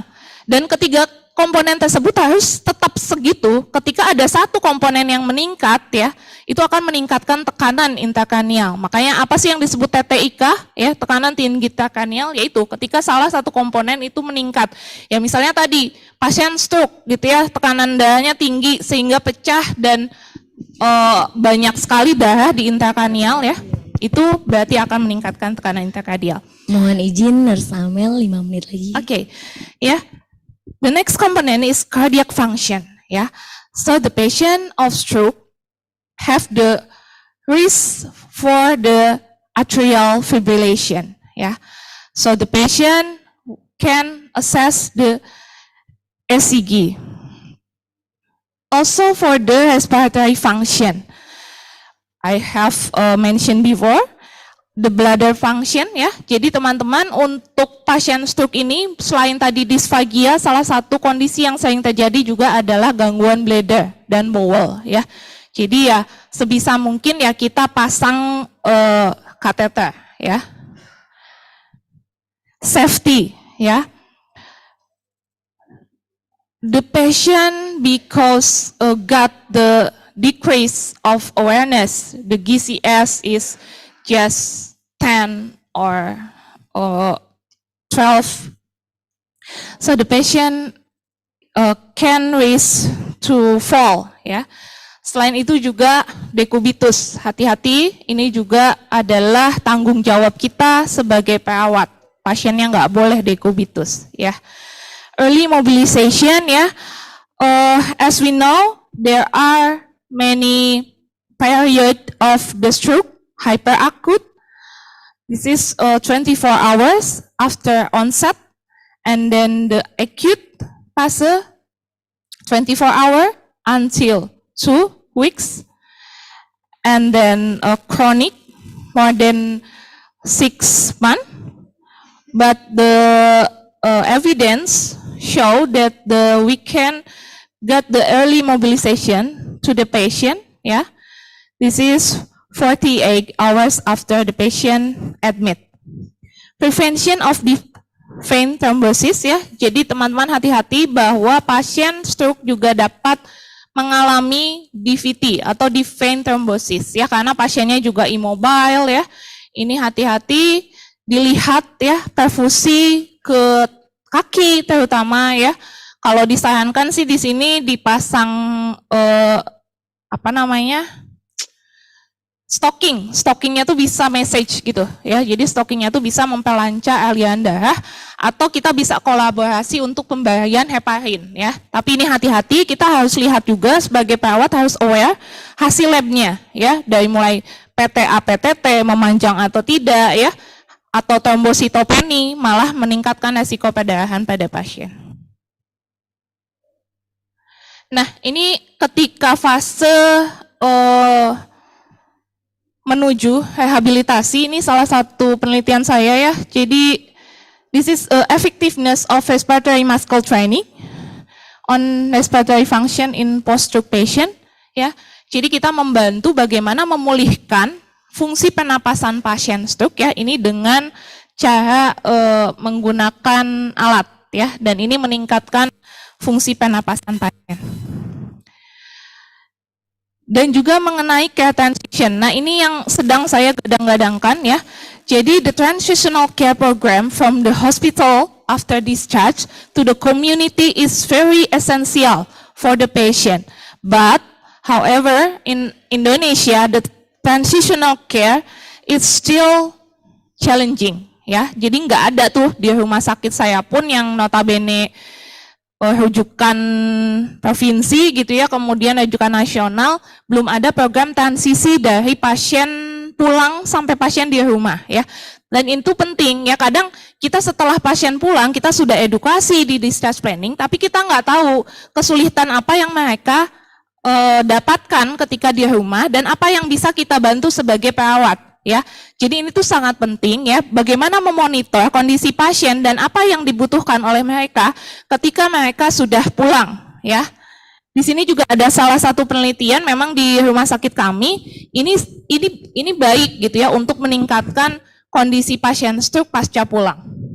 Nah, ini juga mungkin salah satu program yang saya buat ya. Ini bukan pada pasien stroke tapi pada pasien cedera kepala.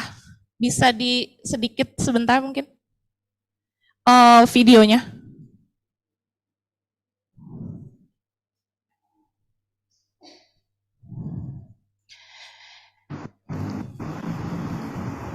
Iya, jadi ini kami kembangkan untuk pasien cedera kepala, khususnya yang level sedang dan berat. Karena ketika pasien pulang, itu mereka masih mengalami penurunan kesadaran, bahkan ya gangguan mobilisasi dan lain-lain. Jadi ini bisa diakses oleh keluarga pasien ya. Ada 6 modul, yaitu salah satunya manajemen perawatan luka, kemudian bagaimana manajemen nutrisi pasien ya melalui NGT, dan satu modul ini di dalamnya ada video. Jadi misalnya ketika merawat luka, di sana ada video yang dapat diulang oleh pasien ya dalam merawat luka di rumah. Sama juga ini yang pemberian nutrisi ya. Jadi how to treat the patient with the nasogastric tube. Dan bagaimana mengenal infeksi ya, tanda-tanda infeksi, tanda-tanda emergency ya. Dan selain itu juga ada fitur online chat. Jadi pasien dan keluarga itu juga dapat menghubungi kita sebagai petugas kesehatan, sebagai perawat ya.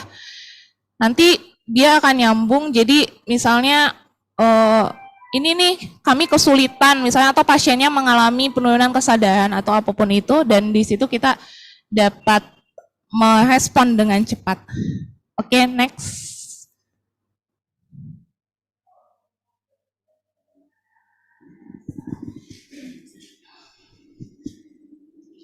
Ya, ini mungkin ya. Jadi dari penelitian yang tadi ini sudah publish di World Neurosurgery ya.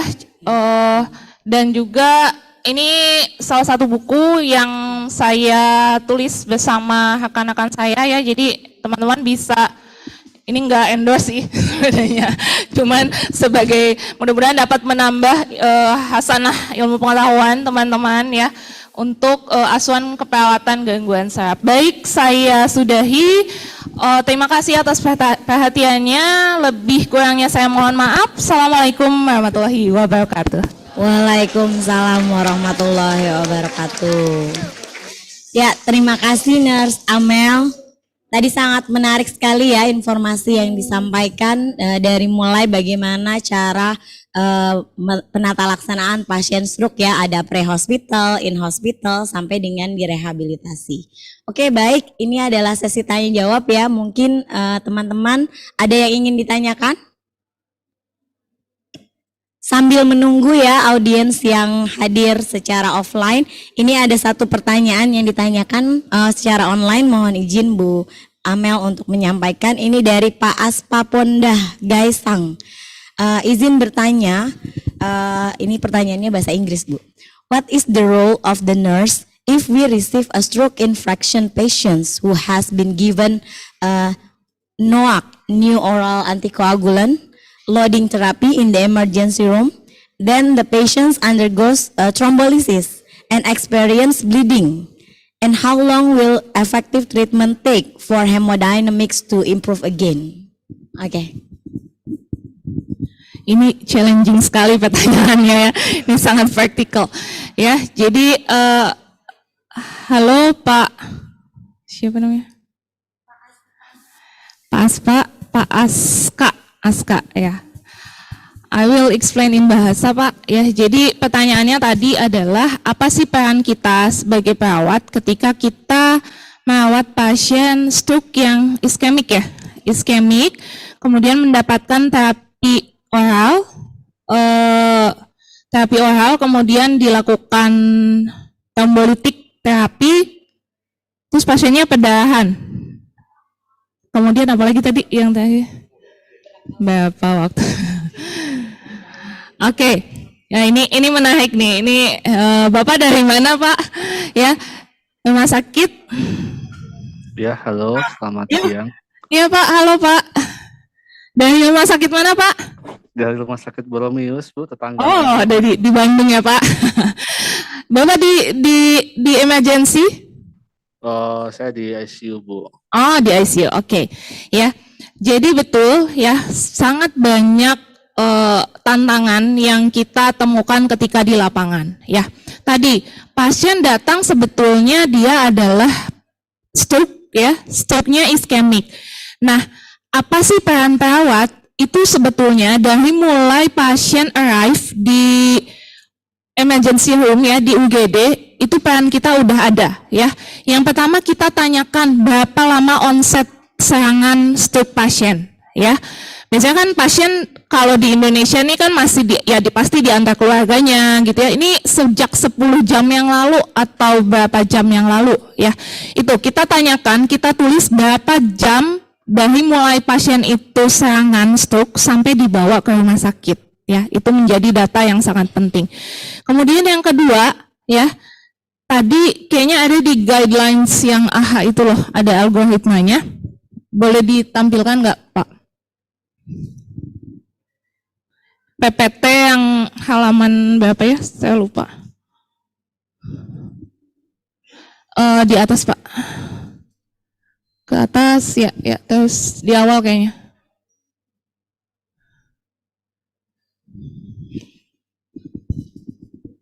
Nah itu tuh Pak. Setelahnya next. Ya, ini di sini ya, hilang. Nah, di sini kita bisa lihat ya, ketika pasien datang ya, yang perlu dilakukan lain adalah kita assessment neurologicalnya ya, dari mulai GCS, kemudian apa saja yang menjadi gangguan pada pasien ya, kita assessment sebagai perawat. Misalnya tadi GCS-nya berapa sih, ada gangguan motorik kah ya? Kalau stroke tuh ya biasanya sebelah ya, tangan kanan, kaki kanan gitu ya. Ada gangguan menelankah atau tidak ya, dan lain-lain. Setelah itu pasien disarankan CT scan dalam 20 menit. Dalam 20 menit itu harus di CT scan dan hasilnya harus dibaca dalam 45 menit ya. Kalau misalnya pasien ada stroke-nya perdarahan atau hemoragik ya, berarti ini kita juga baca ya berapa cc perdarahannya. Kalau perdarahannya lebih dari 30 cc dari hasil CT scan itu adalah indikasi operasi. Tapi tetap kembali lagi ke kondisi pasien. Kalau 30 cc tapi pasiennya nggak penurunan kesadaran ya, itu juga nggak kita lakukan operasi. Tapi kalau misalnya sebaliknya, sebetulnya sih perdarahannya hanya 25 cc, tetapi pasiennya ada defisit neurologis yang berat, misalnya penurunan kesadaran, muntah proyektil ya, yang memang dia mengarah ke TIAS tadi peningkatan TTIK, itu juga pasiennya akan dilakukan operasi. Kalau pasiennya tidak perdarahan, berarti kemungkinan di sini disebutnya possible, kemungkinan ischemic stroke ya. Nah, apa yang dilakukan tadi, onsetnya berapa jam sih ya? Dari guidelines yang saya baca, yang paling baik untuk dilakukan thrombolytic itu adalah 3 jam onsetnya ya.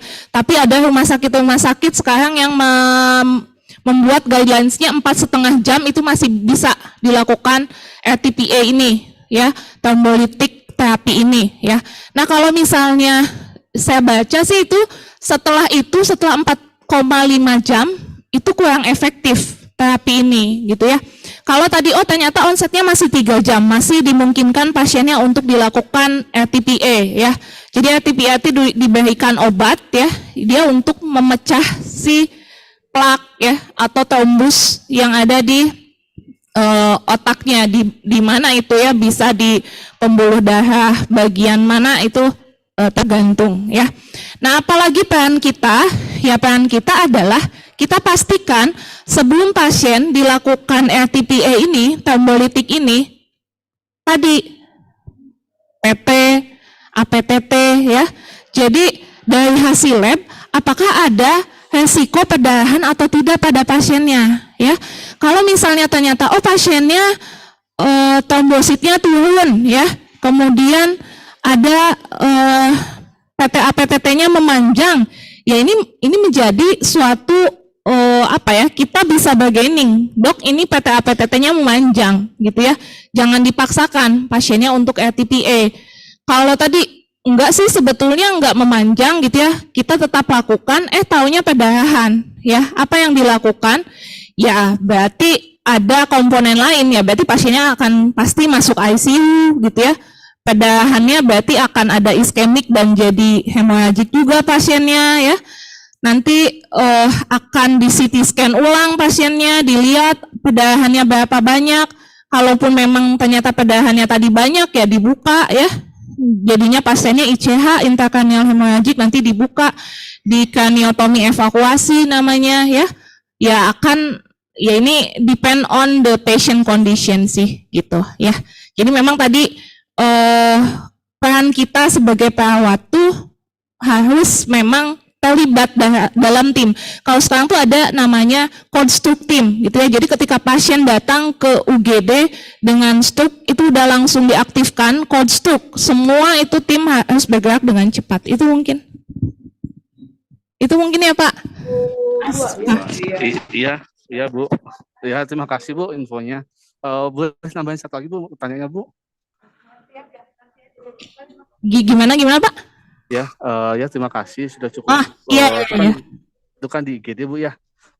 Saya mau izin tanya Bu, yang saat di IGD kan nanti apabila dia terjadi infak Bu ya, iskemik, masih dalam onset perbaikan, kan rata-rata kan dilakukan trombolisis. Iya. Nah, dia masuknya kan ke cath. Nah, setelah itu kondisi bisa terjadi kan perdarahan Bu. Iya. Kebanyakan terjadi perdarahan. Nah, peran kita itu sebagai perawat yang untuk efektif kita mengkajinya itu berapa lama sih Bu? Perawat perawat yang di mana nih Pak? Yang di UGD atau setelah pasiennya ternyata ada perdarahan? Setelah tindakan trombolisisnya. Oh, oke. Setelah tindakan trombolisisnya. Nah, berarti ini lagi-lagi adalah monitoring, ya. Monitoring kita sebagai perawat itu sangat penting. Apa yang dimonitor? Yang pertama, ada tanda-tanda perburukan atau tidak pada pasiennya, ya. Dari mulai nilai GCS-nya turun atau tidak. Ada tanda-tanda peningkatan tekanan intrakranial atau tidak. Bisa dilihat dari mana? Yang pertama dari pupil, Pak. Kita kaji pupilnya isokor atau anisokor. Kalau pupilnya anisokor, ini berarti resiko pasiennya terjadi TTIK. Kemudian selanjutnya, apakah ada peningkatan tekanan darah, ya, yang memang mengarah ke tekanan tinggi intrakranial atau malah pecah gitu ya pembuluh darahnya tadi. Ya karena memang yang namanya pembuluh darah apalagi di otak itu adalah sangat riskan gitu ya untuk pecah. Makanya ketika pasien-pasien yang kondisi seperti ini harusnya masuk ICU Pak, karena untuk pemantauan tekanan darah itu harusnya sangat-sangat sering ya. Dan kita kolaborasikan kalau misalnya tekanan darahnya 180 misalnya apalagi sampai 200, saya pernah merawat pasien sampai 230, ya ini udah nggak bisa lagi pasiennya hanya dikasih amlodipin gitu ya, nggak bisa, pasiennya udah dipasang obat-obatan nikardipin ya, dipasang obat-obatan yang continuous. Nah, peran kita sebagai perawat apa? Ya kita yang ngelihat kondisi pasien selama 24 jam. Kita tahu ketika tensinya ini nggak turun berarti tidak efektif nih ya si dosisnya. Kita bisa kolaborasi, dok kayaknya bisa dinaikin gitu ya dosisnya. Kemudian yang lain apalagi peran kita tadi sih lebih ke monitoring dan melihat apakah ada tanda-tanda perdarahan ya. Selain tadi di otak mungkin ada juga bagian lain yang bisa mengindikasikan tanda-tanda perdarahan dan juga hasil labnya juga kita pantau daily. Itu mungkin ya Pak. Iya Bu, terima kasih Bu, sangat memberi inovasinya Bu. Iya, sama-sama Pak.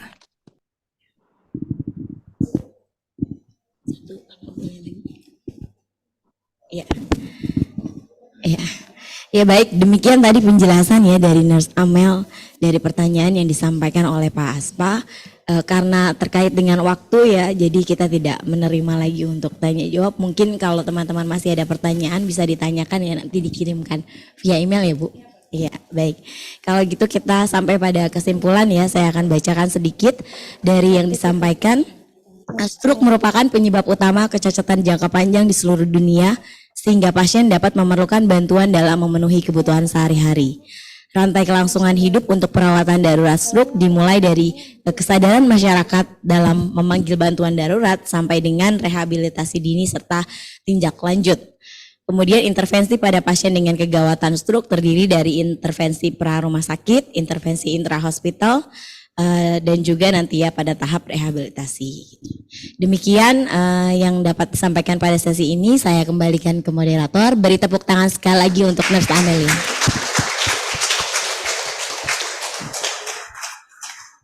Kami Ibu Nurse Amelia. Kami mohon kesediaan Bapak Tamrin MKep SPKK untuk memberikan sertifikat kepada Nurse Amelia Genevianti, MKep Spesialis Keperawatan Medikal Bedah PhD Candidate.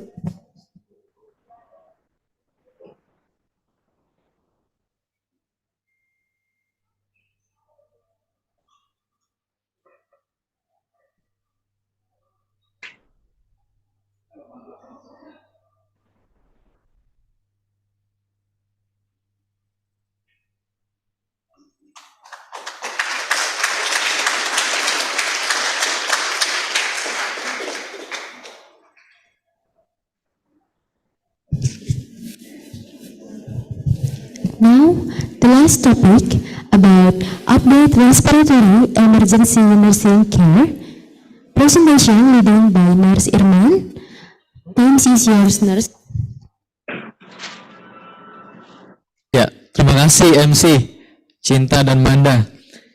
Kita lanjut. Masih semangat? Masih ya. Ini topik terakhir nih dan tidak kalah menarik ya. Tentang asuhan keperawatan gawat darurat pada kasus respiratory. Asuhan keperawatan gawat darurat pada kasus respirasi melibatkan penilaian cepat, tindakan segera, dan pemantauan ketat terhadap fungsi pernapasan pasien. Untuk itu, mari kita perkenalkan narasumber ekspert kita di bidang respiratory disorder. Mari kita baca CV-nya, tolong operator. Iya, Kak.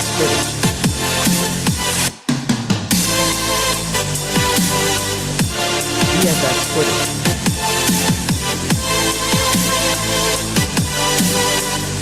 Iya, Kak.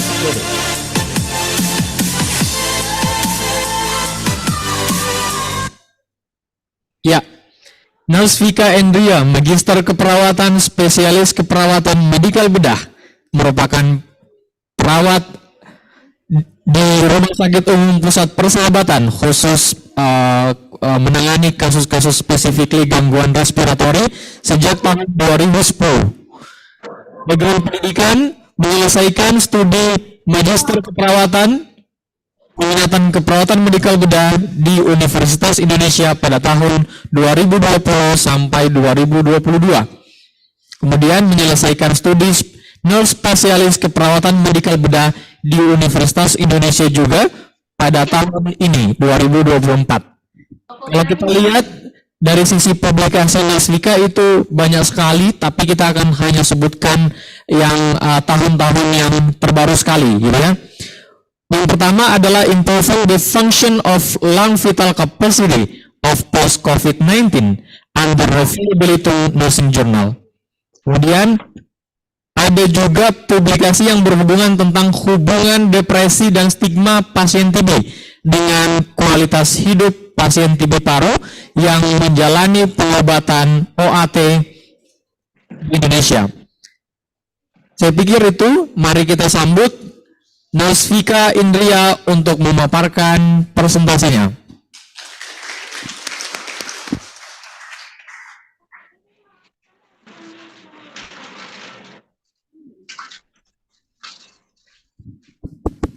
Oke, Assalamualaikum warahmatullahi wabarakatuh. Hai, halo. Oke, saya izin sebelumnya harusnya di podium ya. Cuma saya izin di sini biar saya bisa interaksi dengan teman-teman. Karena seriously saya antusias banget dengan kegiatan ini. Kita bisa blended, online juga, kemudian on the spot juga. Jadi kita bisa interaksi satu sama yang lain. Ya. Oke, sebelum saya mulai, saya ingin menyampaikan hormat saya terhadap beberapa narasumber sebelumnya, 3 narasumber sebelumnya dengan Bu Amel juga, kemudian dengan materi yang luar biasa, dan saya ingin menyapa Ibu yang di belakang. Itu ada Ibu dosen saya yang luar biasa pada saya saat kuliah dulu. Tepuk tangan buat beliau. Ini ajang reuni buat saya, beliau luar biasa pada saat di kelas dan saya selalu menantikan beliau untuk mengajar kami waktu itu. Ya, sekali lagi aplaus buat Ibu Leni. Oke, teman-teman, saya panggil teman-teman aja ya. Anggap aja kita seumuran, ya, biar lebih enjoy. Oke, saya merasa muda semuanya, walaupun sudah tua. Oke, perkenalkan saya Vika Indria. Sehari-hari saya bekerja di Rumah Sakit Persahabatan. Basic saya adalah emergency. Disaster juga, kemudian saya aktif di bagian pusat krisis Kemenkes. Namun untuk saat ini saya lebih banyak bekerja di ICU. Ya, sekitar 3 tahun ini saya bekerja di ICU. Jadi beralih dari emergency ke critical care. Ya. Nah, pada saat ini saya akan coba membawakan terkait dengan respiratory nursing care. Ya, jadi kegawat daruratan pernapasan. Ya. Sebelum saya masuk ke next slide boleh? Saya minta tolong, boleh ini aja. Oh iya. Oke, next slide. Nah, oke, sebelum saya masuk ke materi, saya ingin interaksi dari teman-teman. Kalau teman-teman mendengar terkait dengan sistem respiratory atau sistem pernapasan, apa sih yang ada di pikiran teman-teman? Atau dari struktur apa aja yang teman-teman pikirkan terkait ini? Rasen tes? Yuk kita bikin kegiatan ini menyenangkan, belajar ini menyenangkan. Siapa yang kira-kira kalau kita berpikir tentang atau kita bicara tentang sistem pernapasan, apa sih yang ada di pikiran teman-teman? Struktur, oke, oksigen. Next, apa lagi? Paru-paru. Next, apa lagi? Jantung, jalan nafas. Oke, kalau saya tanya, sistem pernapasan itu terdiri dari apa aja? Akan dijawab apa? Teman-teman akan jawab apa?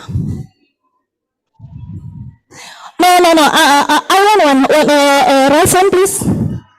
Right hand, please. Yuk. Right hand, please. Atau saya tunjuk? Oke, right hand, please. Yuk, kita belajar sama-sama di sini. Ada yang berani? Tadi saya nemu pertanyaan bagus waktu yang pertama. Coba saya cek. Sistem pernapasan dari apa aja? Coba. Namanya siapa? Hadi. Apa tadi pertanyaan? Oh ya. Iya apa? Sistem pernafasan ada dari musisi mana musisi? Laring, hidung, terus langsung lalu ke paru-paru. Intinya, sistem pernapasan itu ada sistem pernapasan atas dan bawah. Setuju? Setuju?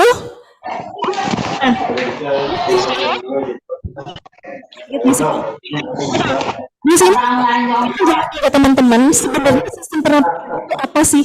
Kenapa kita harus tahu ini? Karena ini modal utama kalau kita mau bicara tentang kegawat daruratan pernapasan.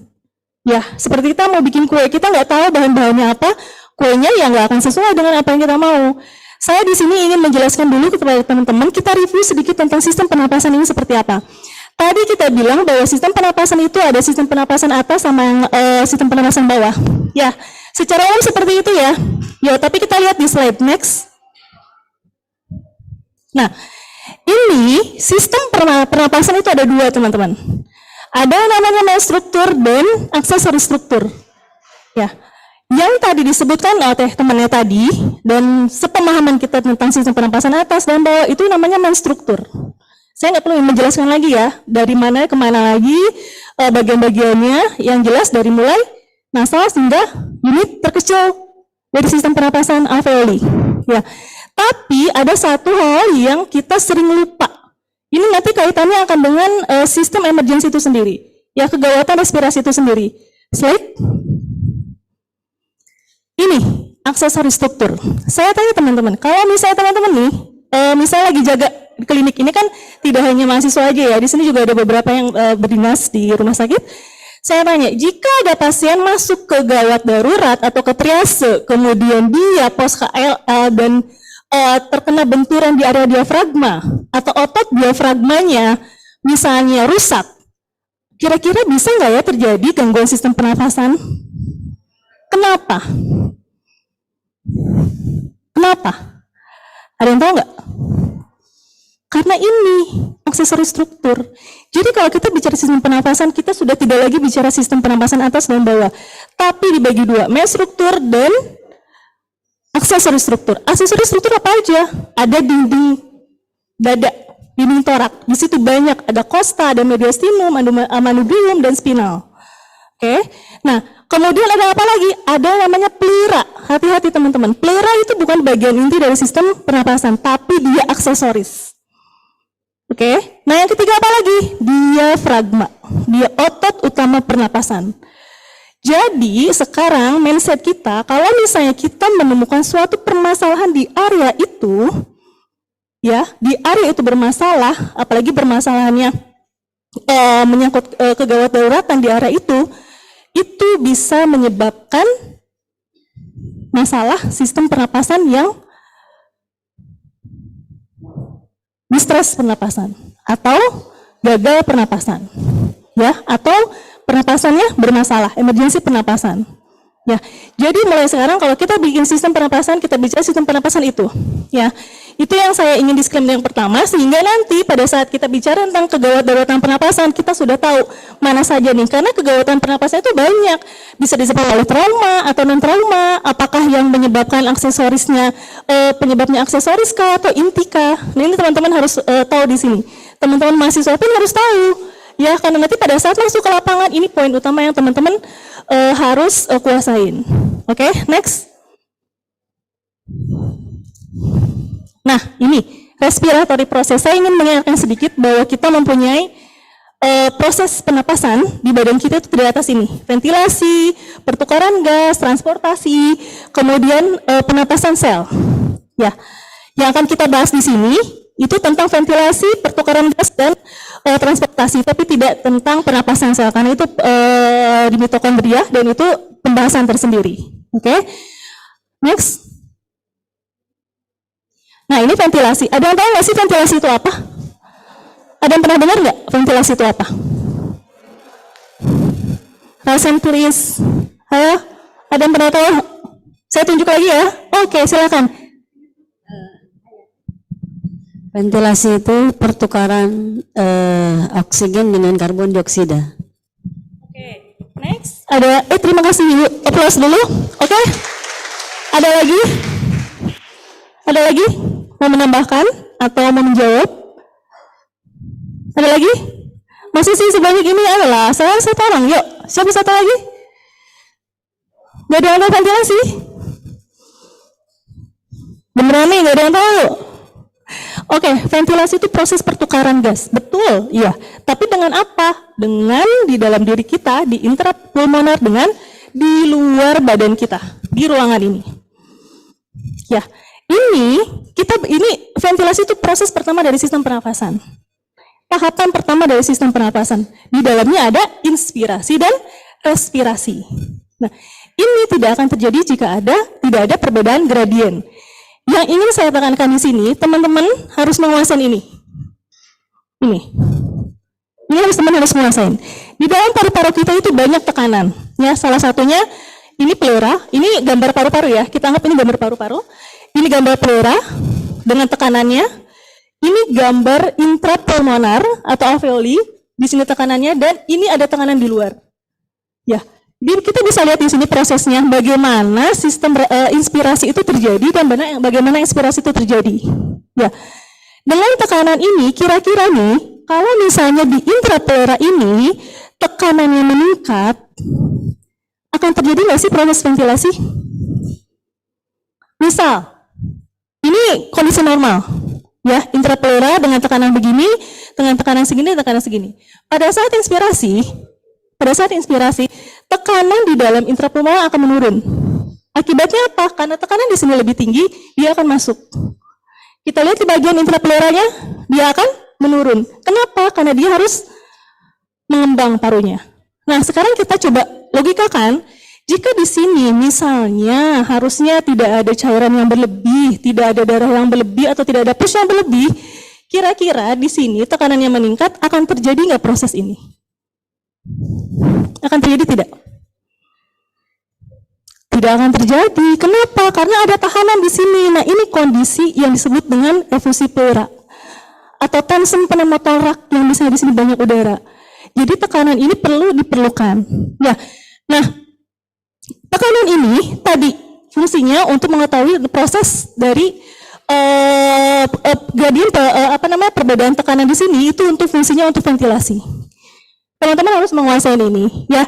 Dan ini tergantung dari ada tidak obstruksi di area jalan nafas. Makanya setiap tindakan emergensi apapun itu airway yang pertama. Percuma kita memberikan oksigen yang misalnya tinggi atau sesuai dengan kebutuhan pasien, tapi kalau airway-nya tidak bagus, ya. Jadi ini tergantung dari airway di sini. Ya, jalan nafas, kemudian ada infeksi atau tidak di area tersebut. Ya, itu untuk ventilasi. Jadi intinya ventilasi itu adalah perpindahan, ya, masuknya udara dari luar ke dalam intrapleura, dan itu terjadi harus ada perbedaan gradien. Ya, next, boleh. Nah, perubahan gas, pertukaran gas. Ada yang tahu pertukaran gas di mana? Alveolus atau alveoli sih? Alveolus atau alveoli? Alveolus.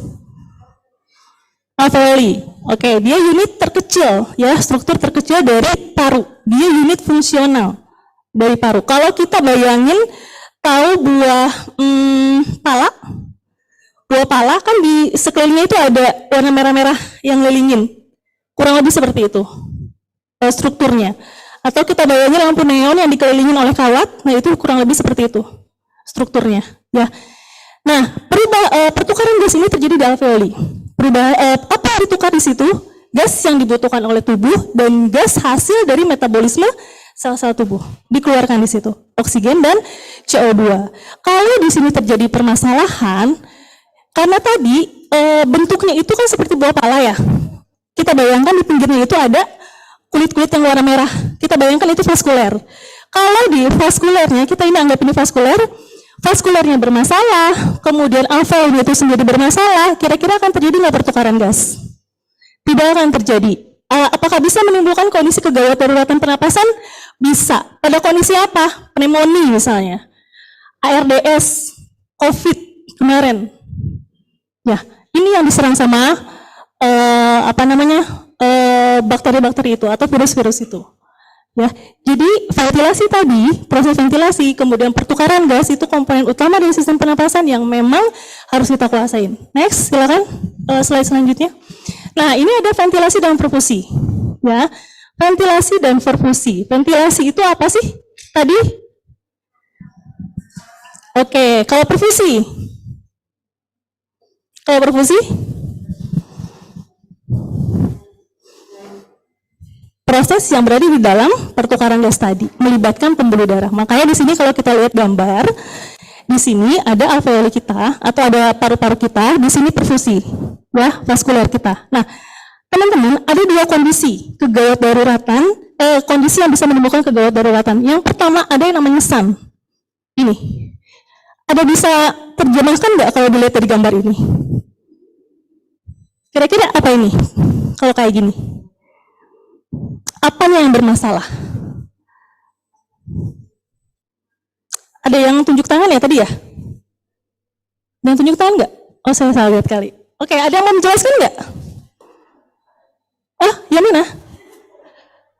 Oh, ini, oke. Saya lari deh. Silakan.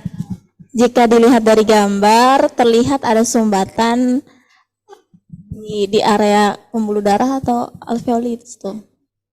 Oke, ada sumbatan, itu poinnya. Ada lagi yang mau menambahkan? Tadi kan ini gambar paru-paru, ya. Ini gambar paru-paru, ini gambar aliran darahnya. SAN terjadi jika ada masalah di jalan nafas. Ada benda asing, ada totally obstruction, ya. Atau misalnya pada pasien-pasien asma berat atau anafilaktik berat, itu terjadi SAN. Pada pasien-pasien pneumonia yang sputumnya banyak, itu terjadi SAN. Jadi permasalahannya, di tadi pertukaran gasnya itu tidak ada permasalahan. Dia bisa pertukaran gasnya oke. Ya. Kemudian perfusinya bagus, tapi masalahnya di sini ada hambatan. Jadi udara yang di luar tidak akan pernah bisa masuk ke sini. Ini namanya SAN. Ya, ini sering terjadi biasanya di IGD. Ya, pasien-pasien yang datang ke IGD terjadi ini. Nah, ada satu lagi yang namanya heat space. Ada bisa jelaskan ini? Ini ada kata-kata nggak di sini? Sebenarnya tinggal baca aja. Kira-kira apa ini kalau kayak gini? Ada yang bisa jelaskan? Tadi siapa yang bilang mengeluarkan suara-suara saya dengar? Oke, silakan. Mau coba nggak? Mau coba nggak? Cobalah ya. Untuk di gambar yang nama saya Deborah. Nah, maaf ya Bu kalau salah. Enggak. Ini kalau di gambar nomor 3 itu, tadi kan kalau di gambar nomor 2 itu ada penyumbatan di saluran pernapasan. Sedangkan kalau di gambar nomor 3 itu Permasalahannya bahwa ada udara di bagian paru bagian bawah itu. Perfusinya yang berbeda. Iya. Jadi, oke, terima kasih Bu Deborah. Jadi kalau kita lihat gambar yang nomor 3, di paru-parunya di jalan nafasnya itu tidak ada masalah. Yang ada masalahnya di perfusinya, di pembuluh darahnya, itu di bagian bawah. Ya. Nah, kondisi ini juga bisa menyebabkan gangguan pernapasan, ya, distres pernapasan. Ya, di sini ada ininya, nanti teman-teman bisa baca. Contohnya apa sih? Emboli, pulmonary emboli, atau misalnya cardiac outputnya menurun. Kenapa kita bilang cardiac outputnya menurun? Karena itu terkait dengan perfusi. Misal, kalau cardiac outputnya menurun, itu kan harus sama ya, harus sama alirannya, kemudian pertukarannya juga harus seimbang. Paru-parunya udah oke, tapi perfusi jaringannya nggak bagus. Kira-kira kan tersampaikan nggak oksigen ke jaringan? Itu shunt, itu dead space. Ya, ada juga dead space yang biasanya karena infeksi-infeksi tertentu, misalnya pneumonia atau ARDS kemarin akibat COVID-19 yang hebat. Itu antara perfusi, antara pembuluh darah yang bawah dengan si paru-parunya itu ada jeda, ya, sehingga jaraknya itu lebih luas dan sulit untuk melakukan pertukaran gas. Ya, jedanya isinya apa? Ya cairan, ya pus dan lain sebagainya. Oke, next.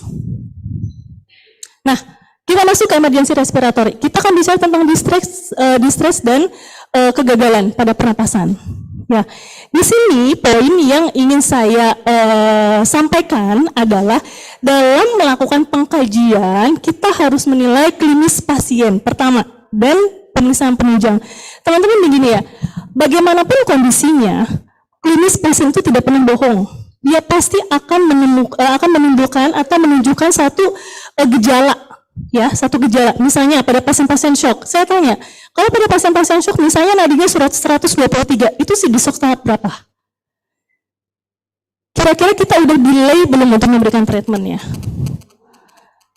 Ada yang namanya pulse pressure, dan ini juga bisa dilihat untuk melihat kondisi TIK seseorang. Pernah dengar nggak pulse pressure? Nah, pulse pressure itu sistol dikurangi diastol. Ya, kalau misalnya nilainya kurang dari 40, itu biasanya pasien ini sudah pasti terjadi shock tanpa disertai dengan takikardi, tanpa disertai dengan misalnya perfusinya tidak bagus. Itu bisa kita lihat sebagai nurse untuk melihat bahwa oh ini pasien ini shock. Ya, kalau kita tahu konsep itu, kita akan lebih aware pada pasien. Ya, kalau misalnya sistol dikurangi diastol ternyata lebih dari 100, pastinya kemungkinan terjadi TIK pada pasien-pasien TBI misalnya, ya, trauma brain injury, oke, atau pada pasien-pasien stroke, ya, kurang lebih seperti itu. Nah, di sini pada saat melakukan pengkajian kita lihat pasien ini misalnya datang dengan sesak nafas, ya, kita kaji onsetnya udah berapa lama pasien ini sesak nafas, gejalanya timbulnya kapan, ya, apakah terus-terusan atau hilang timbul. Di sini dilakukan pengkajiannya. Kalau misalnya new onset atau misalnya onset yang awalan, misalnya aduh ini udah baru 3 hari ini seperti ini, gitu kan, atau sudah 2 minggu ini seperti ini, gitu kan, kemungkinan ada pneumonia. Nah, bedanya pneumonia dengan TB apa? Karena secara gejala kan sama ya, dengan TB ada demam, ada batuk, ya enggak? Ada apa lagi? Hah?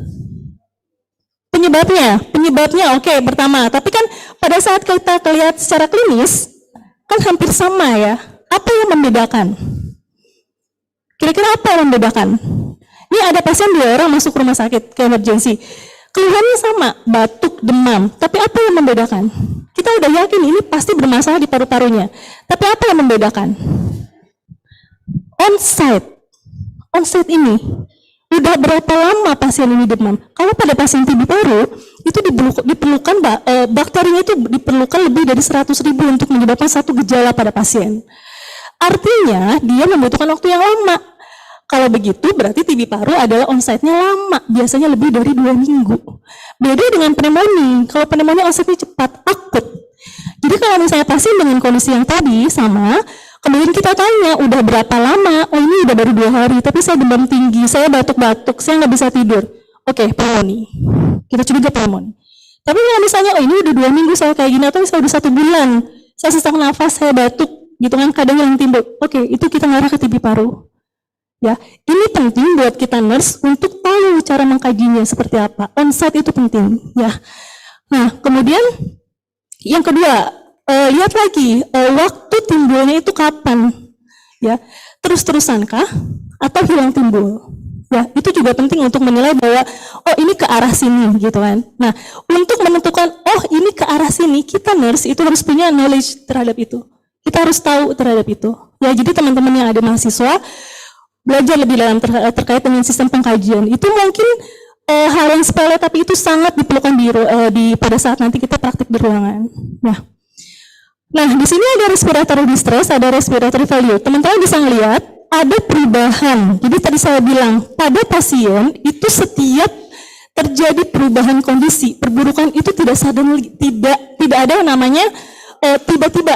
Oh dia tiba-tiba nggak sadar. Oh tiba-tiba dia nadinya nggak ada. Itu nggak ada konsep seperti itu. Pasti pasien itu menunjukkan klinis. Pertanyaannya, kita sebagai mahasiswa atau sebagai yang praktek di situ atau sebagai practitioners aware atau tidak terhadap perubahannya. Nah, kalaupun misalnya kita sudah aware, kita tahu nggak perubahan itu efeknya apa? Dan di sini dibutuhkan knowledge ya buat kita semua. Nah, di sini ada perubahan dari respiratory onset dan respiratory value. Nah, untuk distress ke value, itu yang membedakan adalah inti utama adalah penurunan kesadaran. Hati-hati teman-teman, kalau kita punya pasien sesak nafas, disertai dengan penurunan kesadaran, itu sudah berada di level distress organ. Kenapa? Karena di situ ada melibatkan sistem saraf pusat yang kekurangan oksigen. Kita orang normal, kalau misalnya kita sesak nafas atau misalnya oksigen kita menurun di bawah 88% itu akan menyebabkan penurunan kesadaran dan menuju koma. Nanti saya akan lihat di slide terakhir. Ya, saya akan perlihatkan di slide terakhir. Nah, hati-hati juga pada pasien yang kekurangan oksigen dengan penyebab distres pernapasan atau gagal nafas gara-gara kondisi masalah emergensi pernapasan, kurang dari 45% itu akan menyebabkan gangguan ginjal. Makanya pada pasien-pasien COVID kemarin kita belajar bahwa dengan oksigen yang turun, banyak dari pasien itu kejadian AKI, akut kidney injury. Ya, nanti kalau teman-teman belajar lagi kalau misalnya oksigennya kurang dari 35 mm Hg, 35 mm Hg, itu nanti akan menyebabkan ada yang namanya hepatitis hipoksemia. Nanti mungkin nanti teman-teman kalau mau ini, itu banyak sebenarnya harus kita eksplor terkait dengan kekurangan oksigen pada pasien-pasien yang gangguan pernapasan. Makanya ini penting. Oke, jadi perubahan dari distress dan value, jadi distress itu kondisi yang dia itu masih kompensasi.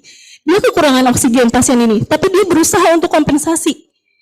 Untuk memenuhi kebutuhan oksigen dengan apa? Nafasnya cepat. Ada nafas cuping hidung. Oke. Jadi kalau melihat pasien seperti ini, berarti ini pasiennya sudah mengalami distress pernapasan. Teman-teman jangan biarkan, kasih oksigen yang dibutuhkan. Oke. Kenapa? Karena kekurangan oksigen yang tadi dibilang itu bisa menyebabkan gangguan atau kerusakan atau dari organ-organ, terutama organ penting apa? Otak kita. Ya. Jadi di sini yang ingin saya perlihatkan adalah perubahan dari distress dan gagal nafas adalah masalah kesadaran pasien. Ya, penurunan kesadaran pasien. Next. Nah, ini karena tadi namanya masalah emergensi, ya, masalah pernapasan emergensi yang gawat itu banyak bisa disebabkan oleh tadi trauma dan non trauma. Apakah disebabkan oleh dari sistem pernapasan inti atau dari aksesorisnya? Nanti tata laksananya akan berbeda. Tapi apapun penyebabnya, baik itu dari main aksesoris atau struktur aksesoris, pada akhirnya nanti dia akan menyebabkan gagal nafas. Nah, ini yang kita treatment dan kebanyakan pasien sudah masuk ke IGD itu sudah masuk ke tahap ini. Jadi, tadi yang saya ulas sebelum-sebelumnya itu hanya konsep sedikit. Yang akan kita bahas atau kita explore atau yang seharusnya kita aware adalah terkait dengan tata laksana ini. Karena tadi saya bilang, apapun permasalahannya dari paru-paru ini dan apapun penyebabnya itu akan ke sini mampirnya. Hasil akhirnya akan menjadi ini. gagal nafas. Ya, jadi gagal nafas ini terjadi akibat karena adanya kerusakan dari sistem pernapasan, baik satu atau lebih dari sistem pernapasan, baik misalnya di alveolinya, misalnya di pleuranya, misal pada pasien-pasien open pneumotoraks, ya, open pneumotoraks, dia sudah ada perlukaan di dinding dada. Satu, dinding dada adalah aksesoris dari sistem pernapasan. Kemudian si pisaunya menusuk di area alveoli. Dua, sudah kena aksesoris pernapasannya. Terus yang ketiga, ternyata dia disertai dengan penurunan kesadaran. Ada sputum di jalan nafas. Empat masalahnya. Masuklah ke sini. Ya. Nah, oke, nanti kita akan lihat. Oh ya, satu lagi yang ingin saya jelaskan di sini. Untuk aksesoris struktur, ada beberapa referensi yang menambahkan sistem saraf pusat. Teman-teman kalau misalnya menemukan kasus trauma spinal, ya, trauma spinal, itu kan sebenarnya bukan kesannya lebih ke kode trauma, ya, lebih ke kode trauma gitu, trauma. Tapi karena di situ ada saraf-saraf pernapasan, terutama di area servikal, jika itu kena, itu bisa menyebabkan distres pernapasan, ya. Dan ini masuk ke dalam emergensi pernapasan. Oke, selanjutnya. Nah, ini tadi kita bicara tentang gagal nafas. Ada yang bisa menjelaskan ke saya tipe-tipenya? Ibu Dibora mau menjelaskan lagi tipenya? Oh enggak. Oke, siapa lagi? Siapa lagi yang mau? Saya ke belakang deh. Udah dicolek-colek kayaknya nih. Oke, sistem gagal nafas coba. Gagal nafas coba. Soalnya udah dicolek-colek, berarti dia tahu kan? Nah, kita coba. Oke. Dibaca aja itu. Coba. Oke, dengerin ya.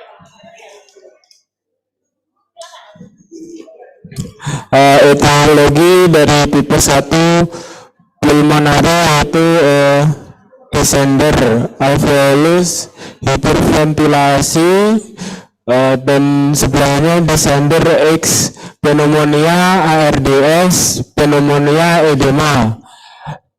Yang di descender yaitu distributor, distribusi, diffusion, dan perfusion. Yang descendation X yaitu pulmonary fibrosis dan pulmonary embolisme. Yang di tipe 2 extrapulmonary. Oke, thank you. Kira-kira ada yang bisa menyimpulkan nggak dari sini? Perbedaan utama dari tipe 1 sama tipe 2? Ada yang bisa menyimpulkan nggak? Dari tipe 1 dan tipe 2? Ada yang bisa menyimpulkan nggak? Boleh, mungkin Ibu lagi lah. Boleh Ibu. Jadi teman-teman, kalau kita lihat dari sini, kita baca ya, tipe 1 pulmonari, tipe 2 extrapulmonari. Extrapulmonari berarti kemungkinan apa? Di luar sistem pernapasan. Trauma spinal bisa? Misalnya gangguan CHF bisa? Segala sesuatu yang di luar dari sistem pernapasan itu bisa menyebabkan ke sini. Tipe 2. Ya, tapi kalau tipe 1 itu lebih ke paruhnya sendiri, main strukturnya tadi. Fungsi utama parunya, ya terutama sistem pernapasan jalan bawah, ya bagian bawah, dari mulai alveolisnya dan lain sebagainya. Misalnya, nih ada ARDS, pneumonia. Kalau di sini, ini lebih ke ventilasi, ini lebih ke perfusinya. Ini lebih ke ventilasinya, karena apa? Ada obstruksi nih, COPD, asma, menyempit jalur nafasnya. Ya, itu bedanya. Kemudian selanjutnya. Nah, ini. Jadi, kalau tadi tipe 1 itu kita akan bicaranya tentang si paru-paru ini. Tapi kalau tipe 2, kita akan bicara tentang ini, main strukturnya. Kerusakan di diafragma, kerusakan di kosta, kerusakan di sternum, gangguan di spina, gangguan di saraf pusat, gangguan akibat dari edem kardiak misalnya, ini masuknya ke sini. Yang nanti bermasalahnya adalah ventilasinya. Ya, jadi struktur yang mendukung sistem pernapasannya. Tapi kalau kita bicara tipe 1, kita akan bicara si paru-parunya sendiri, paru-parunya yang rusak, TB paru, pneumonia, ARDS di situ. Kemarin apa COVID? Ya, bicaranya di sini. Jadi pulmonarinya yang rusak. Karena pulmoner yang rusak, jadi perfusinya yang bermasalah. Ya, ditandai oleh apa? PaO2-nya menurun. PCO2-nya bisa normal, bisa menurun. Ya, nah kemudian ini dilihat kalau di ventilasi di tipe 2 atau di gangguan ventilasi PaO2-nya menurun. Ya, kalau di sana kan di situ menurun juga, tapi menurunnya lebih drastis, lebih banyak ya, lebih down gitu ya. Kalau di sini PaO2-nya menurun, PaCO2-nya meningkat. Ya, kenapa? Karena tadi itu obstruksi CO2 yang harus dikeluarkan ke-trapping, dia terjebak di dalam sistem parunya, makanya CO2-nya meningkat. Hasilnya apa? Pasien ini akan lebih takipnu, karena akan berusaha mengeluarkan CO2 yang tertrapping di situ. Ya, oh 5 menit lagi, wow. Oke, next. Nah ini ringkasannya, jadi ada tipe 1, tipe 2, tipe 1 mengenal lung, kemudian ini pumpnya atau ventilasinya. Ini yang akan bermasalah nanti di pertukaran gasnya kalau ini di ventilasinya atau di pola nafasnya, ya. Ini tanda-tandanya dan ini apa namanya? Tadi saya bilang hipoksemia dan kapnya, ya ini. Next. Nah, ini pengkajiannya, teman-teman. Sebenarnya intinya untuk pengkajian sistem pernapasan di kegawat daruratan itu sama, A, B, C, D, itu nggak ada yang lain. Teman-teman mau pergi di seluruh Indonesia, dari Sabang sampai Merauke, atau teman-teman mau pergi ke USA atau ke Edinburgh yang di UK, itu namanya pengkajian kegawat daruratan itu sama. Ini isinya. A, B, C, D. Ya, tinggal teman-teman mau nanti spesifiknya seperti apa. Misalnya melihat, wheezing ada nggak sih? Atau mendengar, ada wheezing nggak sih? Ada deviasi trakea nggak sih? Biasanya pada tension pneumotorak atau pergeseran trakea. Ya, kemudian ada stridor nggak sih? Ada apa namanya krepitasi tidak sih gitu. Ya, jadi intinya untuk pengkajian sama ini aja. ABC dan penambahan spesifik untuk lupus tenanfil pada sistem pernapasan. Nah, selanjutnya. Nah, ini yang ingin saya tekankan di sini. Ada yang namanya PF ratio. Ada yang pernah dengar nggak? Ada yang pernah dengar PF ratio? Ada yang pernah dengar? Belum, sama sekali. Jadi, pada pasien-pasien gagal nafas, yang kita curiga gagal nafas, kemudian kita periksa hasil AGD-nya, itu kan ada PaO2 ya di dalamnya. Ya, ini kita bisa nilai bahwa pasien ini gagal nafasnya itu di level keberapa. Untuk apa? Untuk menentukan nanti terapinya seperti apa. Nah, PF ratio itu jadi dia perbandingan antara PaO2 dengan oksigen yang diberikan. Ya. Nah, ini ada contohnya, nanti teman-teman bisa lihat di PPT-nya. Jadi FO2 oksigen yang diberikan berapa, kemudian menghasilkan berapa. Kalau dari hasilnya, misalnya ternyata PF rasionya kurang dari 300, berarti dia kemungkinan untuk PO2 di jaringannya itu adalah 50-59%. Dan ini masuk pada kategori respiratory failure atau sudah masuk gagal nafas. Wah, ini untuk PF ratio. Ini bisa diaplikasikan oleh teman-teman yang sudah praktik di ruangan. Ini sangat aplikatif, terutama untuk teman-teman di IGD dan di critical care ICU. Ya, next. Nah, bagaimana kalau kita tidak ada pemeriksaan AGD? Kita mau apa? Ya, tahu oximetry kan? Tahu oximetry kan? Alat oximetry itu kita bisa pakai juga untuk menilai kira-kira oksigen dalam tubuh pasien ini berapa sih nilai PaO2-nya. Ya, jika kita menemukan misalnya SpO2 dari hasil oksimetrinya itu 88%, kemungkinan PaO2-nya adalah cuma 54% dalam 54 per milimeter Hg dalam tubuh. Nah, jadi ini aplikatif, teman-teman juga bisa dipakai terutama di area-area yang memang tidak bisa dilakukan pemeriksaan analisa gas darah. Oke, selanjutnya. Nah, intervensinya itu bagaimana sih untuk mengatasi kegawat daruratan di sistem pernapasan, di area pernapasan? Yang pertama adalah karena tadi penyebabnya itu banyak, ada dari main struktur, ada dari aksesoris struktur dan lain sebagainya. Jadi yang harus kita lakukan adalah melihat atau mengatasi masalah utamanya apa. Kalau masalah di strukturnya gara-gara masalah misalnya ada fraktur iga, itu yang diperbaiki dengan pemberian intervensi oksigen tentunya sebelumnya, gitu kan. Nah, tapi kalau misalnya memang intinya permasalahannya di sistem pernapasan utama, itu yang kita perbaiki. Jadi, permasalahan untuk mengatasi sistem pernapasan kegawat-daruratan ini adalah basicnya apa nih masalahnya, itu yang kita tangani, ya. Kemudian ini pemberian terapi, kemudian ventilasinya head up, ya tadi untuk venous return, oke. Kemudian pemberian mask, dan akhir dari end treatment adalah pemberian ventilator jika pasien-pasien tidak adekuat. Ya, ini ada beberapa indikasi tentang pemberian ventilasi mekanik. Selanjutnya, next ya. Nah, ini prinsip generalnya, intinya adalah tujuan utama dari sistem pengatasi sistem kegawat daruratan pernapasan ini adalah mengembalikan oksigen yang dibutuhkan oleh tubuh. Nah, itu target utamanya, ya, sehingga ini menjadi general prinsipal pada pasien-pasien sistem kegagalan sistem pernapasan atau masalah disrupsi pernapasan. Balik lagi oksigennya, gimana caranya oksigen yang dibutuhkan oleh tubuh harus balik lagi ke pasiennya, ya. Kemudian tadi restoring organization, kemudian restore ventilasi. Ventilasinya, kalau misalnya dia CO2-nya tinggi, gimana caranya dia harus kita turunin, ya. Nah, oke, next selanjutnya. Next aja. Ini sama. Nah, ini saya sertakan, saya coba buat beberapa algoritma terkait dengan bagaimana sih kalau kita menemukan pasien-pasien hipoksemia yang oksigennya sekian dan sekian. Ini teman-teman bisa baca, silakan. Mudah-mudahan ini aplikatif buat teman-teman. Next, silakan. Nah, yang ingin saya poin utama yang ingin saya sampaikan di sini, materi ini sebenarnya teman-teman juga bisa cari, ya. Teman-teman bisa cari, teman-teman bisa eksplor. Tapi yang ingin saya tekankan di sini, bagi kita nurse, hati-hati dalam menurunkan kadar oksigen, ya. Ada yang namanya ini. Ada yang pernah dengar nggak?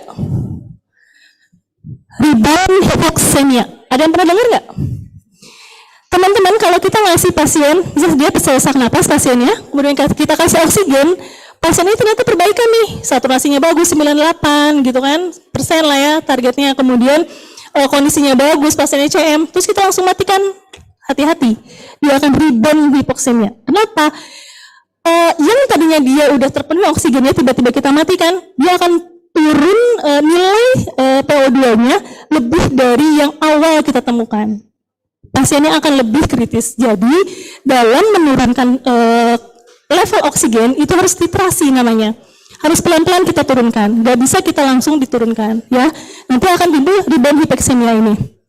Nah, kemudian ini pada pasien-pasien yang sesak nafas akut, kemudian kita temukan saturasinya masih 96%, hati-hati.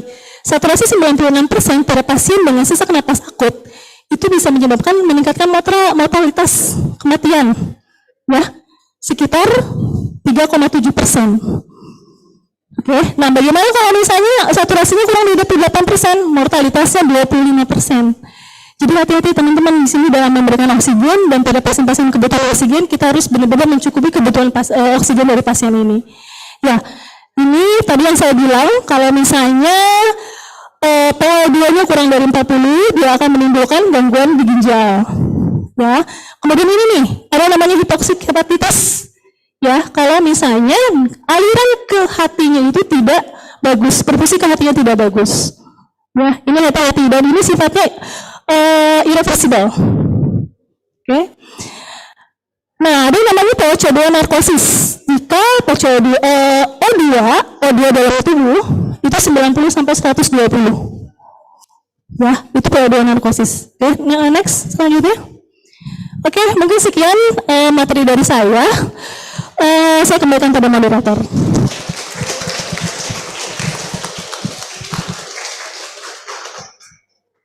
Luar biasa ya, kalau apalagi pembicara kita kalau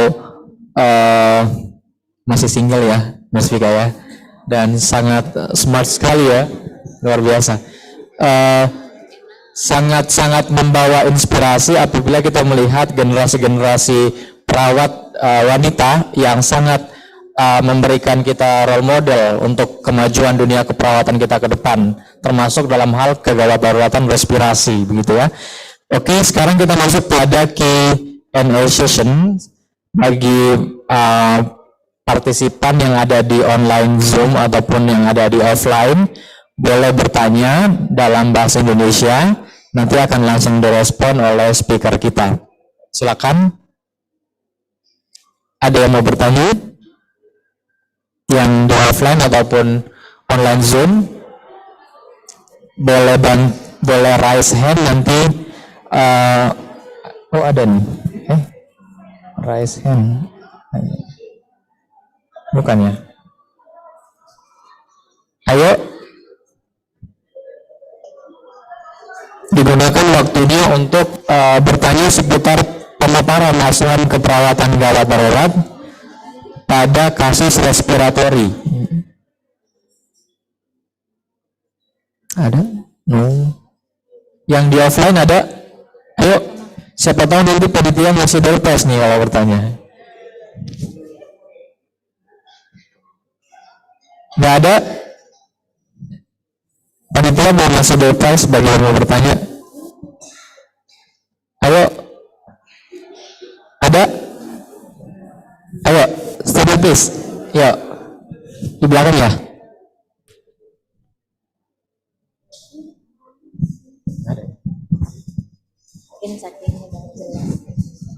Ya mungkin sudah cukup jelas ya, berarti paparan dari speaker terkait asuhan keperawatan gawat darurat pada case respiratory ya.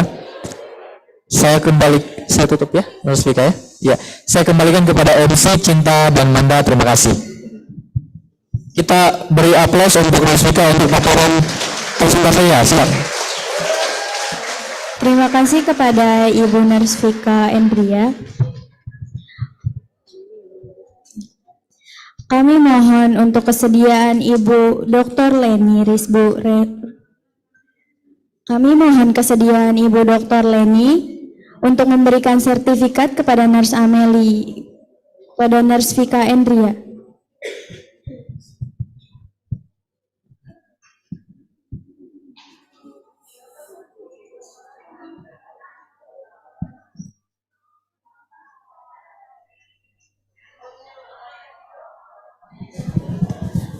Ini saya berikan, ini mantan murid saya yang paling pintar di angkatannya. Ya. Ya. Jadi saya tadi kaget, sebenarnya saya nggak tahu bahwa ini murid saya yang mau bicara. Tapi begitu muncul, saya bilang nih, loh kok kayaknya saya kenal. Karena apa terkenalnya? Karena dia adalah ranking 1 di angkatannya. Oke. Sudah fotografer, mana fotografer? Pitra. Ini saya mau boomingkan nih ya, bahwa ternyata di webinar Stikes Sumber Waras, mantan murid saya dari Stikes pertama. Oke,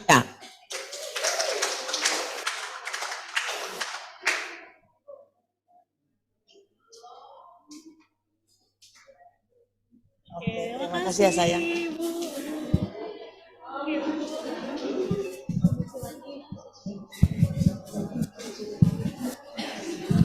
Terima kasih kepada Ibu Dr. Leni.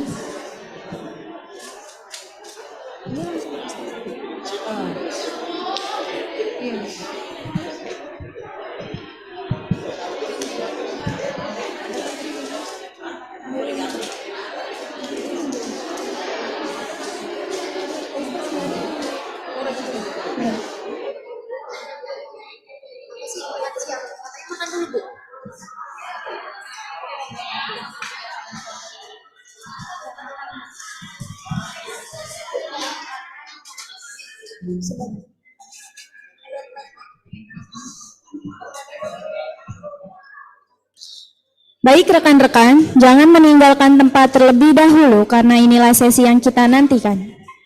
Kami akan membagikan door prize. Sembari kegiatan door prize ini, mohon rekan-rekan mengisi link evaluasi yang telah disediakan. Link evaluasi ini juga sebagai syarat untuk mendapatkan sertifikat. Door prize ini telah dipandu oleh teman kami, Natalia. Kami persilakan untuk saudari Natalia.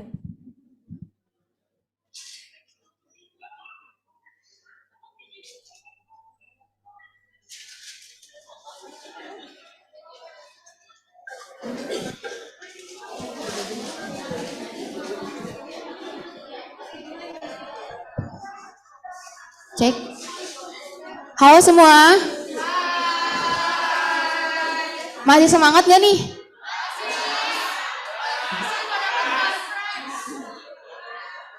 Udah siap belum jadi pemenang webinar hari ini? Baik, kita langsung saja ya. Teman-teman, pembagian door prize kali ini dibagi menjadi 2 sesi, yaitu bagi peserta online dan juga offline. Sesi pertama untuk bagi peserta online yang akan dengan metode pemutaran spin. Untuk 5 pemenang nama yang akan dihubungi nanti dengan panitia. Bisa kita mulai?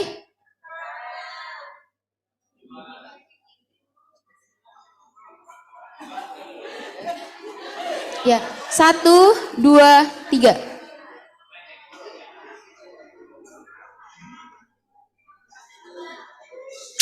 Nah.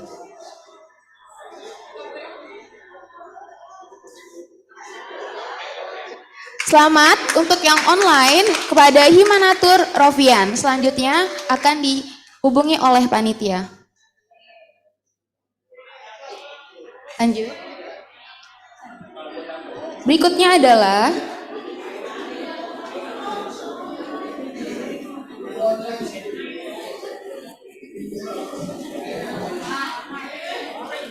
selamat kepada Retno Murtri Pujirahayu yang akan dihubungi oleh panitia.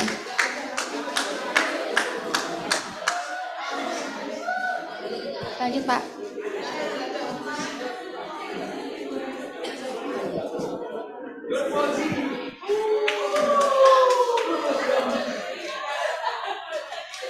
Pemenang ketiga adalah Hastri Okta Rini yang akan dihubungi oleh panitia.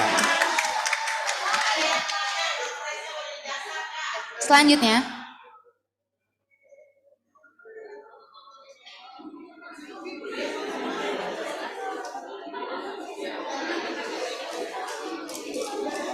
pemenang keempat kita adalah Nelly Novianti yang akan dihubungi oleh panitia. Baik, pemenang terakhir adalah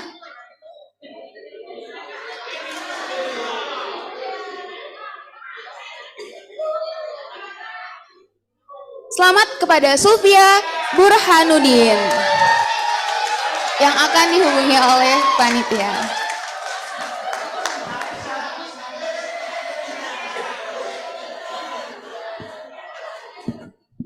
Selamat bagi para pemenang online yang akan dihubungi oleh panitia.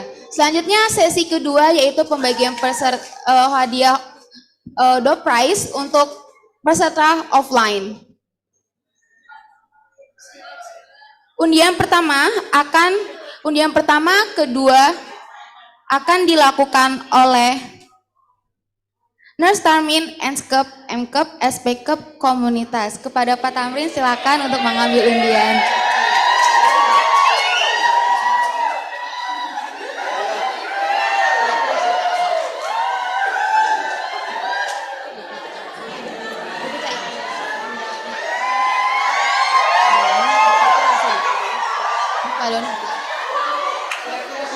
Kira-kira siapa ya? Depannya S.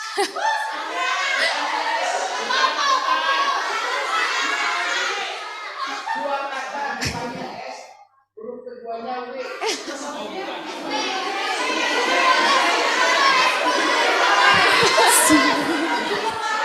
Kepada Ibu Sri Wahyuningsi.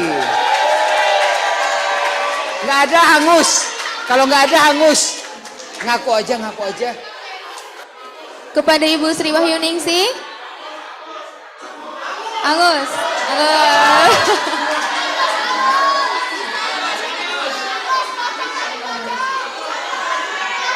Selanjutnya, masih yang pertama ya.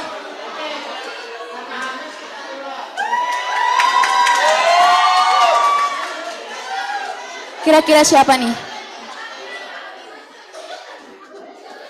Ternyata masih huruf S juga. Syarafina Muslima. Ada orangnya. Oke, boleh kita. Kepada pemenang silakan untuk mengambil door prize.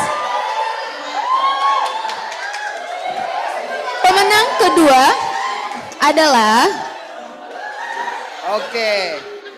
pemenang kedua, selamat kepada Ibu Hikmah Nurojab.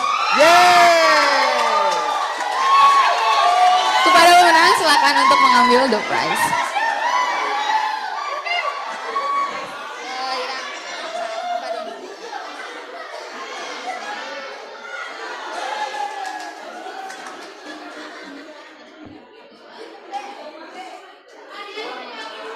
Deketin.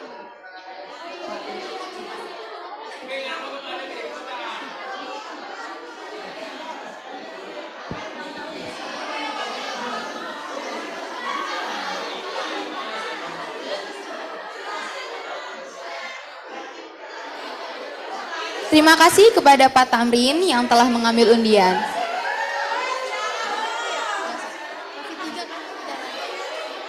Untuk undian selanjutnya, undian yang ketiga dan keempat akan dilakukan oleh Nurse Doni MKep, silakan untuk mengambil undian.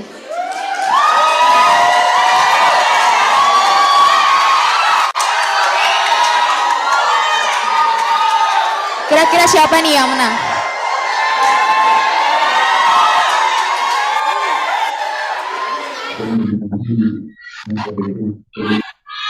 Siapakah pemenang undian yang keempat hari ini? Goyang gemoy katanya. Putri Indah Permatasari. Silakan untuk maju ke depan untuk mengambil door prize. Selanjutnya adalah pemenang keempat yang akan dimenangkan oleh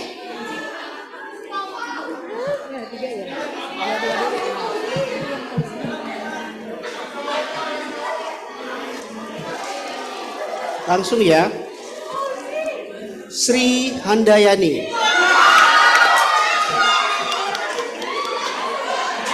kepada pemenangan silakan untuk mengambil hadiah.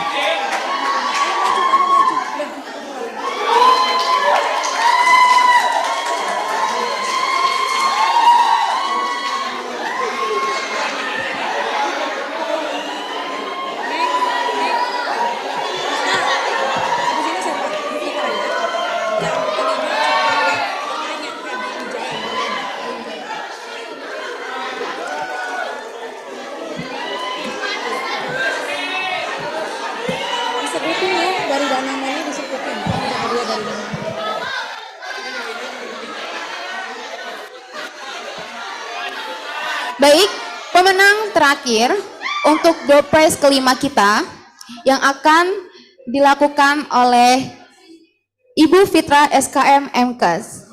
Silakan untuk melakukan pengundian.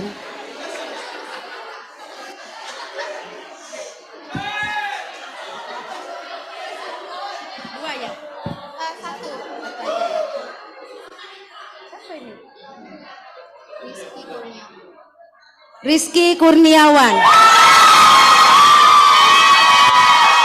Silakan untuk mengambil door prize.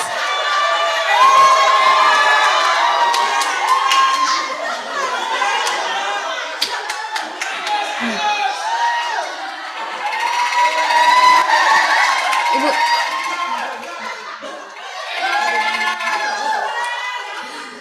Pemenang terakhir yaitu dari Bank Dinamon yang akan Bank Dinamon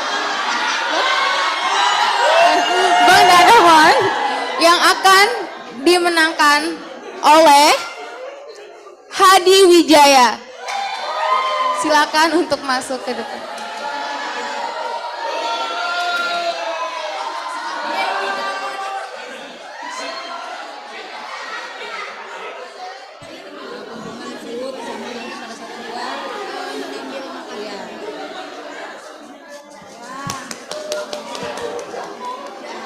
Terima kasih kepada Bu Fitra SKM Mkes.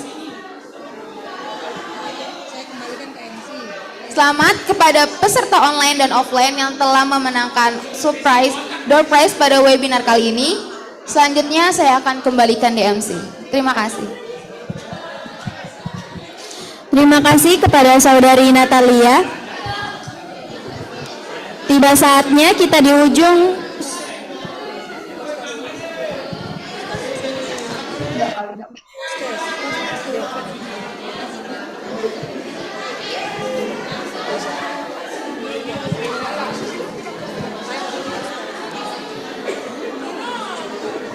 Okay, ladies and gentlemen, the time for post test in 10 minutes.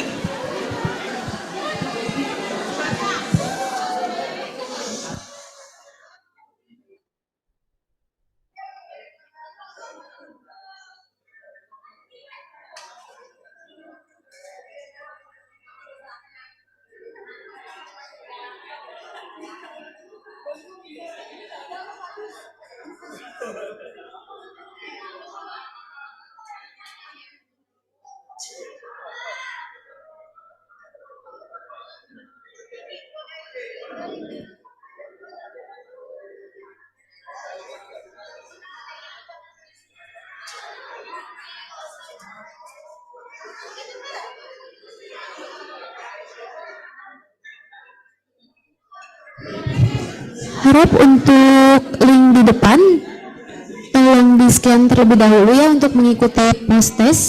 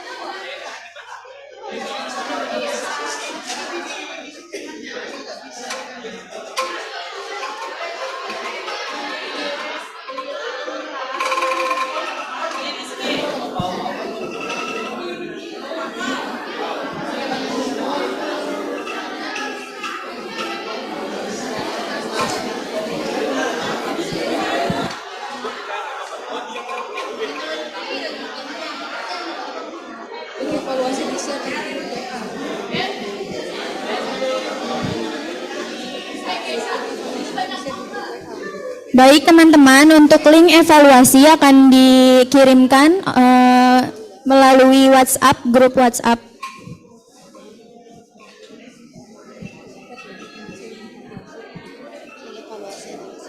Link evaluasi adalah salah satu syarat untuk mendapatkan sertifikat.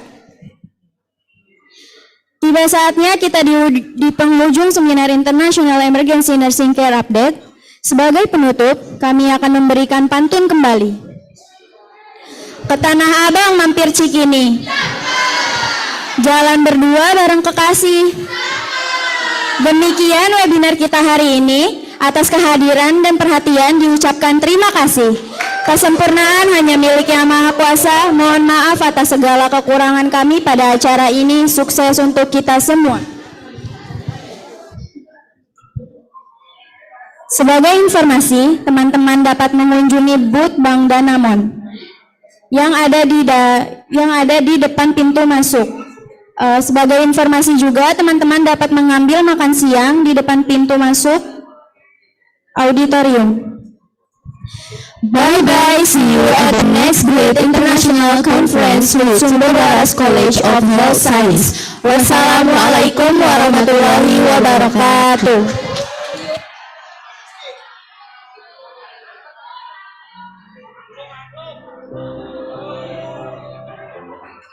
Setelah Sumber Waras, one of the most popular health institutions in Jakarta, which continues to produce the best health workers. This campus has a mission to produce graduates who are professional, superior and competitive, have faith and noble character, and have good ethics and personality. Untuk sampahnya jangan lupa dibuang ya. Terima kasih.